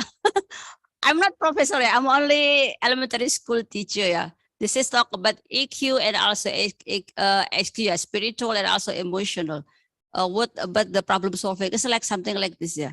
What is the, I think when I recall the student prior knowledge by presenting speed camera, I think I can ask the student, what can the speed camera inform to us to solve the incident problem in highway? This is will this is will invite students to give so many answer because this is problem solving, yeah. Or like this, what can we do as citizen to mencegah, to prevent to prevent accident in highway? This is very difficult, and this is involve emotional and also spiritual. How we drive in the street, right? Because we are citizen. If they are student, oh, I can suggest my father to drive slowly, maybe. Or I can suggest my father to drive only from 60 km per hour until 100 km per hour. I think it's also problem solving. Or I can write to the government. I can send a letter to the government to create a system that can be worked well to to prevent accident in highway. I think something like that, ya, Pak Ikram. Okay, Thank you for the difficult question. I think it's clear for Yes. Mr. Ikram. And next, maybe another question from online participant. Not yet. Not yet. Oh, Ms. Lulu. Vita? Yes. Oh, yeah. It's a question from Ms. Lulu. Ms. Vita, based on this activity, are all the elementary students from this grade already know multiplication? Please your answer. Oh, yes, yes. Thank you. Thank you, Miss Lulu. Yes, because they're already in 5th or 6th grade, so they already knew about the multiplication, yeah. So this lesson is for 5th grade and the second semester are for 6th grade. So yes, because multiplication already taught in 2nd grade, ya, Pak, ya. In 2nd grade, student already taught multiplication. I hope it satisfies you, Miss Lulu. If not, just chat me. And also you, Mr. Ikram. Just chat me. Okay, next, Pak. Maybe. Okay, maybe from offline participant. Okay. Oh, Miss. Yeah. Miss from Asih. Miss Asih. Is there any mic? No mic. Oh, that's the mic. Thank you. Let me introduce myself. My name is Asih Pujiariani. I'm from Temanggung, Central Java. Thank you, Mrs. Vita, for the inspiring presentation. I'd like to ask you one question. You tell us earlier that we cannot engage 100% to student to our class. I'd like to know, maybe you have another trick to engage those students to learning process. Thank you. Okay, thank you, Bu Asih. The question is very challenge for me, ya. Bapak Ibu. Oh, Bapak Ibu, everyone. If I say hi, please say hello, ya. Hi. I can see not everyone engaged. This is the proof, ya. Not everyone engaged. I only give simple. If I say hi, then say hello. Let's play Simon Says. Simon Says, raise your right hand. Raise your right hand. Raise your left hand. Okay, very good. Pak Sumardiana, you're very good because I didn't say Simon says yeah. I only say raise your left hand. You are trick all. Okay, this is the proof. Yeah, this is difficult to engage all of student 100% to engage to the learning. Yeah, so this is our homework, teacher homework. Yeah, teacher homework, very big homework that we should invite their interest, maybe by playing, maybe by singing, yeah, by song. If you happy and you know it, clap your hand. If you happy and you know it, clap your hand. If you happy and you know it, and you really want to show it, if you happy and you know it, say hooray. Okay, very good. Thank you. Something like that, Ibu. Because I see from the morning until now we are so nervous. Yeah, I'm very nervous. I lose my appetite. I only having lunch so small because I lose my appetite. But thank you very much. Thank you very much, Bu Asih. I hope that if maybe the audience can give me suggestion, yeah, how to invite student. How to invite student invite student engagement in the learning, so that 100% will engage with our learning. That will be good. Yeah, this is our homework. I think every teacher homework. Okay, Ms. Vita. And Time's up. yeah, yes, the time is up. This is time up. This is the end of our session. And before I close the session, I can resume that the key important to developing math understanding in contextual, joyful, is to make an instructional in meaningful. So we can engage the student. Please once again, big applause for Ms. Vita Sukiani.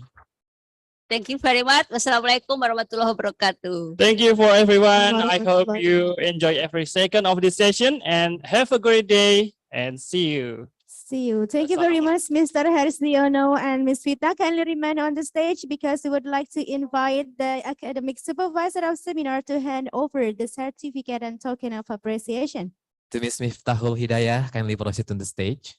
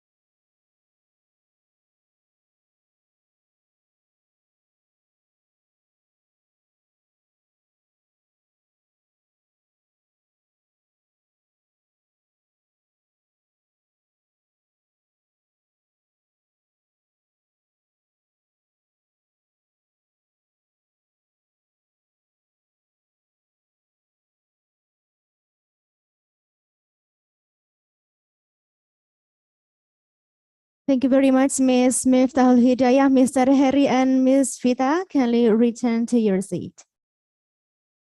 Ladies and gentlemen, without further ado, we are now proceeding to the second speaker of sharing best practices, Mr. Marcelino Francis Giovanni Sunda from Binu School Bekasi, Indonesia, and his session will be chaired by a teacher from SD Negeri Lempuyang Wangi, Yogyakarta, Indonesia. Allow us to read Ms. Naning's short biography. Miss Naning is a classroom teacher in Lempuyang Wangi Elementary School, Yogyakarta. She earned her master degree majoring in primary education from University College London. Her passion on teaching beyond classroom leads her to be actively involved in several educational voluntary programs such as Better Ngawi and Yogyakarta Mengajar. Lately, she joined Siamayo Kitab in Mathematics course to deepen her understanding in STEM implementation in primary education. Please welcome Miss Naning Pratiwi.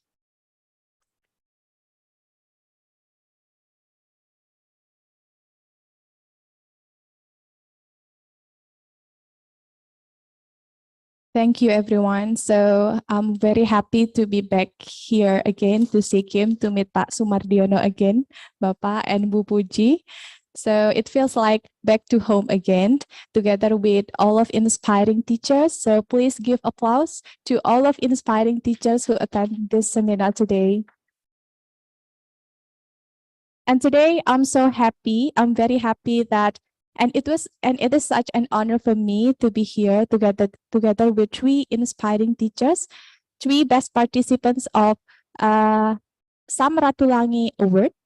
And today I'm here to chair one of best participant. So please,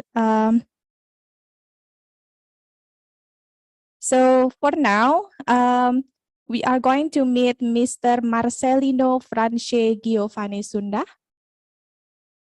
So before we welcome Mr. Marcelino, I would like to read his short biography.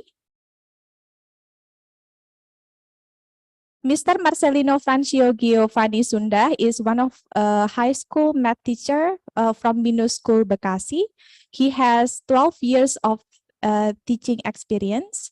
He got bachelor degree in mathematics education from Pelita Harapan University, Bachelor of Science in Education from Corbin University, and master degree in mathematics education from Universitas Terbuka or Open University.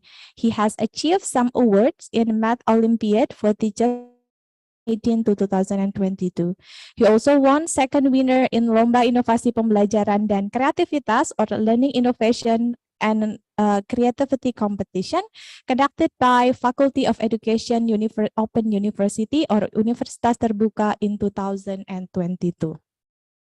He has been nominated as a Dedicated Teacher Award from Cambridge at School Level 2022. And one of his mottos cited from Martin Luther King Jr., if you can't fly, then run. If you can't run, then walk. If you can't walk, then crawl. But whatever you do, you have to keep on moving. So please welcome our inspiring teacher, Mr. Marcelino France Giovanni Sunda.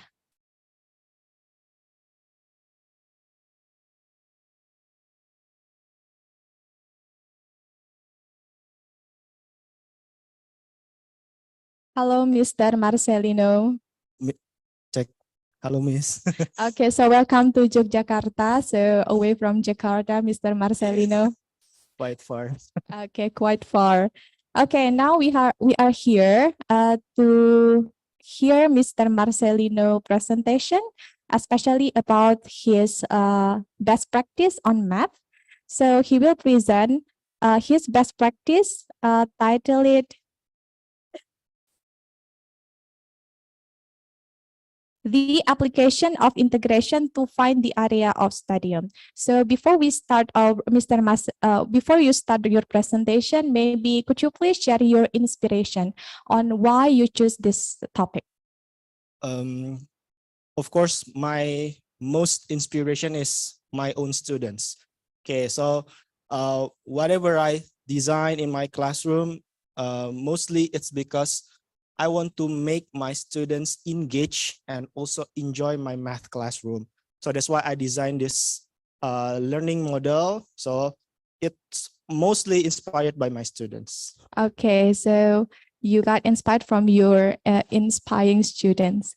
And now we are going to hear Mr. Marcelino presentation on best practice, on this best practice. And now you have 25 minutes to present your lesson plan. And after that, we are going to open Q&A question together with our participants. And now please welcome Mr. Marcelino to present his best practice on math. So now please give applause to Mr. Marcelino. Thank you, Bu Nani. Can I use this? Cannot ya, Pak ya? Oh. Okay. Yaudah, next aja deh. Iya, already on. Cannot. Oke. Next ya Pak Dani ya. Allow me to stand in this podium because if I'm being nervous, I keep moving my feet, so it's gonna not look good. And I'm not that brave as Miss Vita to stand in front, so let's just hide behind this podium. Okay, to Bapak Dr. Sumardiono as Director of SIKIM, Ibu Dr. Sri Wulandari Danubroto as Deputy Director for Program, Ibu Puji Irianti as Deputy Director for Administration, to SIKIM Committee, and to all honorable guests, and to all respective teachers. Assalamualaikum warahmatullahi wabarakatuh. Salam sejahtera, Om Swastiastu, Namo Buddhaya, salam kebajikan. Okay, disclaimer first, I'm here not to give any lectures. I just share my experience that I have, the learning model that I designed. Hopefully it can inspire Bapak Ibu guru yang hebat di sini. Okay, and this is the model that I designed, entitled The Application of Integration to Find the Area of a Stadium. Next, Pak Dani. Okay, this is only back then. Okay, skip, Pak Dani. Okay, the title is not seen. Actually, this is the background of why I designed this learning model. Okay, of course, as you see, first one is integration, integral. It's not an easy topic. Okay, it's a complex math topics. Even they learn it in grade 11 or grade 12. Okay, and some students think that integration is an abstract concept.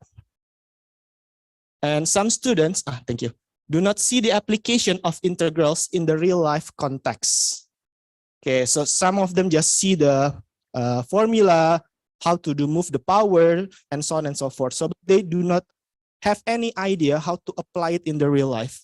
And some, because of that, some students got, let me use Prof. Iwan back then, not only got bored, but also they can get frustrated because of learning integrals. Okay, so those are my background why I designed this learning model. Next, Pak Dani. And therefore, I designed the learning model that have some objectives that hopefully can nail the concerns that I have in my classroom. Okay, the first one is to make an appropriate scale based on the map, to convert the unit using the correct scale, to change the subject of an equation, to graph the function that fits to the picture using Desmos. I'm using Desmos as 8 tools for my lesson. And to find the result of definite integrals, to apply definite integrals to find the area of certain region, to find the application of integration in real life, to find the area of stadium by definite integration. Okay, as you see, I also put the Bloom taxonomy cognitive competencies. So I just want to cover not only the low cognitive level, but also the high cognitive level. Okay, thanks to Bu Bulan, I already revised. This is the newest taxonomy Bloom. Okay, next, Pak. Okay, let's go to the technical and the procedure of my learning design. Okay, so firstly, I'm encouraging my students to always work in group, especially in projects, because individual it's good, but if we work in group, they can give some feedbacks, also can receive some feedbacks, and it's important skills that students need to obtain. So we can divide the groups into 2 or 3, depends on the classroom size. And as I told you, I use Desmos Classroom. So later on, each group can join the Desmos Classroom. This is the layout of the Desmos Classroom. Later on, they can just visit the student.desmos.com, join with the code, or else you can use the you can make the QR code. They can just scan it. Okay, once they join, next Pak. Nah, then they go to another application, which is very common for them to use to find their friend's house usually.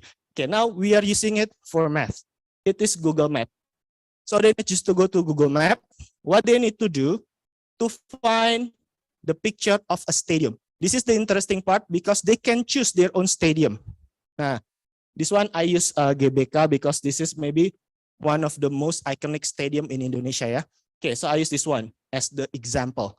But students can choose their own stadium. Next, Pak. Now, because I use Desmos, I need to control whether or not they do it. Then after that, they need to submit the selected the image, the screenshot.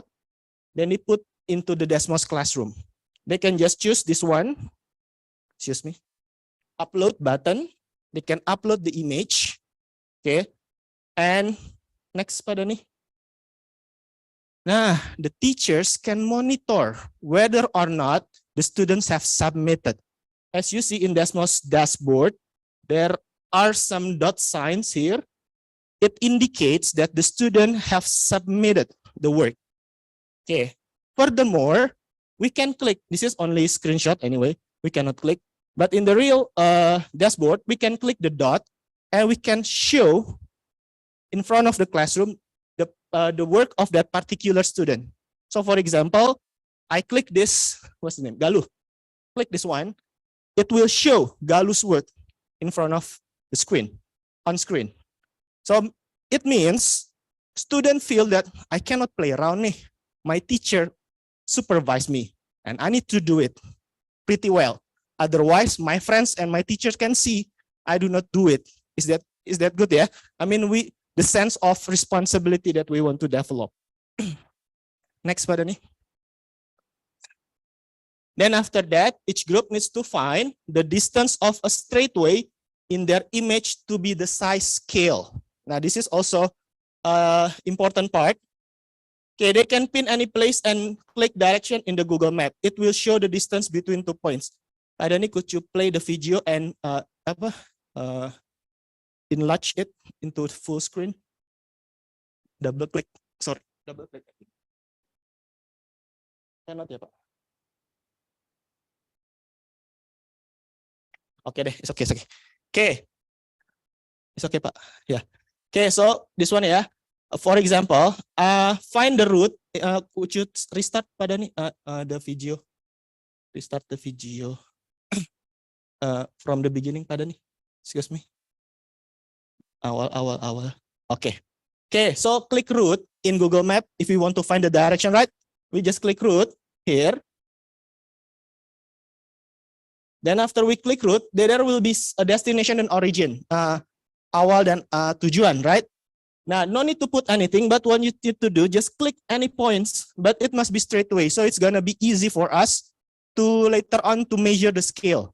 Okay, for example, this one, and you also can adjust it to make it as good, to make it good number. Let's say this is 220, not good. I kind of drag it a little bit so it makes 200 meters later on. Kind of that. And what students need to do next is just to screenshot again. Dah pada nih, next.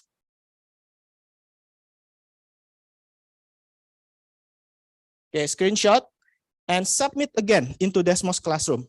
The same step that they did before. Okay, next. Nah, after they screenshot and save it somewhere in their device, okay, each group needs to insert the pictures to Desmos. It's strongly recommended that picture of the stadium is placed in the center. Okay, and each group needs to adjust the distance with the grid on Desmos. For instance, 4 units in Desmos represent 200 meters in the map, which means the scale 1 unit to 50 meters. So the up and also the opacity can be adjusted so the graph can be more distinct than the picture. Okay, let me show by the video. Could you repeat, Mr. Dani? Restart the video. Okay, so click plus here. There will be image. Okay, you can just choose students can just choose the image that they already saved back then with the distance. Here, it will show up on the Desmos. Okay, they can just moving it around, or they can enlarge or shrink it, depends on their preference. Then this is the key. This is the distance back then, 200 meters. Now, this is their choice, whether they want to put it as 1 unit, 2 units, depend on them, as long as they know the scale. Okay, for example, I have 200 meter back then. I make this 200 meter as unitnya from 0 up to 4. Okay, yeah, it's gonna take a longer time. Okay, so it's gonna be 4. So meaning 1 unit of my Desmos is 50 meters. So I have the scale now, 1 to 50. And it plays important role later on why we really need to have the scale. Okay, and the opacity also, there's a option of opacity, feature of opacity, so we can make it a little bit transparent because we want to focus on graphic later on.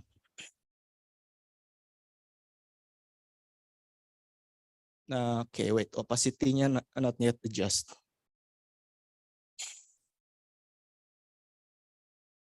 Lama ya? Okay, that's the opacity. So you can adjust the opacity. Let's say this one, very transparent. You can increase it and so on. Then make it as slightly transparent, but still clear. Okay, next pada nih. Then after that, pause dulu Pak, itunya videonya. Then after that, each group needs to make a graph or curve from the picture and find the equation of the curve shapes. Okay, because their object are stadiums, so meaning mainly the function are circle or ellipse. Okay, but if they want to find, I know that there are some square or rectangle shape, Old Trafford kan. Anyway, yeah, they also can find it by the straight line equations. But let's focus the majority. So circle or ellipse. This one is ellipse, the GBK. Then I put, they need to put the equation of circle or ellipse to make the constant into sliders. Here is the interesting and joyful part. Make a slider. Next Pak, di play videonya. Thank you Pak Denny. Add slider. Okay, klik all boleh. Then after that, what they need to do, only to drag. Nah, this is the part that they can play around with the equation. What they need to do, they need to adjust the value that that makes this graph, this function, fit to the stadium.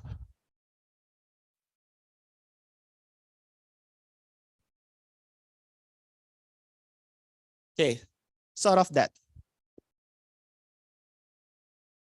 Okay, next, ada nih.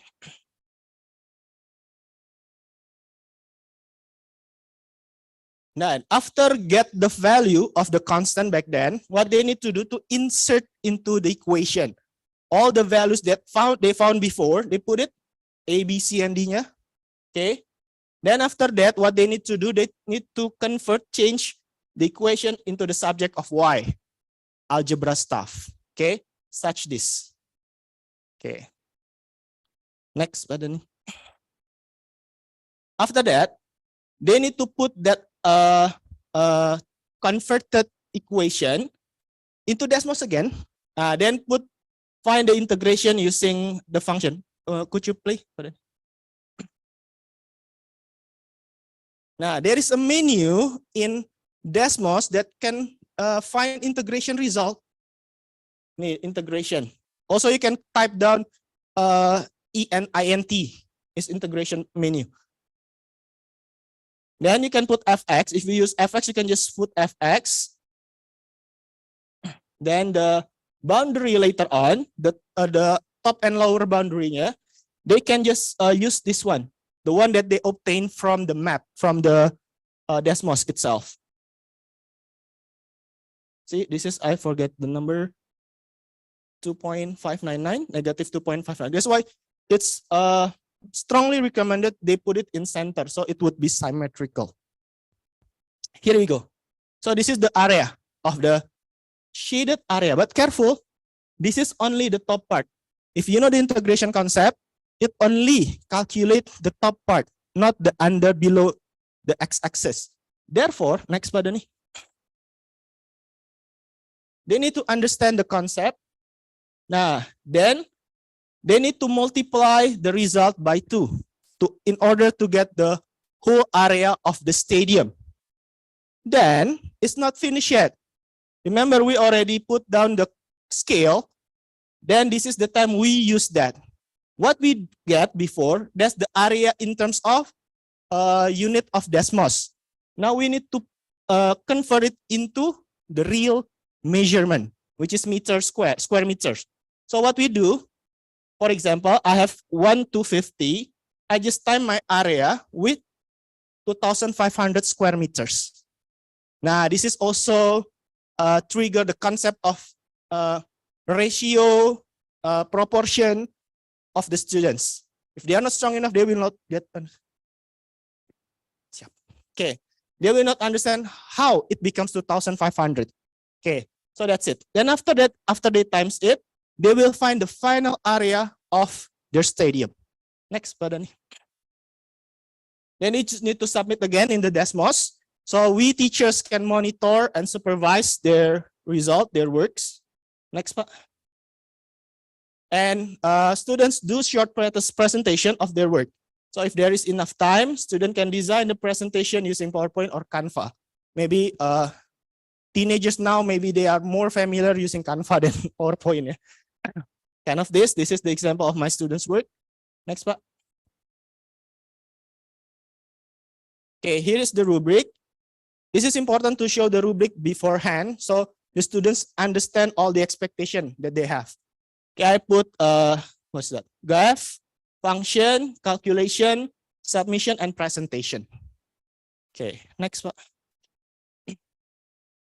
And here is the implementation. The first one, I did it in my school, Binus School Bekasi. Second one, I did it in peer teaching during the workshop when we had the workshop Best 20. And the last one, I did it here in Jogja in SMA Negeri 1 Pakem. Okay. Based on this implementation, I found out that, next, okay, there are some strengths and benefits of this learning model. The first one is, yes, it offers real life situation. Okay, most integration teaching, okay, I recall my teachers back then teaching integration integrals only on the whiteboard. So we just see the worm tail shape and all the calculations. But with this learning model, they can understand how it can be applied in the real life situations. Okay, and answer curiosity of students on the application of integral using some interesting stuff to work with integration. Okay, back then when I made this design, it's just finished the workup. The workup has just finished. Okay, with Messi lift up the trophy and okay, so the vibes of the workup is still real. That's why I try to relate that their interest into into my teaching. And using common and user-friendly apps such as Google Maps and Desmos, and students get insight that they do not need to come physically to measure the area. They just need to use integration. Now, this is also something that, you know, trigger them. Oh yeah, I can calculate because I'm Arsenal fan, Emirates Stadium without physically being there. So I just can find the Google Map, doing integration, I can find the area. That's one of the aha moment for my students back then. Then has great potential to explore more. Let's see later on what the other potential. And also, there are also some possible improvements, weakness that I can still improve. First one is technical issue, must be anticipated ahead of time, of course. As you see that it requires device, internet connection. When it's got disrupted, of course, my lesson will not run as smooth as I planned, kind of that. Okay, So it must be anticipated ahead of time, priori. And the prior knowledge of students about the gadget and the apps must be diagnosed and anticipated. And this is the one that I got difficulties when I had the last implementation is SMA Negeri 1 Pakem. They did not get used to doing Desmos stuff, so it took longer time, kind of that. So it must be anticipated beforehand. And contingency plan when there is glitch with the apps or error internet connection must be thought priorly as well. Okay, and the further activity, this is I have told you we can explore more. I just made this last week when I found out I in BBGP DIE when I was invited here. So I'm trying to find in Google Maps, and I see some region that surrounds the BBGP. Then I'm trying to find that region, the area using Desmos and the integral. The complexity is only, as you see, I divided into different colors. It cannot be one function only. We need to chunk into different functions. We need to find it one by one. Sure, it takes more time. However, therefore, I put further activity. Once they already master the Desmos, once they already understand how to find the integration, they can do it. They can find their own chosen area. See, we got the potential. Udah, Mister. Ya, siap. Next one nih. So the conclusion is, learning integrals can be exciting and applicative by having joyful and meaningful learning activities. Second, the use of ICT tools in this opportunity, I use Desmos and Google Maps in the lesson can help the lesson to be more engaging. Next. And finding area of stadium using integration could be one idea to deliver the application of integrals. I think that's all. My apologies if I made some mistake. Thank you very much. Please give a big applause to Mr. Marcel, everyone. Okay, so what an inspiring and insightful presentation from Mr. Marcel. I believe that if we learn together with Mr. Marcel, especially by using this Desmos, we will enjoy integral so much, because as students, I believe that it is such a difficult concept on math especially. Okay, now thank you so much, Mr. Marcel, for inspiring and also insightful presentation. Now we will conduct Q&A session. So we will give one opportunity to offline participant here. So if you want to ask a question to Mr. Marcel, please raise your hand. So for offline participants, you may ask. Okay, so please introduce yourself and please give your question to Mr. Marcel. Please, Ibu. Yeah, thank you very much. My name is Rumi and I'm from BBGP DIE.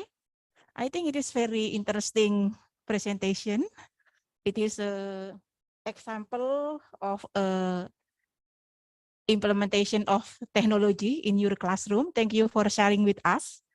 My question is, what challenges did you find during the implementation of the lesson, and how did you handle the challenges? Thank you.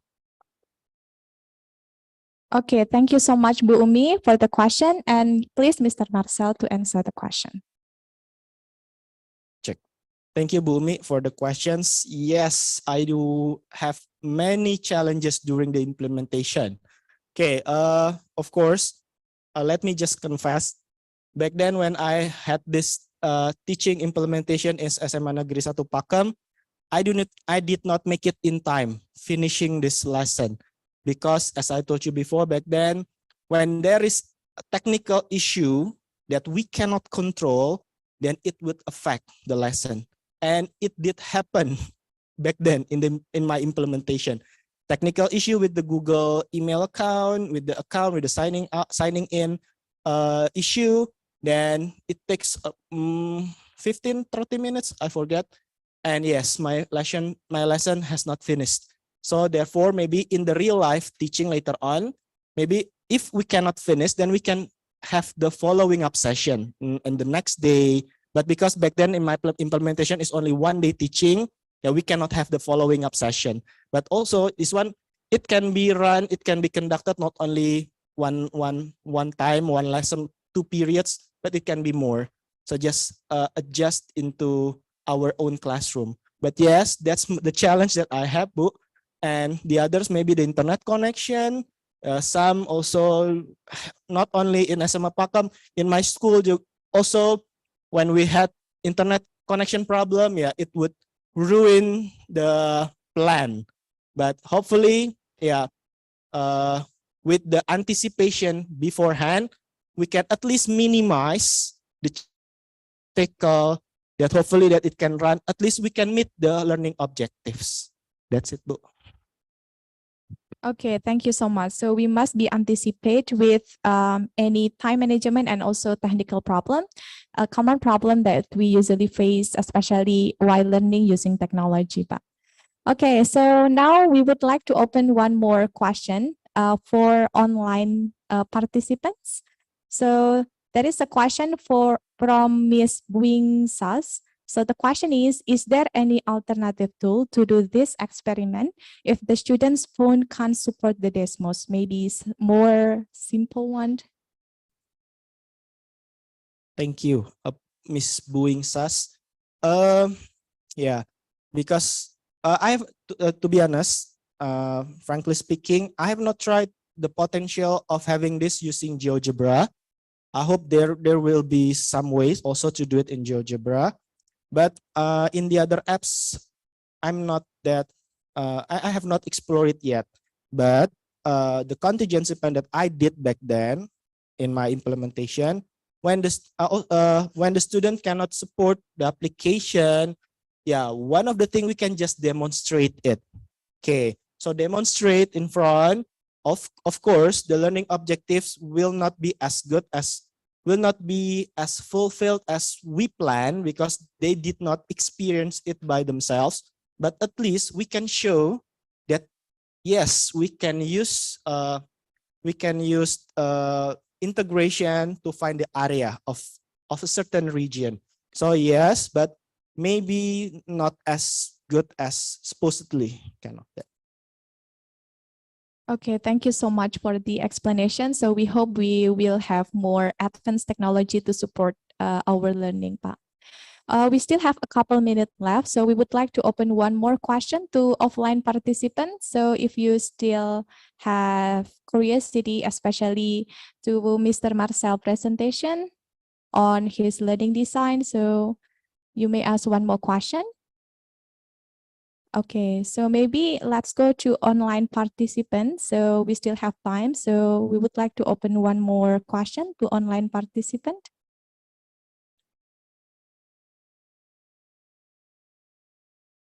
Okay, no question. So I wonder whether we can apply this technology on primary school, because me especially is a primary school teacher. What do you think?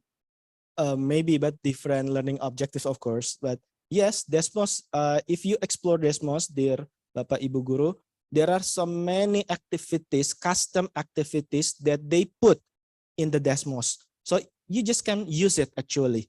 I forget the names. And some of them are very science activity or math activity. And it also varies from the, what's it called? Lower level school up to higher level school. So it can be very easy up to the advanced use. But yeah, this one, the integration, there is none. Yeah, that's why I designed it myself. Also, that's why you also can design the activity by yourself. Okay, so you can explore more. Now, hopefully after this session, many teachers can click Desmos and try to figure out and use it in your classroom. Thank you. Thank you so much, Mr. Marcel. Okay, now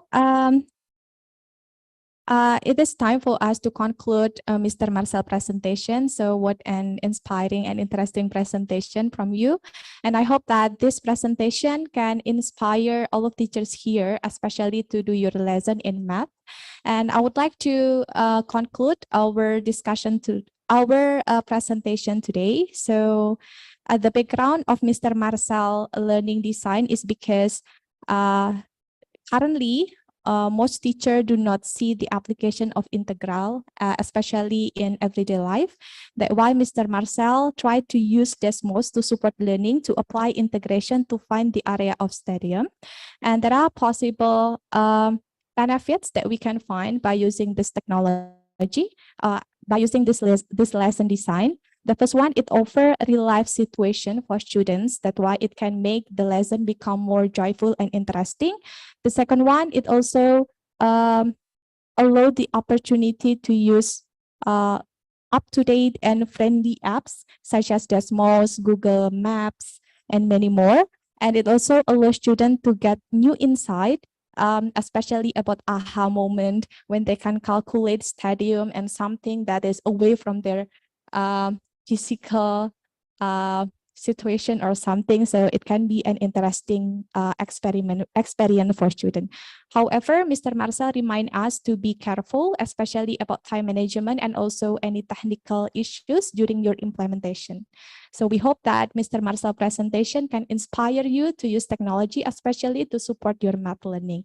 Thank you so much, Mr. Marcel, for the presentation, and we hope to hear more from you, especially about your best practice. Thank you so much. Thank you, Bu Naning. Thank you, everyone. Thank you, Ms. Naning Pratiwi, for sharing the session, and also thank you, Mr. Marcelino. Kindly remain on stage. Yeah. We would like to invite the seminar chairman to hand over the token appreciation and certificate. Kindly proceed to the stage, Mr. Suhananto.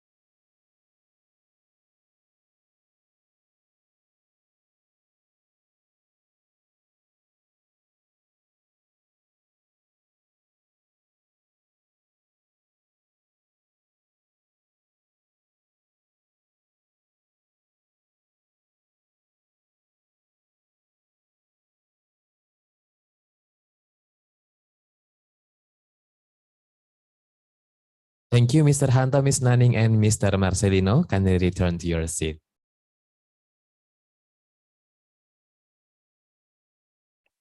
Ladies and gentlemen, we move to the last presenter for the sharing best practice. She is Miss Mary Lucina Tagama from Siberiano Primicias National High School of Philippines, and her session will be chaired by the moderator from SD Negeri Jaten, Sleman, Yogyakarta. Before that, let me read the moderator's biography.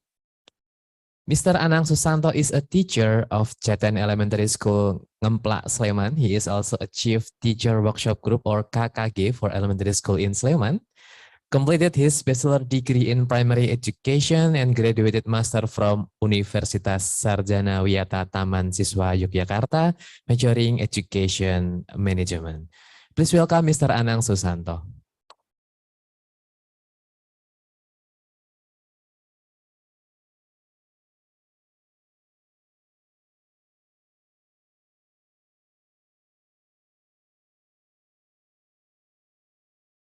Thank you very much for the Master of Ceremony kind introduction.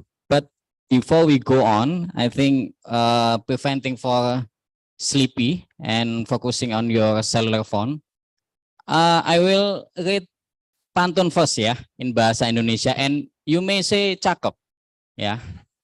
If you don't answer cakep, I will write down your name and I will give to Mr. Sumardiono. Ya. Just kidding. Air beriak tanda tak dalam. Air tenang menghanyutkan. Izinkan saya ucapkan salam kepada hadirin sekalian. Cakep. Thank you very much. Assalamualaikum warahmatullahi wabarakatuh. Salam dan bahagia, salam sejahtera untuk kita semuanya. Nama budaya, salam kebajikan.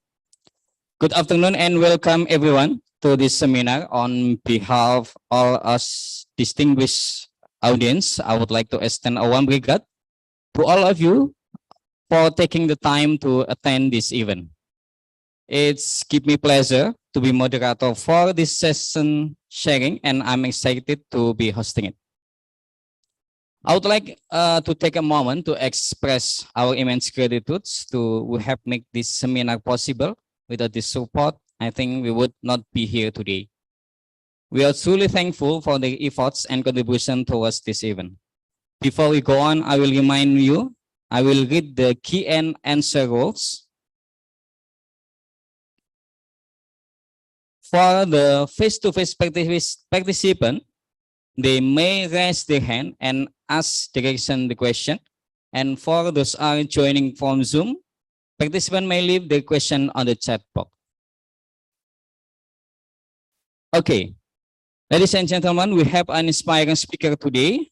But before we proceed any further, let me introduce the speaker who will share her insight and knowledge with you today. The speaker will have 20 minutes, Miss Mary, to deliver your presentation, and I will inform you with my hand sign if the time is about to end. Please, ladies and gentlemen, welcome Miss Mary. Please come to the stage.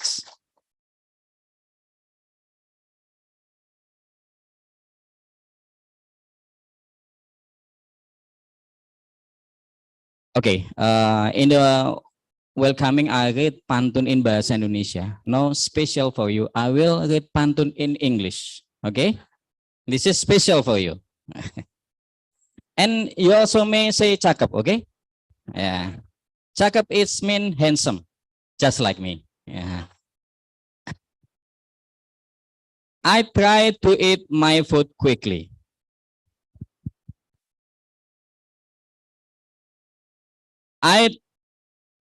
Handsome, okay. Handsome or cakep? Handsome, okay. I repeat one more, yeah. I try to eat my food quickly. I don't want to waste anything. Today, we discuss about learning loss recovery in order to engage meaningful learning. Okay. Okay, I will get the biography for Miss Mary. Mary Lucina de Guzman Tagama is a master teacher at Cipriano E. Primicias National High School, where she has been teaching mathematics since 2014. Armed with bachelor's and master degree in computer science from EMA Computer University and De La Salle University, respectively, she taught IT courses at various universities in the Philippines and in the Sultanate of Oman from 1998 and to 2013.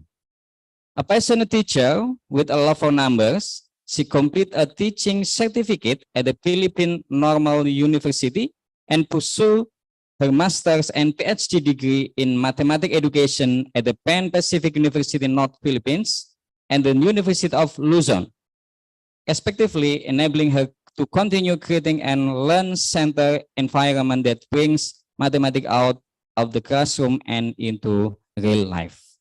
Okay, before we go on to your presentation, I would like to ask you, is this your first visit in Indonesia? This is my first time in Indonesia. Oh, ladies and gentlemen, please give applause for Miss Mary, your first time. The next question, what is your favorite Indonesian food? Okay, my favorite Indonesian food is the one made from langka. It's called uduk. Yeah. It is gudeg. Not gudeg, yeah. Not gudeg, we cannot hear. It is gudeg, I mean, yeah. Yeah, we cannot take a step, you know. Yeah, perfect. Yeah. Okay. Okay, the time is yours. You have 25 minutes, and if the presentation about to end, I will raise my right hand like this. Okay, ladies and gentlemen, please give a warm applause to Miss Mary. Thank you so much, Mr. Anang. Okay. I ask permission to be here behind the podium. Okay. Honorable Director of CMAU Regional Center for Kitab in Mathematics, Dr. Sumardiona. Honorable Deputy Director for Administration, Ibu Puji Arianti. Honorable Deputy Director for Program, Dr. Sri Walandari Danubrutu. The esteemed Sikkim Management, respected invited guests, the distinguished participants, my warm afternoon greetings to each and everyone. I am beyond grateful to CMAU Kitab in Mathematics for the wonderful opportunity to share my best practice employed as I was selected as one of the interesting and innovative lessons during the Southeast Asia MTLM Samratulangi Award. My utmost gratitude to the committee of the Southeast Asia Mathematics Teaching and Learning Model, and of course the academic team headed by Dr. Sumardiona. Hey. I'm Mary Lucena de Guzman Tagama, a master teacher of Cipriano P. Promesias National High School. And I am delighted to present to you my lesson plan entitled A Joyful Journey Towards a Center. Okay, but before that, I would like to introduce to you my institution. Okay. Cipriano P. Promesias National High School is an educational institution situated in the municipality of Alcala, Pangasinan, in the Philippines. It was born out of the dream of a high school teacher, Dr. Luis G. Reyes, who envisioned the untold benefits that the young boys and girls for our town would reap if there will be a high school near their doorsteps. So throughout the history, our school has maintained a commitment to providing the highest caliber instruction and educational experience to the exceptionally talented young students of today's generation. So currently, it is the biggest school in our municipality. And with enrollment this school year of 1,203 junior high school and 619 senior high school students. And anchored in the trust of Department of Education of Inclusive Learning, our school has taken actions to promote better numeracy and mathematics achievement in all of its learners, ensuring that no learners falls behind. Okay. So the global pandemic has resulted in zero face-to-face interaction for the past 2 years, where learners have been forced to undergo remote learning, which heavily rely on printed learning materials to continue their education. So with the implementation of remote learning, it is a known fact that resulted to a high learning loss among learners. So compared to other learning areas, you all know, mathematics is seen to be the more sensitive to pandemic-related schooling disruptions. Fourth subject is always formally taught at school, and parents have already admitted that they are less well-equipped to help their children with mathematics. So thus, the pandemic has amplified existing competency gaps in mathematics. Okay. And with the resumption of in-person classes after 2 years without face-to-face, we are now employing varied teaching strategies. As for me, my favorite is to be using this differentiated instruction and contextualization. These are being utilized to provide most of the learners' ability to concretize their learning. However, many learners still seem to struggle more and more with mathematics. And an early opportunity to close the competency gap can help them prepare properly and avoid potential detrimental effects in studying mathematics. So our school, next please. Our school took significant steps towards addressing learning loss and improving mathematics education by conducting a school-level diagnostic assessment of learners at the start of the school year 2022 and 2023. To know the current level of learners' knowledge and ensure learning is to be restarted at the right track. So according to the assessment result from the tests given, the computed mastery level in the mean percentage score for statistics, particularly the measure of central tendency, is very low. Okay, so moreover, we know that statistics is a very important subject that we need to teach our students so that they could generally help them make good decisions. Okay, so with that, I intend to address the learning gap and help my grade 7 learners better understand the measures of central tendency by designing a joyful and a meaningful journey towards the center. Okay, so I entitled my lesson, okay, next, A Joyful Journey Towards the Center. Since the measure of central tendency is a single value that attempts to describe a set of data by identifying the central position within that set of data. And as you can see here, I divided the lesson into 3 parts. So the joyful journey towards the center, we have the preparatory activity, the developmental activity, and the last part is the concluding activity. So let me explain to you one by one. So the first one is, you have the preparatory activity. Okay. So here the journey starts with a familiar song. The students sing the mean, median, mode song. Okay. Do you know Are You Sleeping, Brother Jan? So I try to change the lyrics. It goes like this. Mean means average, mean means average, mode means the most, mode means the most, median in the middle, median in the middle, now you know, now you know. Okay, so with that, there will be an interesting startup of my lesson. So I'll be able to catch the attention of my students. Okay, and they already have a first glimpse of those 3 measures of central tendency, the mean, median, and mode. Okay, for the second part, we have here the Triple M Gallery Challenge. Next, please.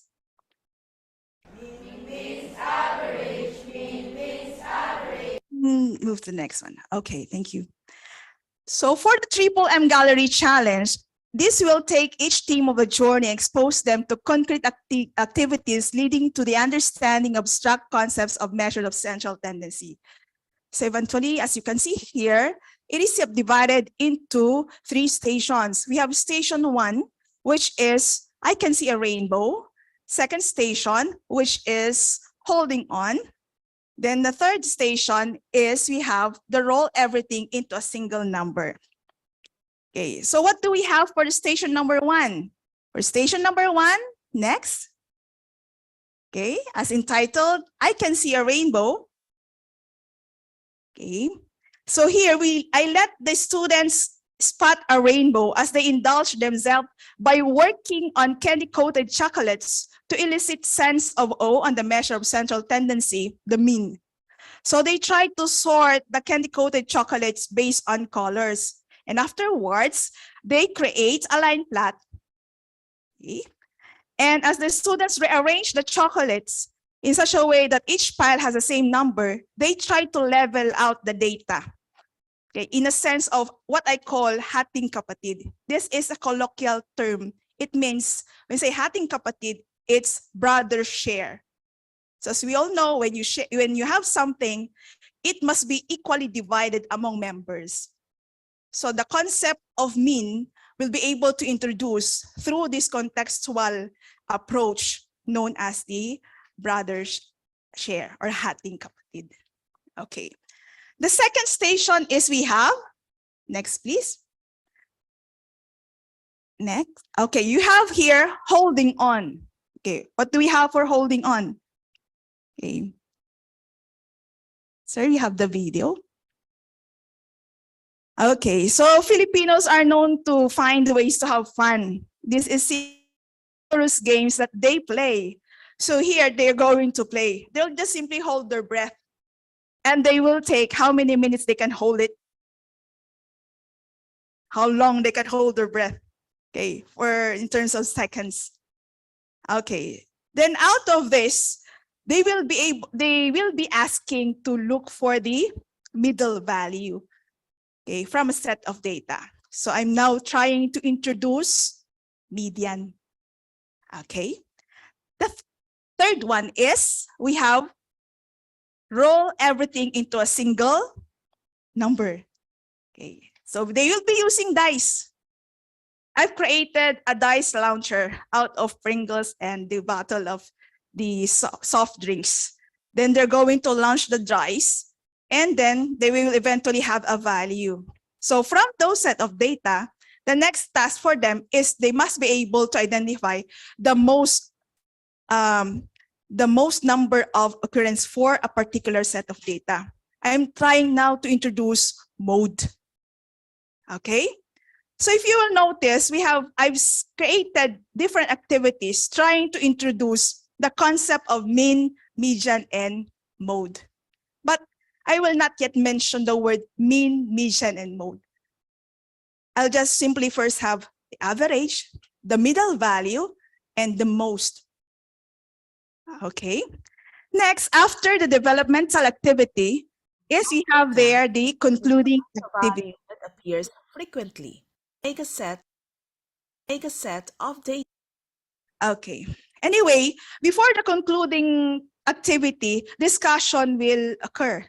So I'll be the one who will lead the discussion, giving them more difficult problems so that their understanding will be able to improve in terms of solving problems dealing with mean, median, and mode. For the concluding activity, it is known as wrapped up, okay, with class point. So the first thing that they will do is they'll have a reflection. I'll be asking them which among those activities that they had is most interesting. Second is I'll be asking them how to compute the mean, median, and mode. And later on, I'll be throwing the question, what is the most important measure of central tendency? Okay. Then we will also have here interactive online quiz through the use of the class point. Are you familiar with the class point? It is an add-in in Microsoft PowerPoint, wherein for Microsoft PowerPoint, you usually create a PowerPoint presentation, right? But here you have wherein the students can provide their answers, okay, at the same time, and you'll be able to record the answers of the students. Okay, next is we have the extension activity. So here I call it stat in action. What number would you like to crunch? You can pull your classmates, friends, and relatives, collect and organize the data, and identify the measure of central tendency that best describes the set of data. Eventually, they will take a picture of their output and post it in the Padlet. Okay, next.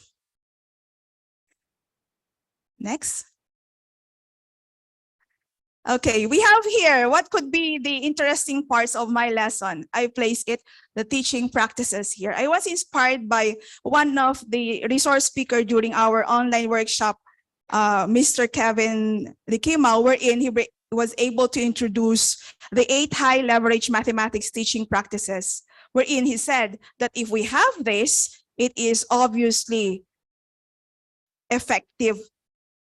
Okay, it will the existence of these components will assure that you'll have an effective mathematics class. Okay, so the first one is establish mathematics goals to focus learning. So the lesson of Joyful Journey Towards the Center, it clearly states objectives or the goals. Okay. As a result of instruction, okay. Remember, this is one of the important things that we need to do. We have to cite the objectives of all our lessons. And formulating clear, explicit learning goals set the stage for everything else.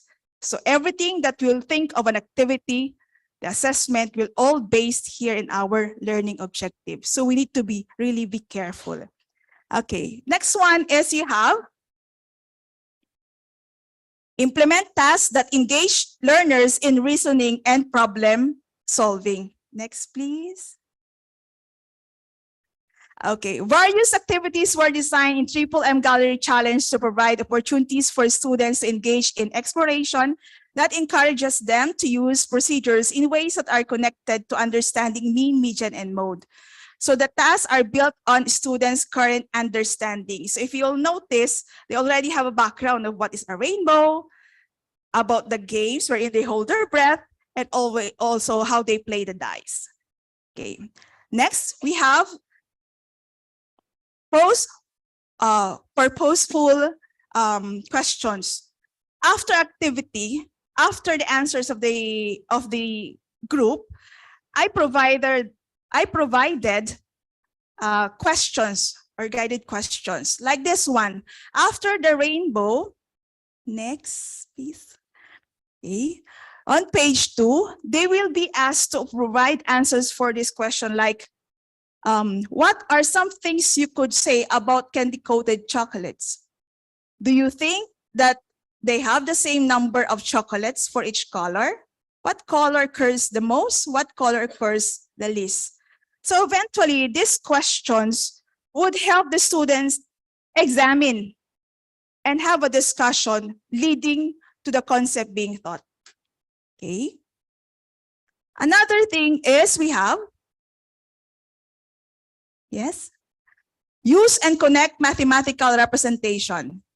So different representation of data, either tabular or graphical form, were utilized in the lesson to focus students' attention on the structure of math ideas and support their ability to explain their reasoning. So I do not just simply let my students list the data. The data could be represented through the line plot. Okay, it's another representation. And another way is I could ask them to represent the data on a tabular format. So if you have different formats of your data, there are many ways on which the students can understand what we are trying to say and what they need to do. Okay, next. Facilitate meaningful discourse. So the group here, the group activities included in the lesson provide students with the opportunity to share their ideas and clarify their understanding. So if you'll notice here, the students, when they do conduct the group activity, there is a chance for them to discuss among themselves what needs to be done, okay, and what could be the possible answers to the sets of questions given to them. Okay, so they can freely deal with each other, discuss among each other.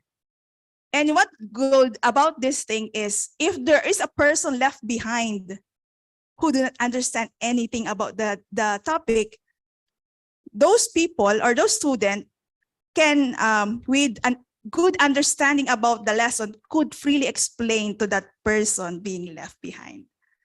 Okay, so they try to lift up the other students if you have the group discussions. Okay, next. Miss Mary, Yes. you have 5 minutes left. Thanks. Okay, next is you have the presentation. So to facilitate meaningful discourse also, here the students are asked to do their presentation. They can freely express their ideas and present their output. Okay, another thing, next we can build procedural fluency from conceptual understanding. So challenging problems can be built on foundation of conceptual understanding. We're included in discussion, assessment, as well as in the extension activities. So if you'll notice, on the first activity that we had, it's just simple task. But eventually, during the discussion, I could provide a more difficult question. So for instance, here, for mode, when I do discuss the mode topic, I could challenge them to think if it is possible or not to have all numbers are different and there will be no repeating numbers.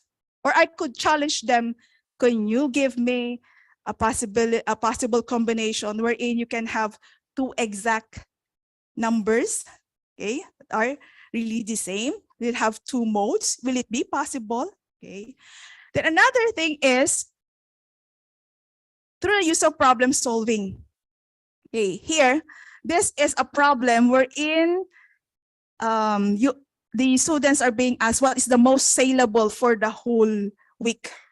So if you're dealing with this thing, most saleable product on the week, you are now dealing with mode, okay, as a measure of central tendency. Okay, and the last important activity that I design is the start in action, wherein the students themselves, they could freely decide on what number they would like to crunch, and they try to pull, ask their friends, relatives, okay? They try to survey, okay? And then eventually they will ask to choose what measure of central tendency is fitted to solve that type of set of data. Okay. Next is we have to support productive struggles in learning mathematics. So in the lesson, the teacher acts as a facilitator. We all know this, guides students to persevere in face of challenges. Next, we have the materials needed. We must be able to provide the materials. The materials that I use here are all improvised. I improvise a dice, I improvise the dice launcher, as well as the things needed for the I Can See a Rainbow. Okay. Then another thing next is in terms of designing the activity sheet. The activity sheet must be designed to support the accomplishment of the task, which is broken into smaller and more manageable steps with clear directions. At the lower portion of each activity sheet, which is a special feature, in my activity sheet, I placed their stopover feature, wherein it shows an explanation of the things or related information that could serve as reference for students in the completion of the assigned task. Since the required skill here is they must know how to do the line plot. So what I did is I placed what is a line plot and an example of a line plot on the last part of the activity sheet. So even without me explaining what a line plot is, they can eventually answer or provide or create the line plot with them. Okay, next is we have elicit and use evidence of student thinking. So the lesson's formative and summative assessments help determine the extent to which students are reaching the lesson. So as we all know, there must be a consistent monitoring if the students are already learning or not. Remember, assessments are done for learning and it's done of learning. Okay, next, I would like to show to you the students' responses and as well as my reflection. So for the students' responses, eventually they really enjoyed the activity. Okay, it not only tickled their taste buds, but also ignited their minds. So while they're doing the I Can See a Rainbow, some of them are really tempted to eat the candy-coated chocolates. Okay, the station allowed them to work together in small groups and share ideas, and as well as demonstrated understanding of the concepts of measures of central tendency. For my self-reflection, okay, really, it's very important that we need to have a well-planned lesson, okay, and translate the content and performance standards into an engaging learning activity. Okay, then global pandemic also created unique challenges which can be viewed as an opportunity for positive change. growth and recovery if we shift only our perspective. Okay, we could change our perspective. Do not just simply look at it as learning loss. Okay, try to change the language. Let's make it opportunity to learn. Okay, with that, I would like to end with this. The journey may be tough, but determined to reach, teach, and close the gap. Okay, thank you very much.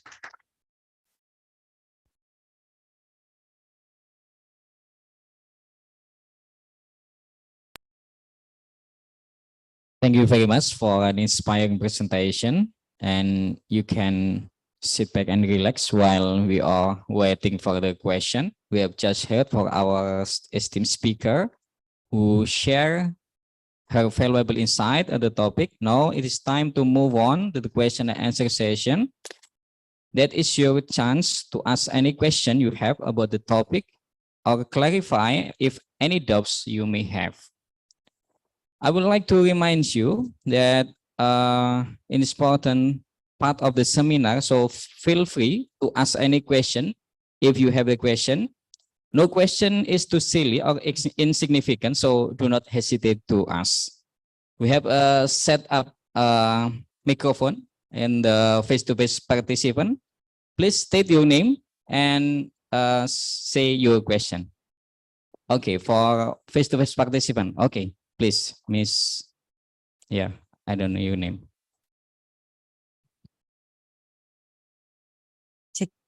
Thank you. Assalamualaikum warahmatullahi wabarakatuh. Waalaikumsalam warahmatullahi wabarakatuh. Okay, my name is Syafrina Ramawati. I'm from SD Negeri Ragatunjung 01, Kecamatan Paguyangan, Kabupaten Brebes, Provinsi Jawa Tengah. I would like to thank you to Miss Mary for sharing the best practice. That very interesting.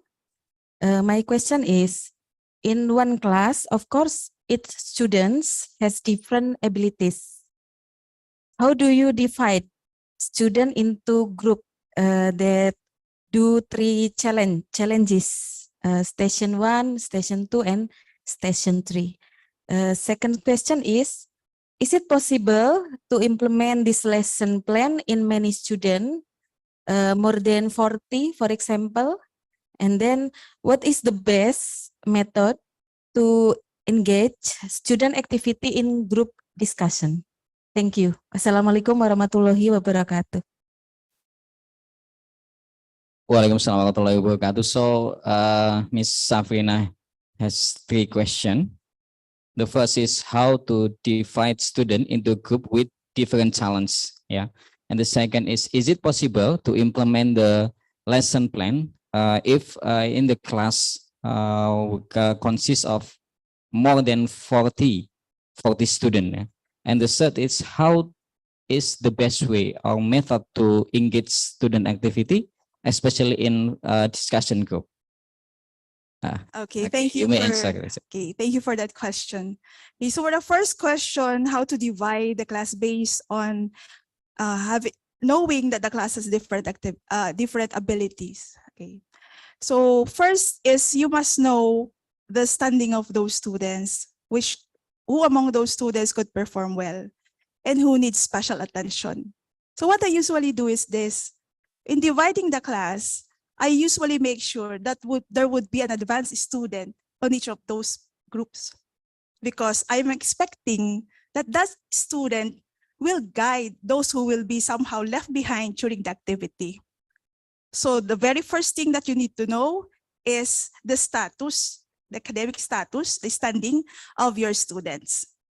But if ever you don't have any idea, like what I have when we do the real teaching here, so what I just simply do is I divide the class in terms of equal distribution of the male and the female. So in a group, there will be males as well as females. Do not just simply make the group all males, then a group again, all females. Because remember, different activities would require the talent of those different genders. Okay. That is usually my basis in making groups. Okay, for your second activity, will it be possible for you to implement this if you have a set of students more than 40? In our place, our country, we have at most 40. Okay, at most 40. But maybe the idea that you can have is this. We only have three stations, right? So what you can do is make it 6. For one station, there will be 2 groups who will be working on it. Okay, 2 groups again for the second station, and then 2 groups for the third station. Because, as we all know, if we have too many students working on a certain task, there will be a chance that a certain student will no longer work. Okay, so to ensure that everything is involved in the activity, you try to subdivide it into a group with lesser number of members. But it will take time when you do the processing, especially if they will be asked to do the presentation, and it will take lots of effort from the teacher to move from one group to another to make sure that everything is happening as you have planned. Okay, that's really a challenge, but I know you can do it as teachers. Okay. Then another thing, the last question is, what is the best engaging? To engage student in group discussion. Strategy Yeah. in engaging your learners. As teachers, I know that each one of you are all creative. Okay. Different lessons will entail us different strategies. The best thing that you could do is, first, you have to check what do you want to be delivered in the class, what your students would like to achieve on a particular session. Then from there, you could get an idea what could be the best activity that will help you meet the planned objectives. Okay. Really, the answer is there's no best strategy. It all depends on what is really your objective. Okay, but as teachers, my challenge is you just simply be innovative. It's good that you attended something like this one, sessions wherein you can improve yourselves. Me also, this is an opportunity for me to learn something new. Not just only for the culture of Indonesia, but I really learned something new, especially when we had the post-conference, the reflection with the academic team. That it's not just simply easy for you to deliver the lesson. What is really important for you, aside from the strategies, is you have to be very careful on the content. Because if you missed to deliver the correct thing, you cannot eventually erase that from the mind of your students.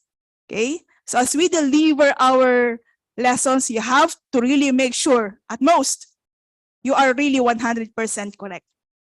So that eventually nobody will be left behind. And no additional presentation, the learning loss here. Okay, that's it. I hope I was able to answer the question.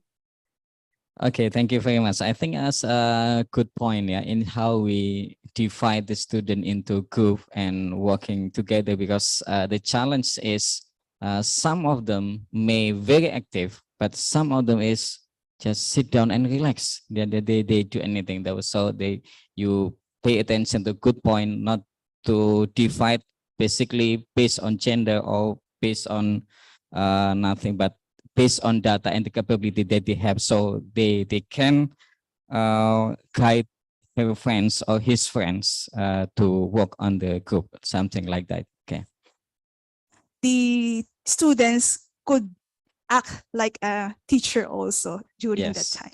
In Indonesia, I think we call it tutor sebaya. I think like a friend, teacher, a friend. Okay.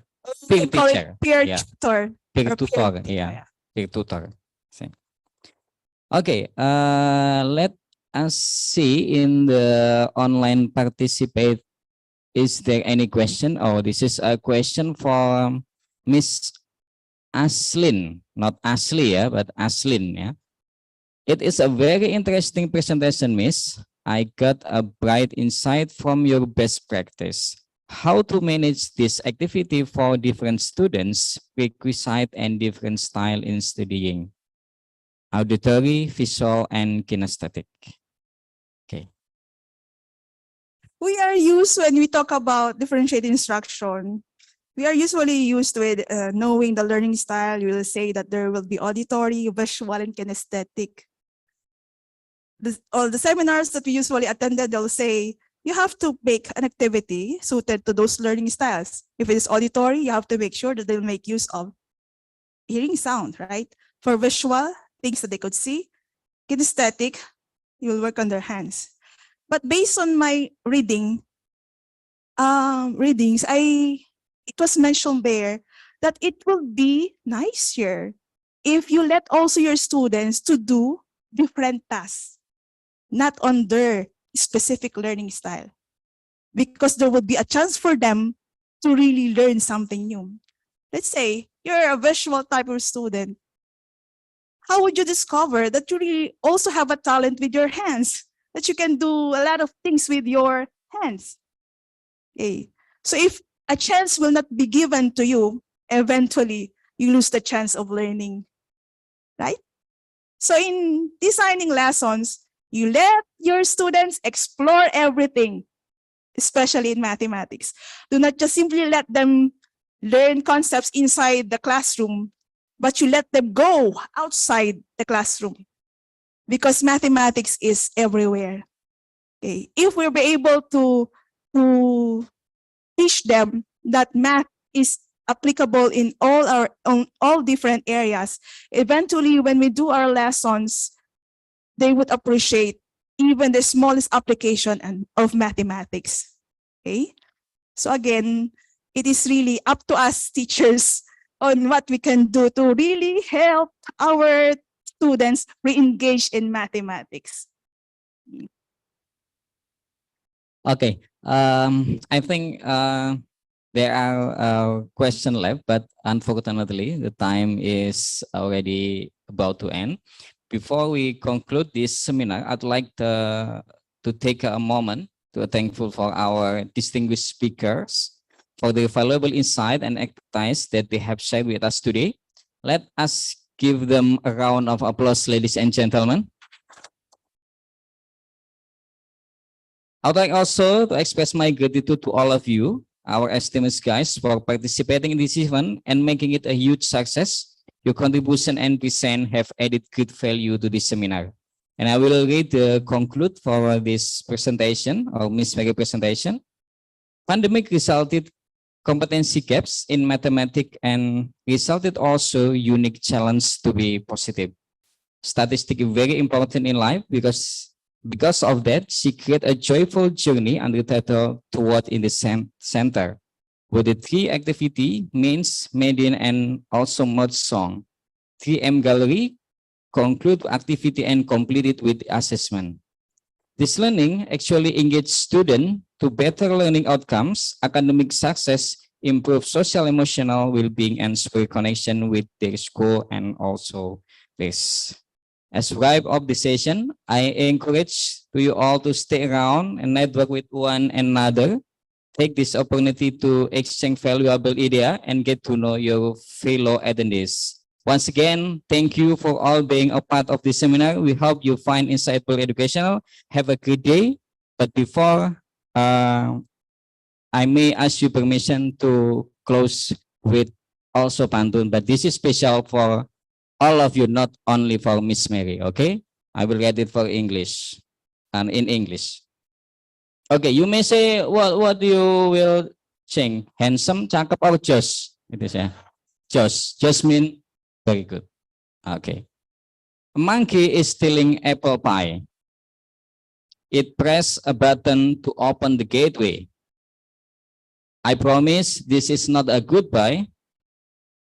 I will see you again someday.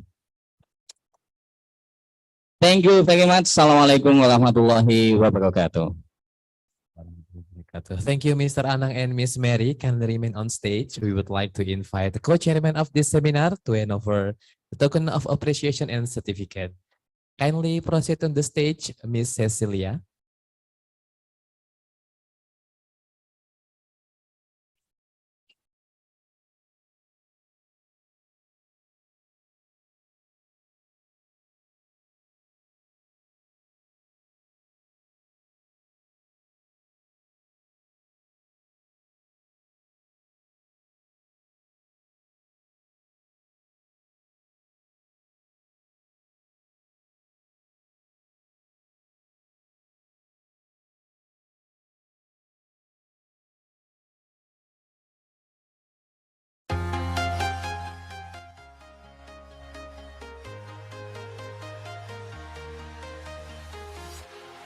Walking alone, the streets are empty. The only thing I can see is my own silhouette. I'm getting stronger, step by step. The clock is ticking, but there's no time for regrets.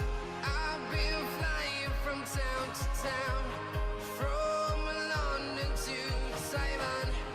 I've been all around the globe, trying to protect your soul. We are heroes tonight. We will fly above the sky. We are heroes tonight. Yeah. We are heroes tonight. Thank you very much, Miss Cecilia, Miss Mary, and Mr. Anand. You may return to the stage.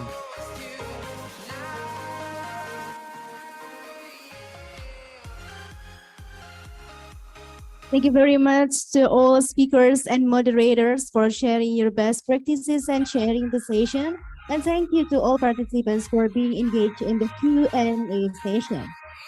Ladies and gentlemen, now we will have a 20 minutes break. 20-minute breaks, and please come back and at 4:15 p.m. or 4:15 GMT plus 7.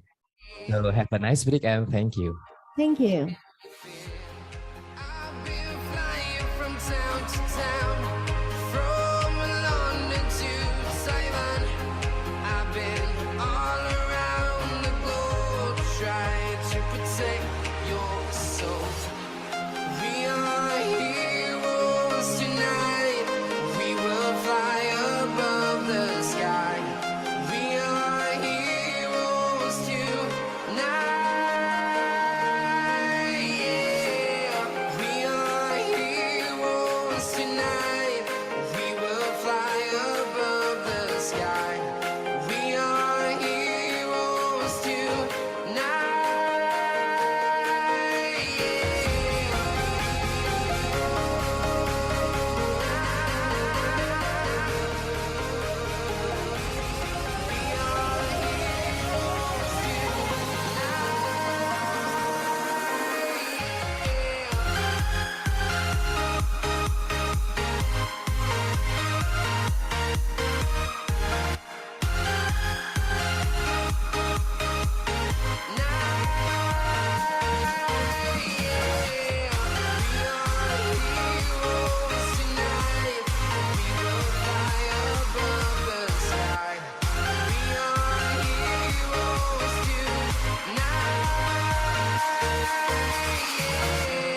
I've been flying from town to town, from London to Taiwan.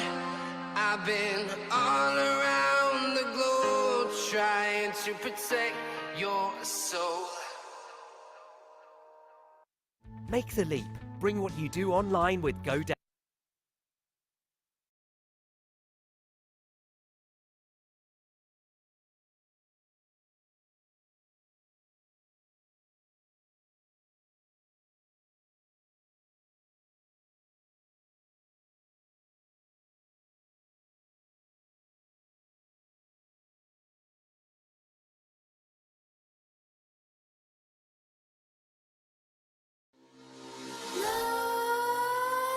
Nightmares creep while you and me repeat. This bittersweet heat is suffocating. I'm waiting and always hesitating.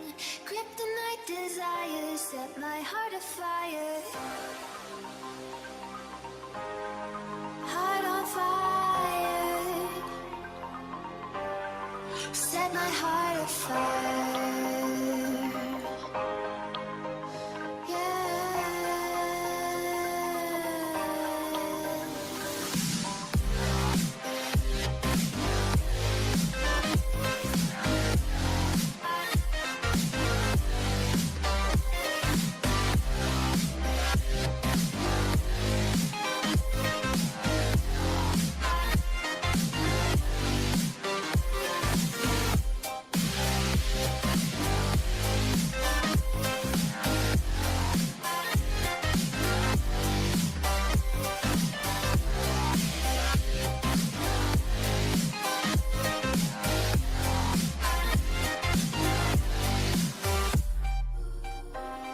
With crimson secrets and forbidden bliss, can't stay still, don't stop that thrill.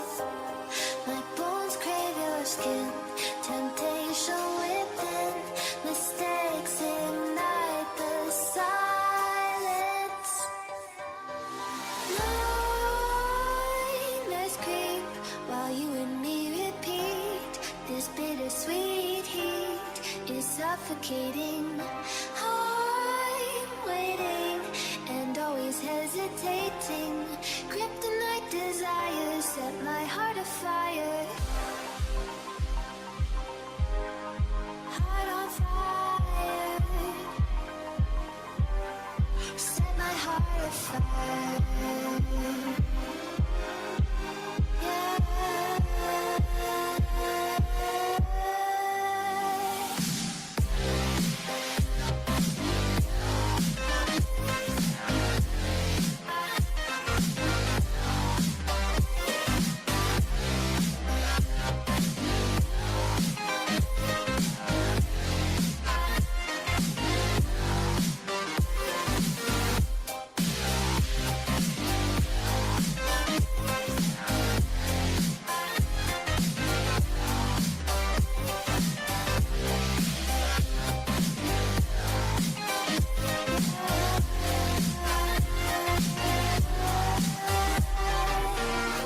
Connect the dots straight to the start of intoxicating want. Lingering touch, these soft words whispered in the dark. Set my heart on fire.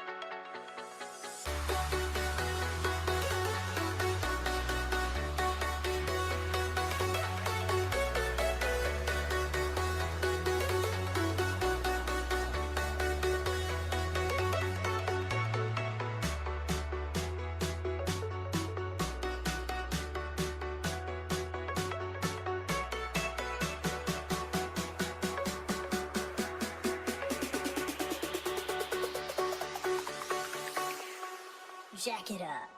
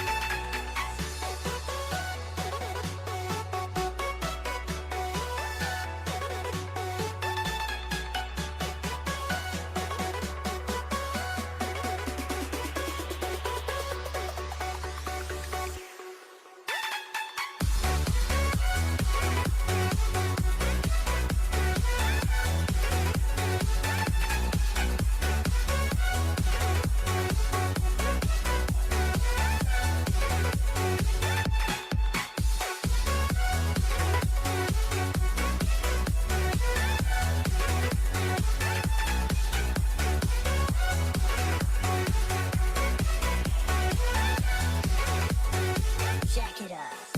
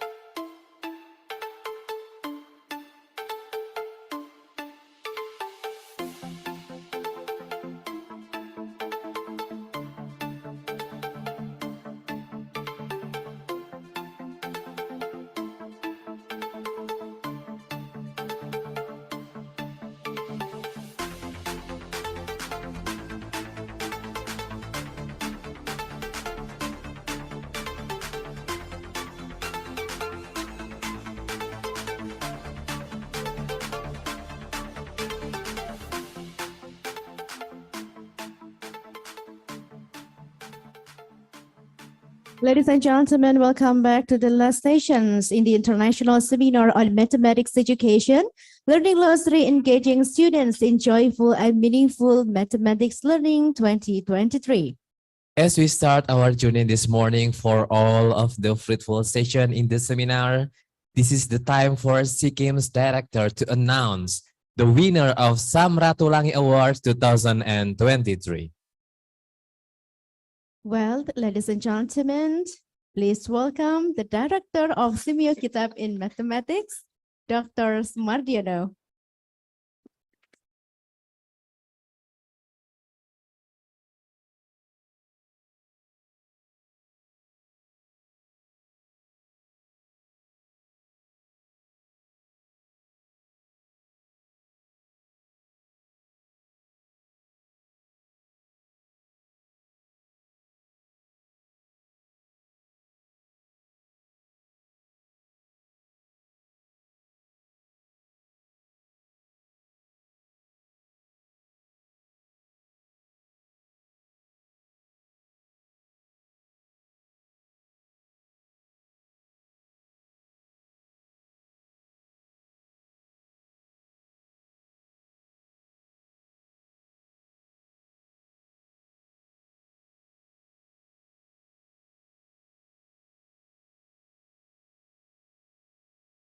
Bismillahirrahmanirrahim.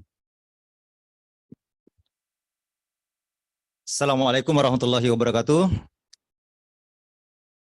Good evening, everyone. I hope you still enjoy with our sessions in this international seminar.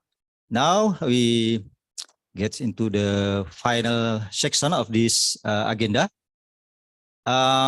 Before we announce the winners, the winners of mathematics teaching learning models for Samratulangani Awards for this year 2023, I would like to share with you about the short biography of Samratulangi. I believe that all of you know about this figure. Who didn't know Samratulangi? Please raise hand. I believe that you have. And I think that you all ever have the photo of this figure in your pocket. Yeah. Please see the Indonesian rupiahs, 2,000 rupiahs. Yeah. And it is not only about political struggle of this hero, of this figure. Maybe you think that why we choose Samratulangi for this award. Yeah, because there are something, another effort of these figures. And I would like to share with you all about the others struggle of this hero. Of course, related to education, especially for mathematics education. Let's see the short video, and I have made, and this actually based on the presentation slides. Let me explain in short, about this video. Please, committee.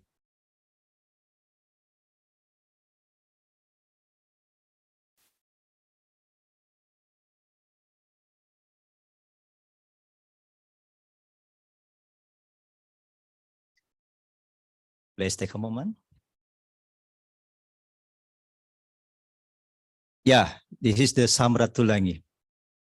Yeah.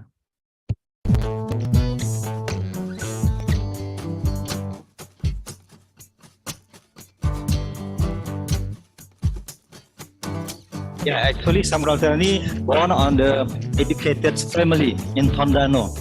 Yeah, Sulawesi.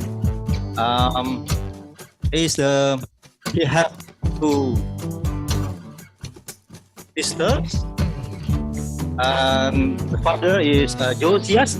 Josias is also educated person, not only in Sulawesi but also in Indonesia.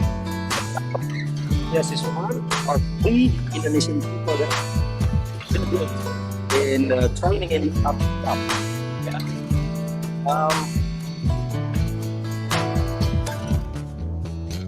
Is yes, like our deputy. Tam. This is the family of Samratulangi, and they have some sister and son. After this taken, the doctor of Samratulangi still media, Mrs. Have educated the schools that provide for the educated people or for the people, and then he has the ability to education in Batavia because he has talented person.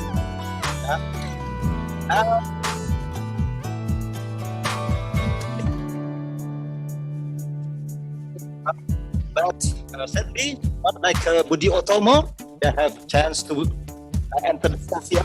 He decided to reject the Sofia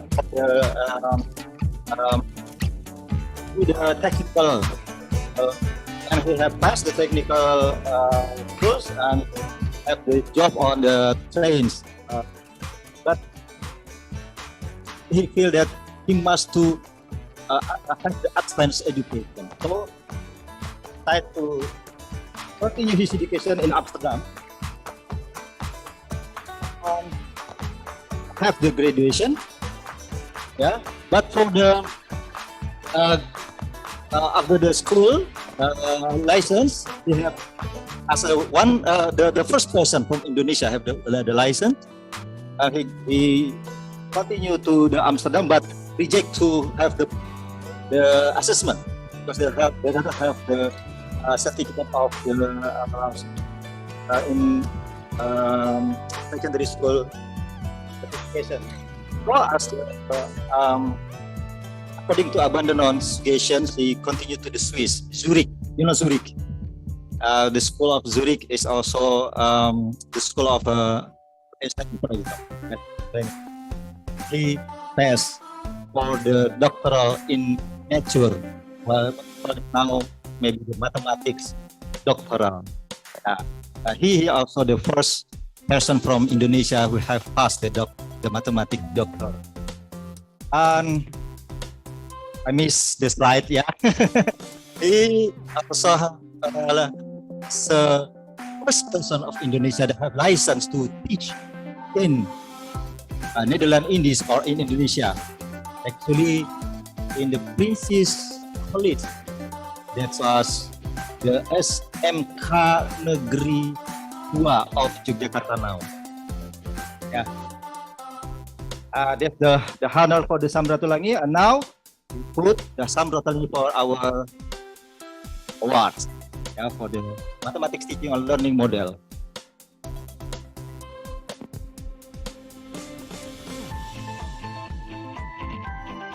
Yeah, what for from Samratulangi? We know to students can only be carried if they can manage other human.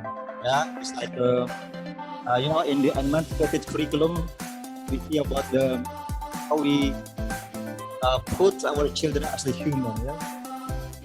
Okay, there's the short biography of Samratulangi that inspired us, yeah, to give the awards for the best teachers in mathematics education from the Southeast Asia. And now, after we have twice even for this Samratulangi Awards, the first one and the secondly, we just had in online mode, fully online mode. Now we can conduct it on sites, and we have now 3 best of the MTLM Samratulangi Awards. And now, without further ado, I would like to announce from the 3 best who is the ranking 3, 2, 1, and 4. No, yeah. Yeah, you still concentrate without our speaking, yeah. Okay, please, with the video, we will announce the winners of the Samratulangi Awards for this day 2020.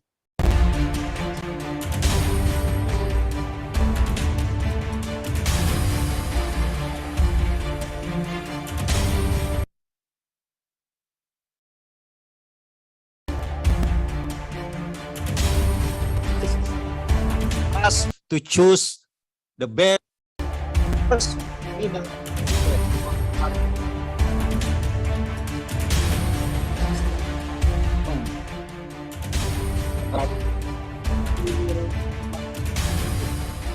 First one,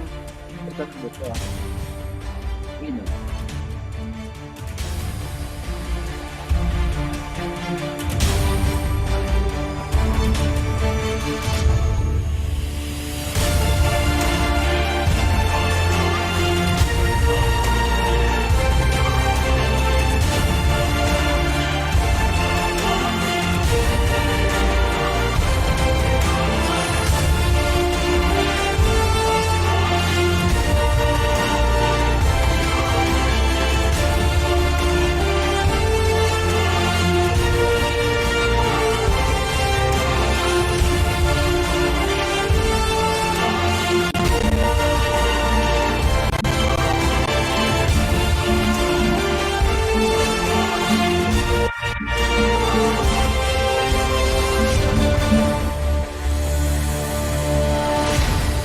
So please, big applause then for the Miss.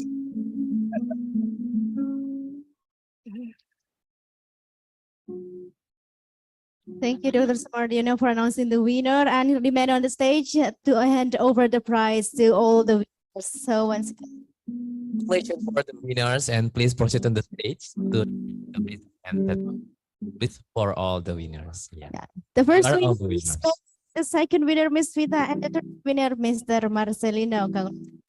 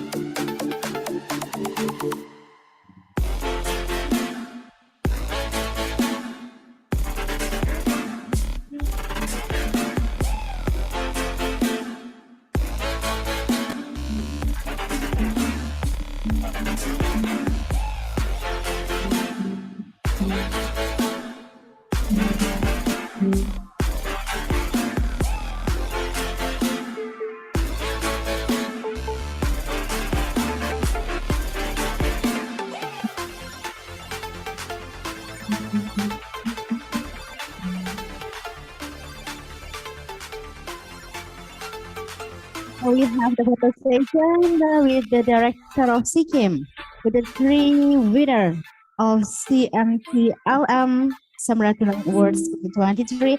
And for the next photo session, may we invite the Deputy Director for Program, Dr. Bulan, to join the photo session in front.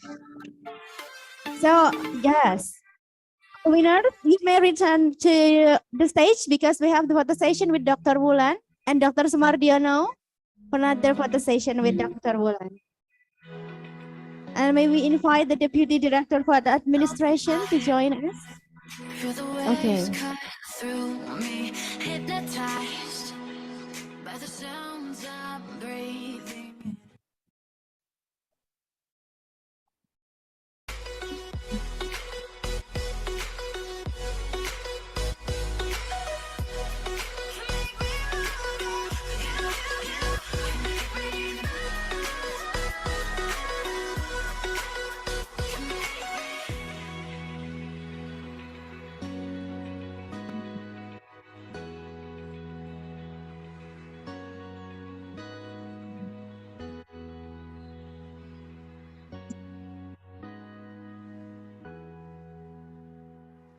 Okay, the next photo session with our Deputy Director for Administration, Ibu Puji Erianti.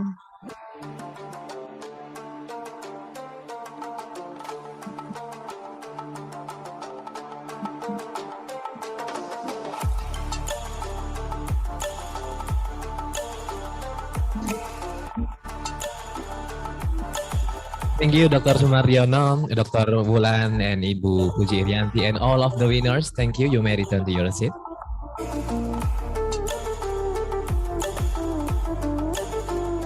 So once again, congratulations to all the winners, and might we invite to the podium to deliver the speech as the winner of CMCLM Samratulangi Awards 2023, Miss Mary Lucineta Gama from the Philippines. The stage is yours.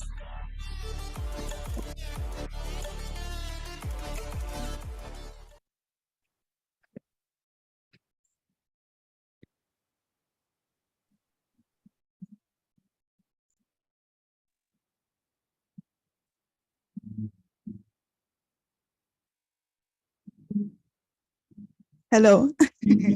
Okay. Okay. Now I'm speechless.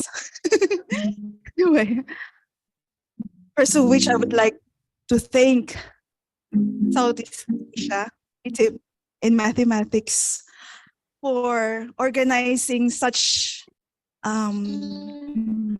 event wherein we were able, as mathematics teachers, we'll be able to showcase the best in us. If you know my story back in the Philippines, I really tried to join one of the regular courses of KITEP in mathematics. I tried to submit my papers in a division office, then to the regional office. But unfortunately, there'll be no comment from them if I'm accepted or not. But once I saw the posting that there is such thing as this one, wherein I could immediately submit my output directly here at KITEP in mathematics, I grabbed the chance. Now I could freely join this competition. The journey that I have for this is not that easy, because in the Philippines, we have lots of tasks as teachers. So most of the time, I would really find time to do additional things like this. But you know, sir and mom, I was really inspired to give my best when I do the lesson plan. Okay. Then when I know that I still need to do the video, okay, I do it just for few hours and I edit it myself and then immediately submit it. Okay. This award is not only for me. I would like to share this to my fellow educators, not only in the Philippines, but here from the countries of Southeast Asia. Okay, special mention, I would like to dedicate this to the teachers back then in our school, that we could continue doing the best we can. We can show Southeast Asia, we could show the world that there is such a country as Philippines. There's something that we can contribute to other countries. Okay. To be more specific, I would like to thank my boss back then in the Philippines. Special mention to Sir Mike Dacasin, who is my education program supervisor, who is always very willing to extend his hand when I do the submission. Same is true from the people in the division office and the regional office. And of course, the people in our school, my principal, Dr. Jesus Nazareno, and my head teacher in mathematics, Mr. Edgar de Vera. And of course, I will not be able to forget to give thanks to my family in the Philippines. My husband, whom I left there to take care of our two kids. So a while ago, he is having a live streaming wherein the three of them are washing our clothes together with the kids. Okay, so he took care of our kids while I'm away. Okay, Special mention also to my family, my De Guzman family, my daddy and mommy, and also my brothers and sisters.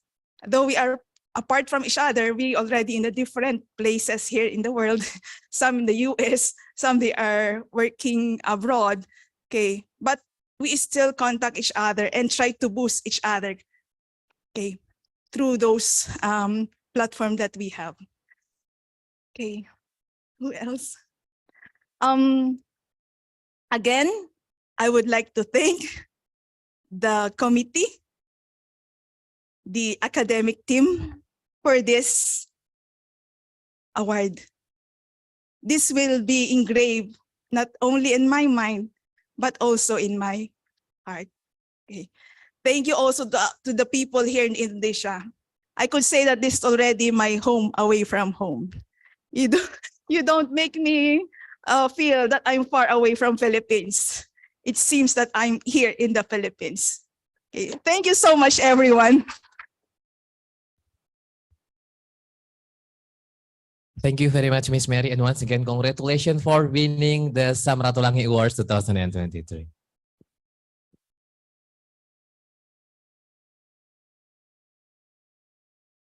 Distinguished guests, ladies and gentlemen, we have come to the final agenda of the International Seminar on Mathematics Education, Learning Glossary Engaging Students in Joyful and Meaningful Mathematics Learning 2023. And it is our great pleasure to welcome all of you again in this afternoon in the closing ceremony. And this event is made possible by the support from the Ministry of Education, Culture, Research, and Technology of the Republic of Indonesia, the CMU Secretariat, and the SIKIM's host institution, Balai Besar Guru Penggerak Provinsi Daerah Istimewa Yogyakarta. To officially close the seminar, we are pleased to invite the Director of Semio Kitab in Mathematics. Please welcome Dr. Sumardiano.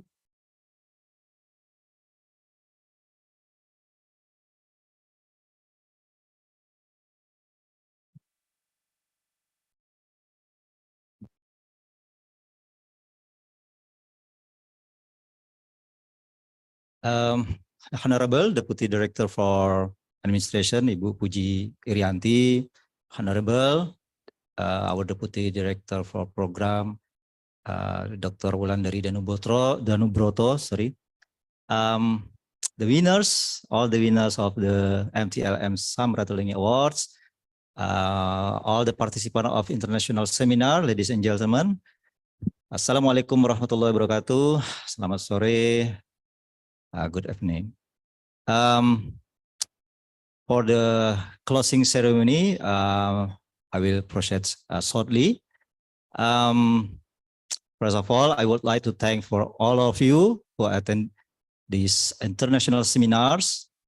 This is actually our directors of Samratulangi Awards program, because this can be conducted fully on site. Yeah, this is very exciting for us, and we hope that in the next 2 years, yeah, in 2025, we will conduct again the Samratulangi Awards for the MTLM models competitions, and I hope this can spread your motivation and also inspiration to have the best lesson plan. And we will plan to have a more larger program for this initiative, and maybe for the next Samratulangi Award we will have the another kind of category, for example, yeah, for the winner from the primary school and secondary school, yeah. And I hope that will be provide more opportunity for all the mathematics teachers from the Southeast Asia. And I would like to apologize on behalf of the SIKIMs for every inconvenience and mistakes of providing this program for all of you, especially for the participants who comes here from special region of Jakarta, West Java, yeah, South Sulawesi, and also from Philippines. And we hope that you have inspirational discussion, yeah, from our invited speakers from Singapore, Bandung, and also from our ministry. And I would like to thank also for the Ministry of Education, Culture, Research and Technology of Indonesia, and also for the BBGP of Yogyakarta, and last but not least, our Siamio Secretariat from Bangkok. And I would like to give you also a pantun, yeah. But sadly, Miss Anang who have left now, yeah.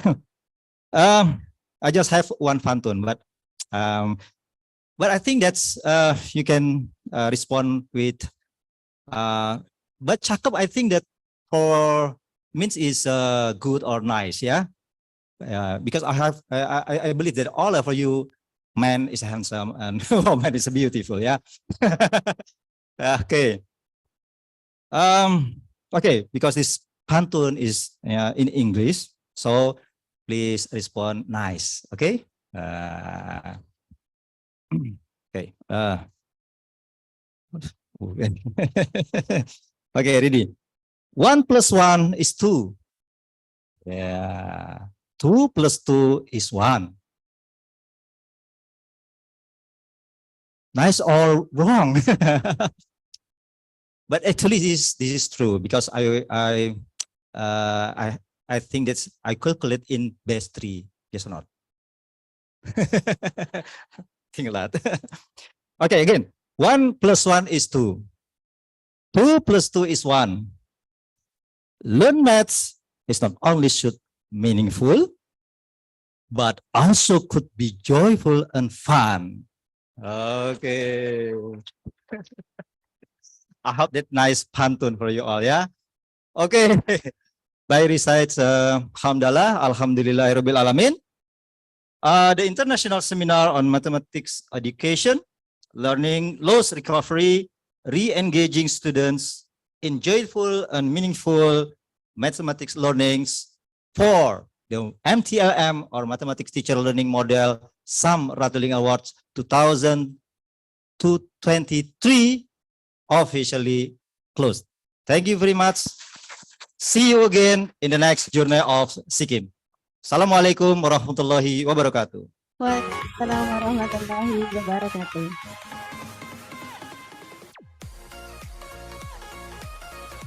Thank you very much, Dr. Sumaryono, for officially closing this seminar. Well, ladies and gentlemen, as we have reached the last session, please complete the evaluation form to get the certificate of participations and also the attendance list. Ladies and gentlemen, this is the end of the International Seminar on Mathematics Education 2023. On behalf of the organizing committee, we are expressing our deep appreciation to all of you. To on-site participants, thank you very much. Safe journey back home. And also to the online participants, thank you for stay on Zoom until the end of this event. And remember to stay connected with us through the social media channel of Sikkim, through Facebook, Instagram, website, and also stay tuned for many more exciting programs. I am Yoga Utama. I am Lely Dian Puspita. See you on the next program with Sikkim, learning mathematics joyfully and meaningfully. Assalamualaikum warahmatullahi wabarakatuh.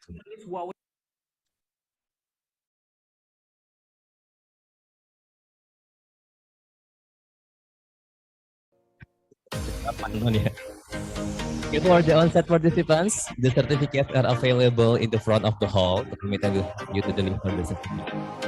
For the online participants, we will send the e-certificate to your email by next week. Once again, for the on-site participants, you can grab the certificate in the front of the hall. The committee will help you to deliver the certificate. Thank you. Very much.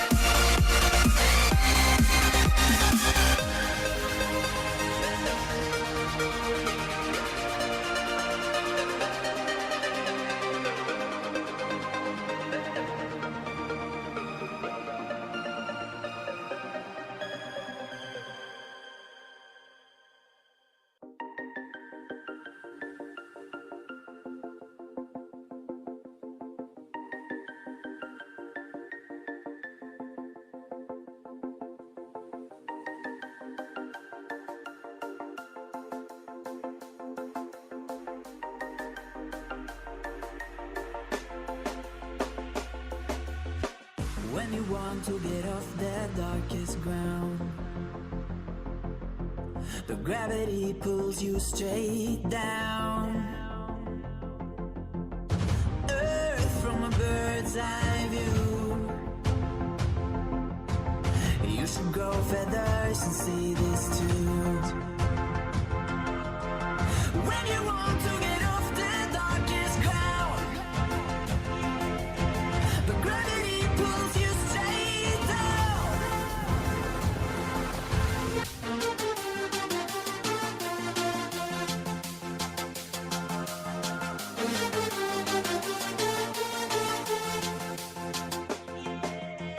When you want to get off the darkest ground, the gravity pulls you straight down.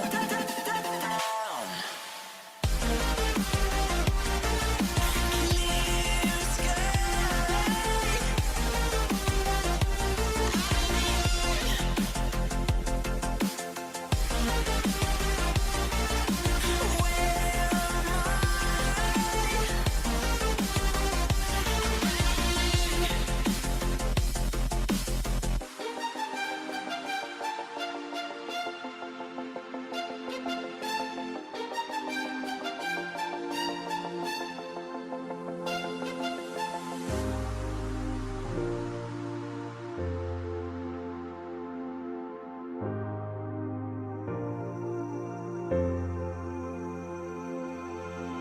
When you want to get off that darkest ground,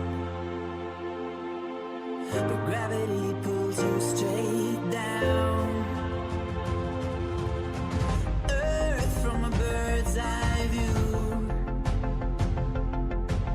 You should grow feathers and see this too. When you want to get off the darkest ground, the gravity pulls you straight down.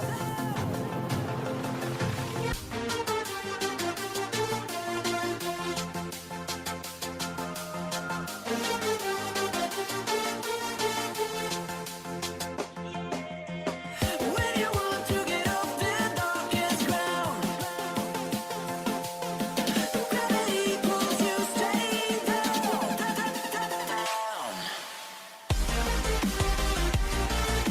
Clear sky.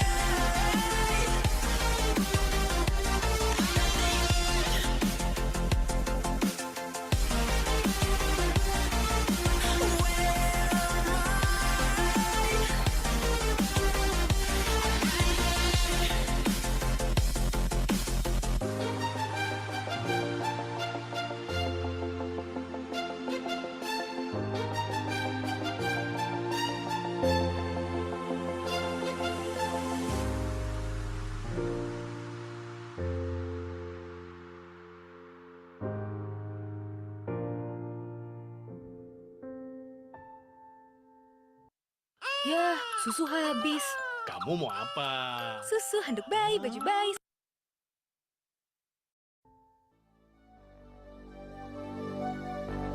Fill me out with your smile.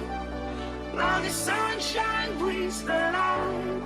Fill me out with a flame.